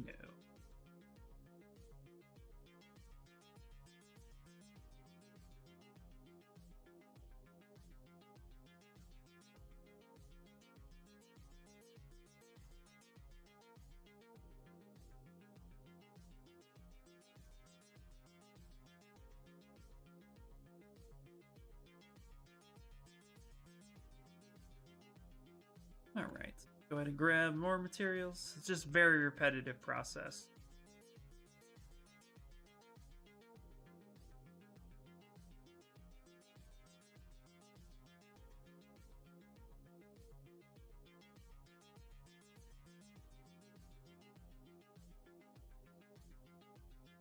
You know what we'll do is we'll grab these two right here, right click. Should have done this a while ago. Hit copy. Gonna really crease up the metallic pendant. I like a lot.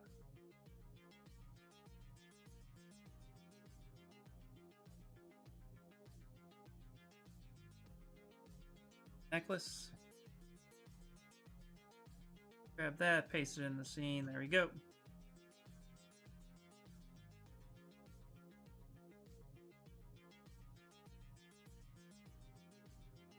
All this neck armor now. Really kick that metal up again. And you know what we're going to do for the orb? We're just going to go ahead and attach this to the neck armor as well.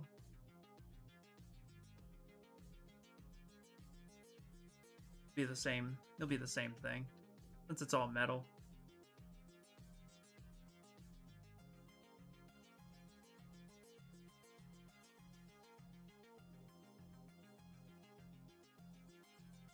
Buttons. not the dog.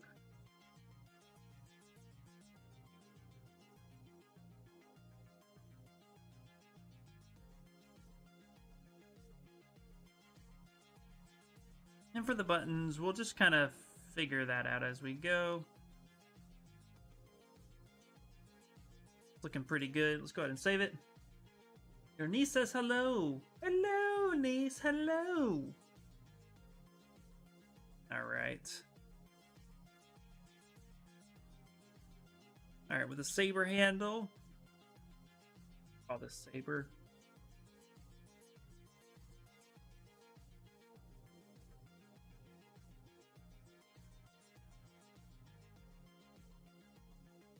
Kind of inspect it real quick. That looks really good. I like it. Okay.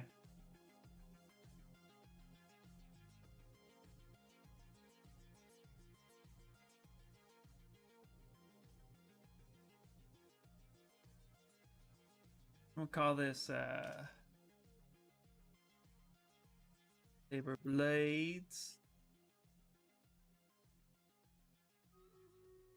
Ooh, Stream Raiders is ready. Now, on the blades portion for the render, wonder, let's see here. Is there any other type of shader I actually want to use?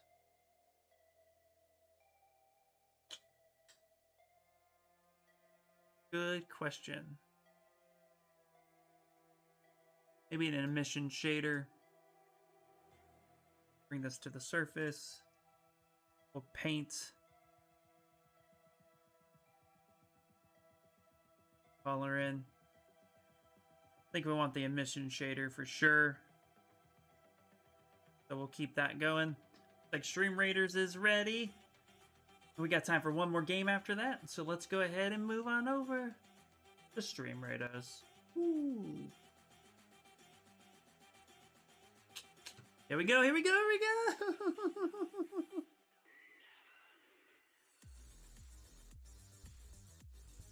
Do it. I realized I had a little soul patch going on here. I'm gonna shave that.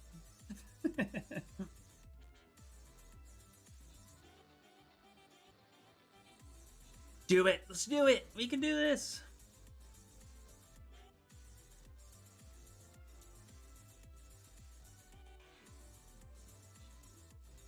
Get him, get him, get him! I believe in us. Got some healers in there too, which is good.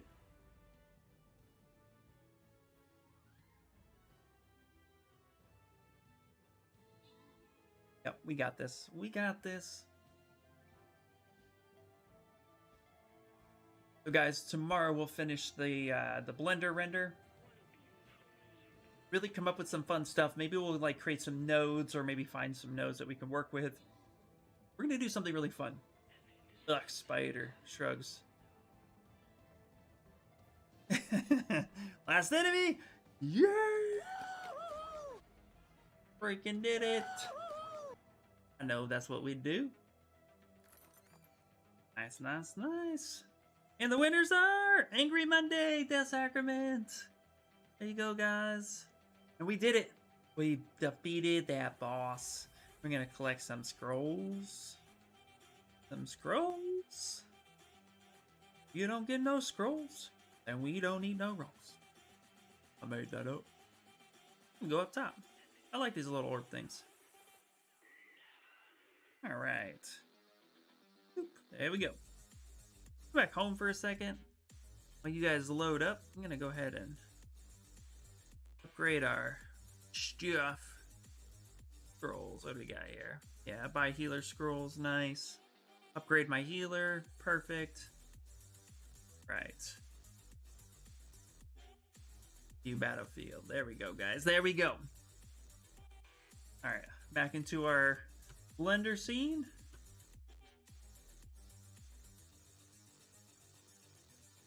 Just save. All right. Got the rocks. Rocky Mountain.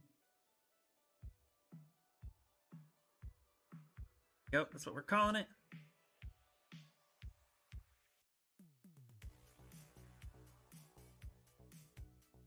Rocky Mountain oysters.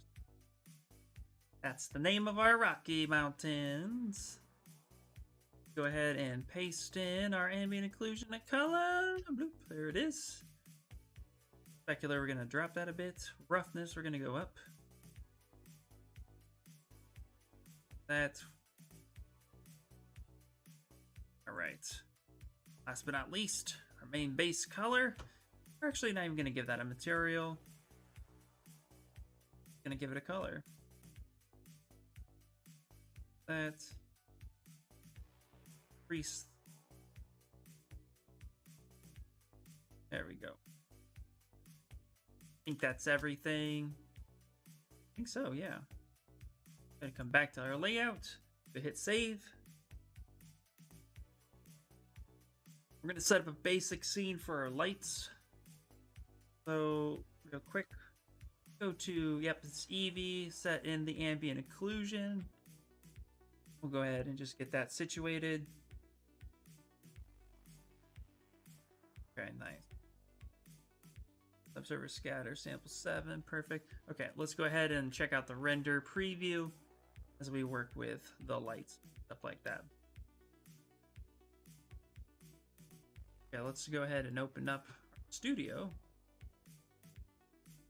Darth Grogu, so we don't accidentally touch anything we don't need to. Go ahead and we're going to delete that light.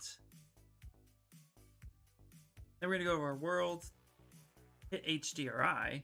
We're going to get a basic light scene. And let's see here. We want something a little in a sunset, maybe? Ooh, kind of cool.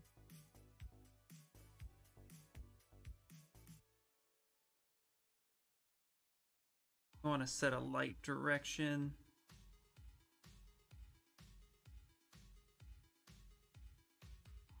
Yeah, we want the light coming from behind him, I think.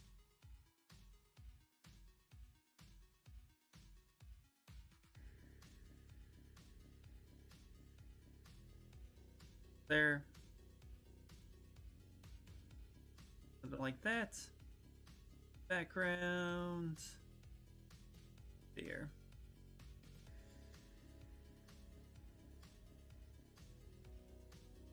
I think the background we're just gonna go with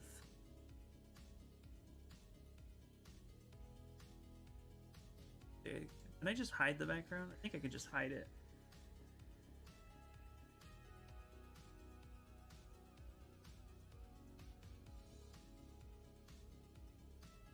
Gotta head out. Oh, thanks for the good vibes and awesome stream. Keep it up. Thanks, dude. I appreciate it. Thanks for hanging out. Enjoy the rest of your day, and I'll hopefully see you tomorrow.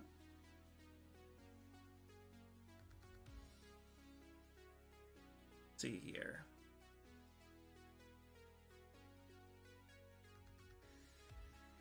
Viewport display, color. I think there's a way to just not show the image. Let's see, advanced. I think that's it.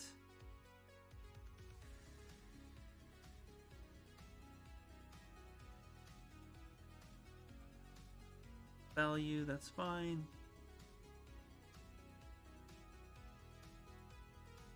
Where is it?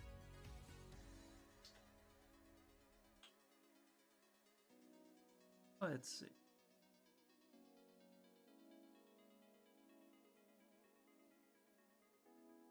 Can't remember where that's at. Or display color metallic. No. No. Just material. I want to remove the background. I remember it was something.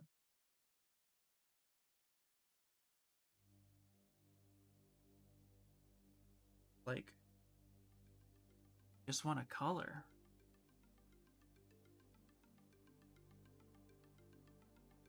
Watch, it's gonna be something simple.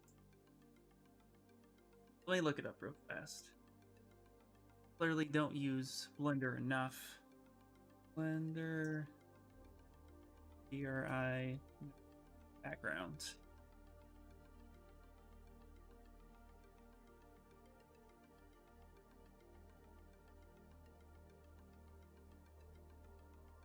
Kind of want to take a look real fast. You know there's a way to remove it.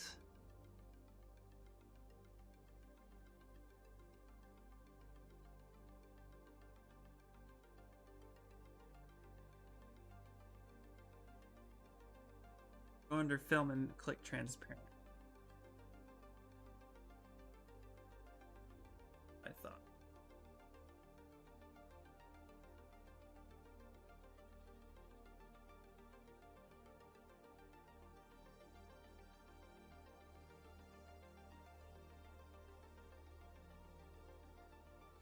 There it is.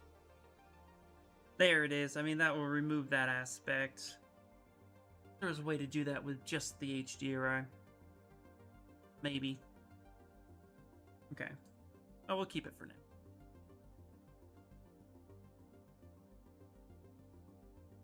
Make sure to turn on everything else. This song right here reminds me of Bloodsport. Has that vibe to it.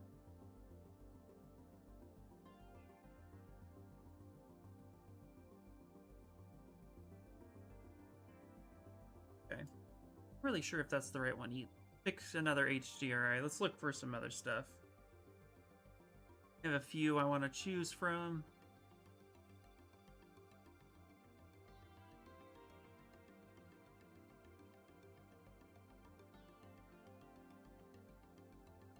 And this one's pretty cool.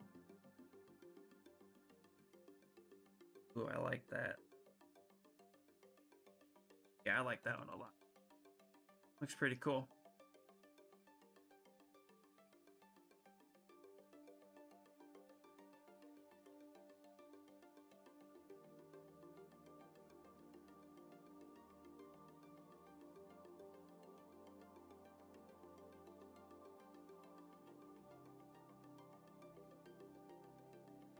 Did something. Whoops. Back it up. Go. Touching too many things.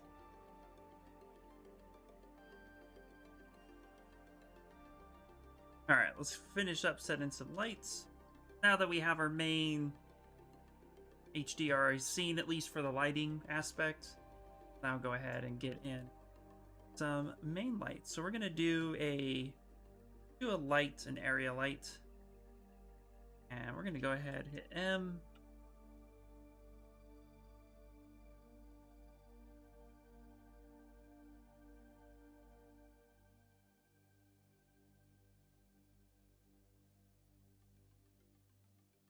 Area light.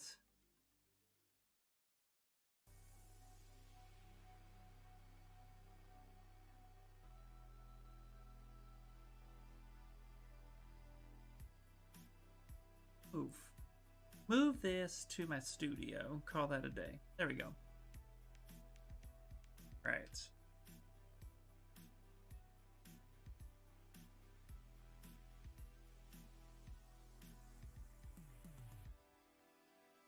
I'm gonna move it 45 degrees like this.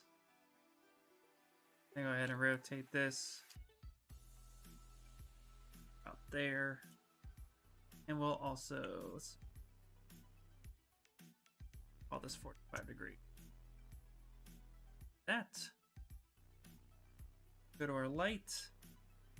We're gonna make this red. We're gonna make this red like such. I'm gonna go real bold with this, like 1500 bold. Now we're just gonna kind of move it on over.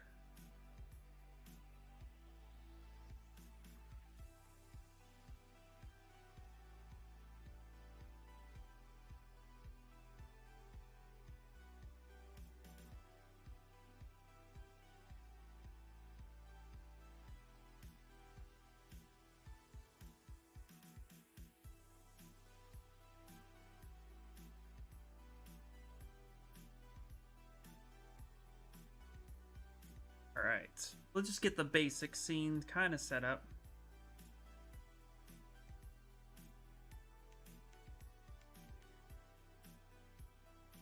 Ooh, that red light. Yeah, right? Definitely looking pretty good.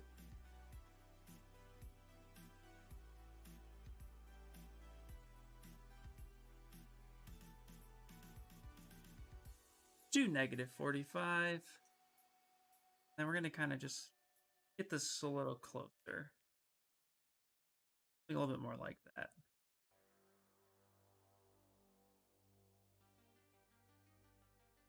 Definitely play with some emission with the saber. Right now, we'll just kind of get it something like this.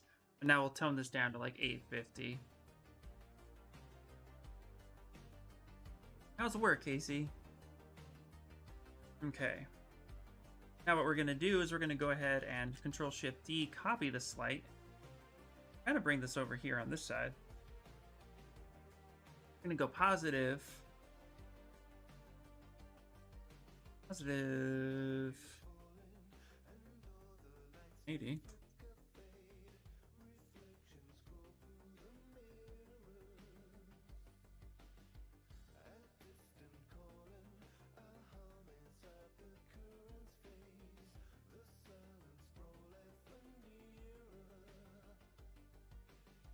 Go now. Go 130. Here we go.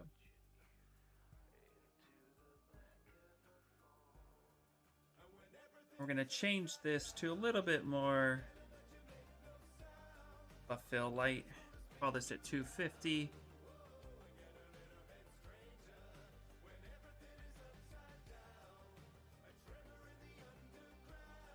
So go ahead and we'll rename this fill light. We'll call this Grand Light. There we go. Go ahead and save that. We will at least get a little something with it. Yeah.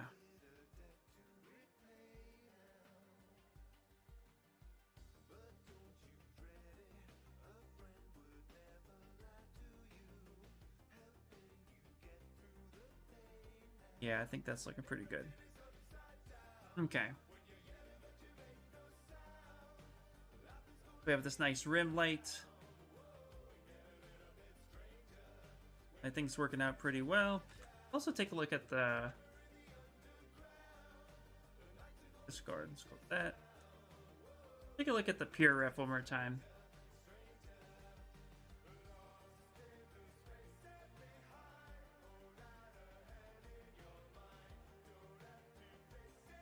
Okay, nice, nice.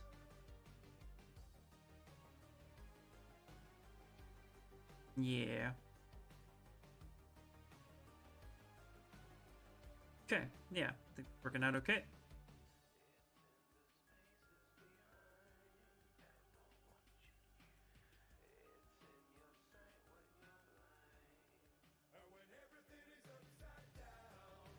There's definitely some blue in this image, so we got to complement that. Let's go ahead and use we're going to use a point light. We're going to put that in the studio. We'll call this a blue fill.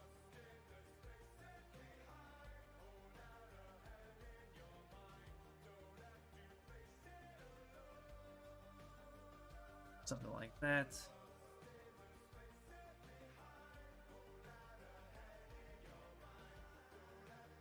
Look, he has a little twinkle on him. I'll put this right over here, and we're going to get a big soft light. So let's go 3 meters. Pretty big. And turn this way over here. We're going to kick this up to 500.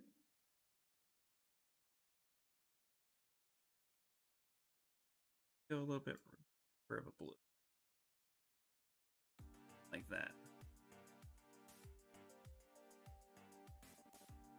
But the other thing with his eyes, go to that material, take that roughness all the way down.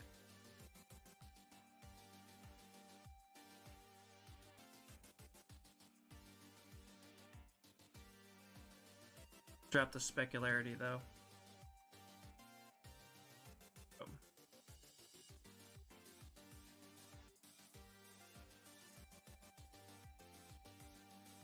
There we go. That looks pretty cool.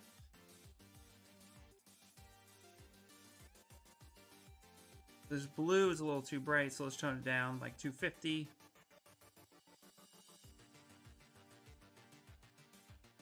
It's also just a little too blue. We can go more of an aqua.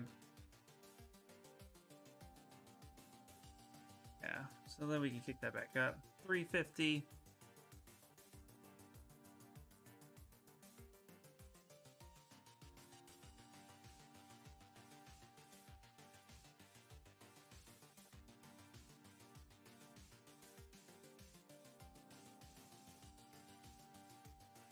Nice. All right. Yeah, I like that.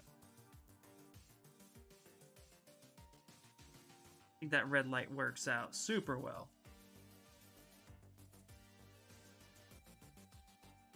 So we have a very basic light scene. I think is working out okay.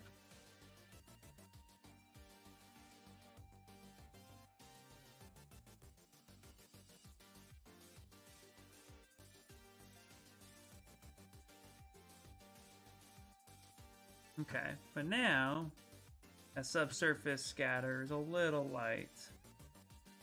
Let's actually kick it up to 0.1. That's too much. 0.05. Yeah, that might be better. 0.35. Yeah, I think that might be better.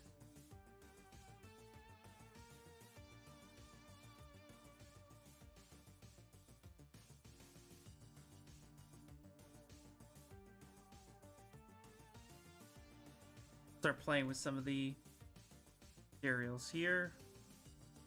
Get a more metallic color happening.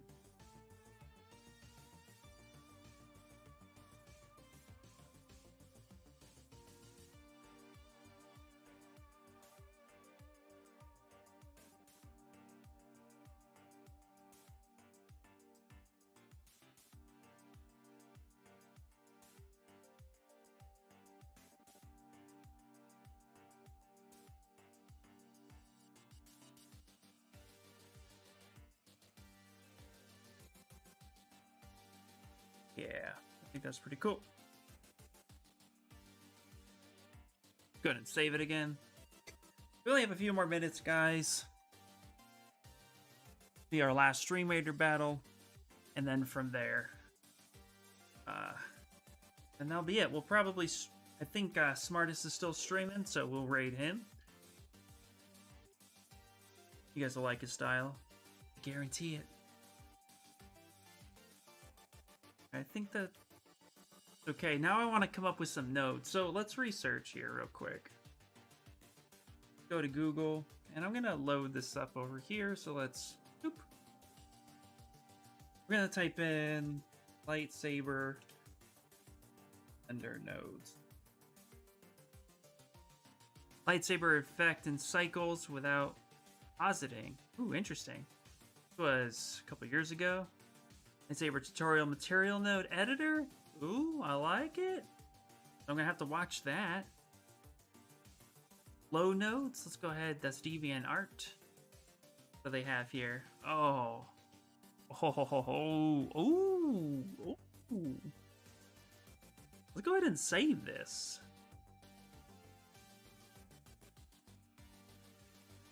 Okay. I'll have to create an... I'll have to sign in with my account. Or can I just right-click save? Oh, I can right-click save. Okay. Blender nodes. Let's try it. Let's go light.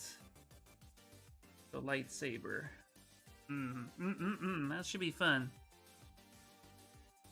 This will be fun for the render. Alright, let's take a look at it. So let's go back into... First off, let's cancel solid. Let's go to shading.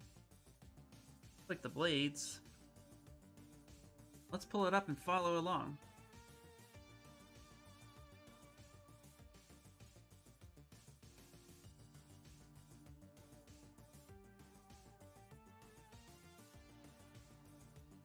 Basically, I'm just gonna kind of... I think what I'm going to do, honestly, is just kind of follow, like, right to left, or left to right type thing. I'll just start pulling in the materials. Okay. All right. See if we can get it looking the way it looks. All right. We're going to go ahead and delete all that. Be fun. And go and shift. Go texture coordinates, which is what they recommend. We'll try to just get a basic color first, and then we'll go from there. Go. And then let's go ahead and search for separates RGB. Put this here. We're going to plug in object, the image. Go. Then let's go to here. We're going to search for power.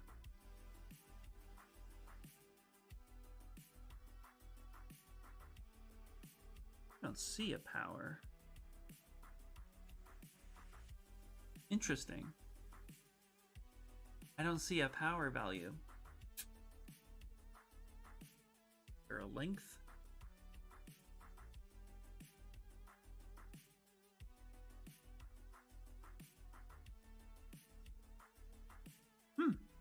Kind of stuck there, ain't I? There's a wavelength, but I don't think that's right. No, I'm already stuck. This is not working out. I don't have those plugins.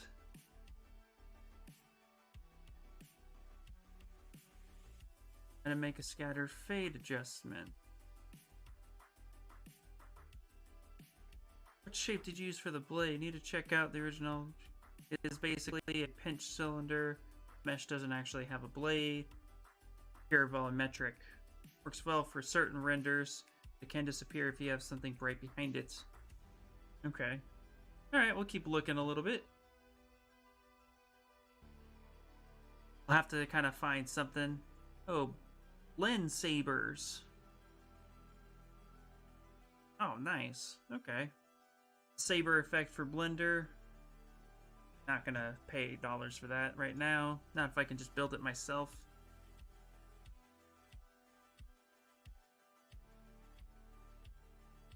Something a little bit more simple. But this one looks a little cool. Go ahead and try this one. See what that gets us.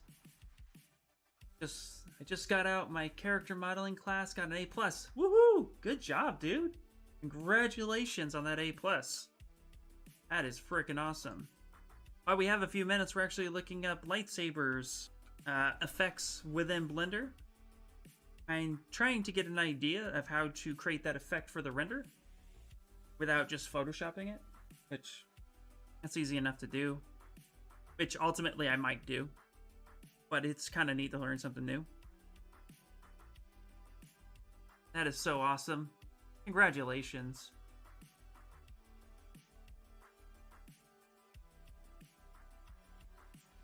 Lightsaber tutorial. Ooh, this is a video. Nice. I might just end up watching this after we get out of here. Yeah, that's what I'll do. I'll put that there, and we'll research this a bit more. In the meantime, we'll actually just back this up.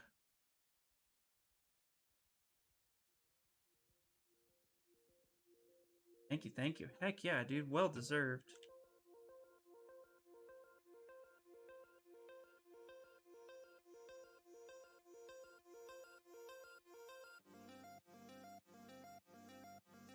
Okay. Go ahead and call this new.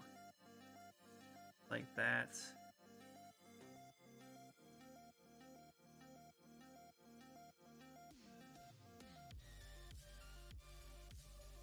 Go ahead and do our basic vertex color. Connect the dots. Go ahead and do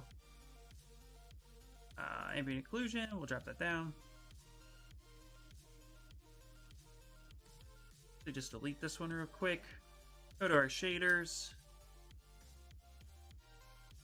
Gonna do a emission.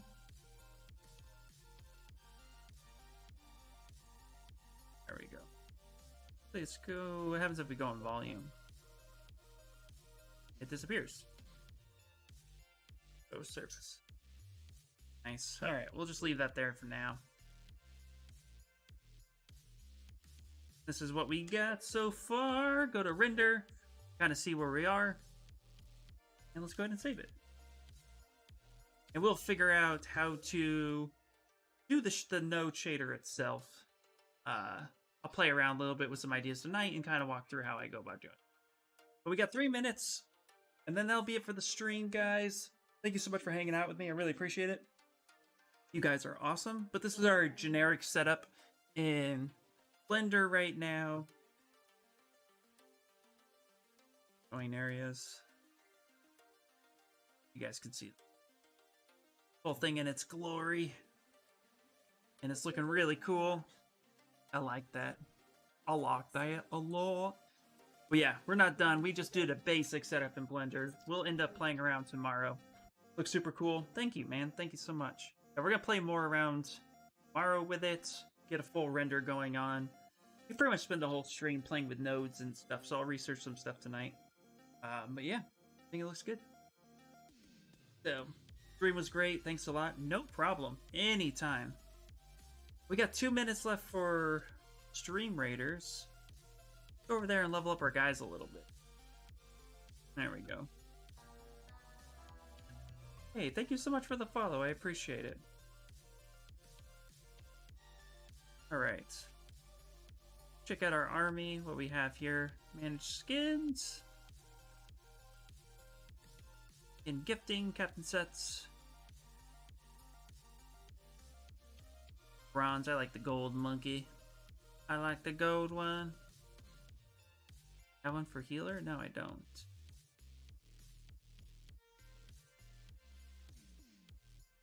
You have that one. Ooh, Templar, I got a Templar. Ooh, Orc Slayer. Nice. Okay. Okay. Yeah, I like it. Right. Go ahead and check the battlefield. 1 minute? 1 minute? Yeah. Can we choose Yoda? I know, right? Yeah, go ahead and place a battle and then we'll start early. And then we're gonna go ahead and Alright, let's start. Yeah, start early. It's only a minute. We can do this, guys. I wish we could choose Yoda. That's awesome. Get it! And then we're gonna go ahead and raid the smartest.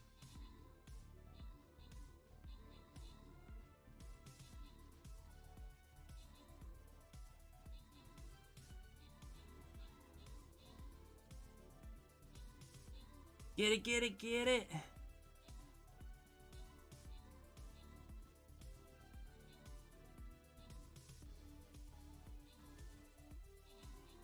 Do it! Come on. We can do it. 4 enemies. 3 enemies! 3? Yeah, 2. 1. Nice. There we go, guys. There we go. We freaking did it! Oh my gosh! Alright. That is it, everybody. So, Murder Kitty, Angry, and Carde, you guys got your random item rewards. And tomorrow, we will end up playing a lot more. My Zbrush screen, main screen. Boop. Then my Blender screen. Whee! There it is. Alright, guys. I want you all to take it easy. Be safe out there. And I will see you all tomorrow. Remember, tomorrow is a short stream, so it is 9 to noon. And then, yeah, everything will be good. So I'll see you all tomorrow. And, yeah, that's it. That's all we got. Go check out the smartest. He's an awesome, awesome sculptor. Works in the industry. Really cool dude. I think you're going to like him. Right about now. Looks amazing. Thanks, Keenar. Thanks, Angry. All right, guys. See you later. Bye, bye, bye, bye.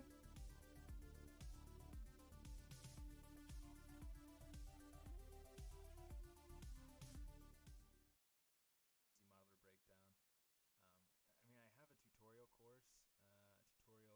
course, tutorial series about hard surface stuff.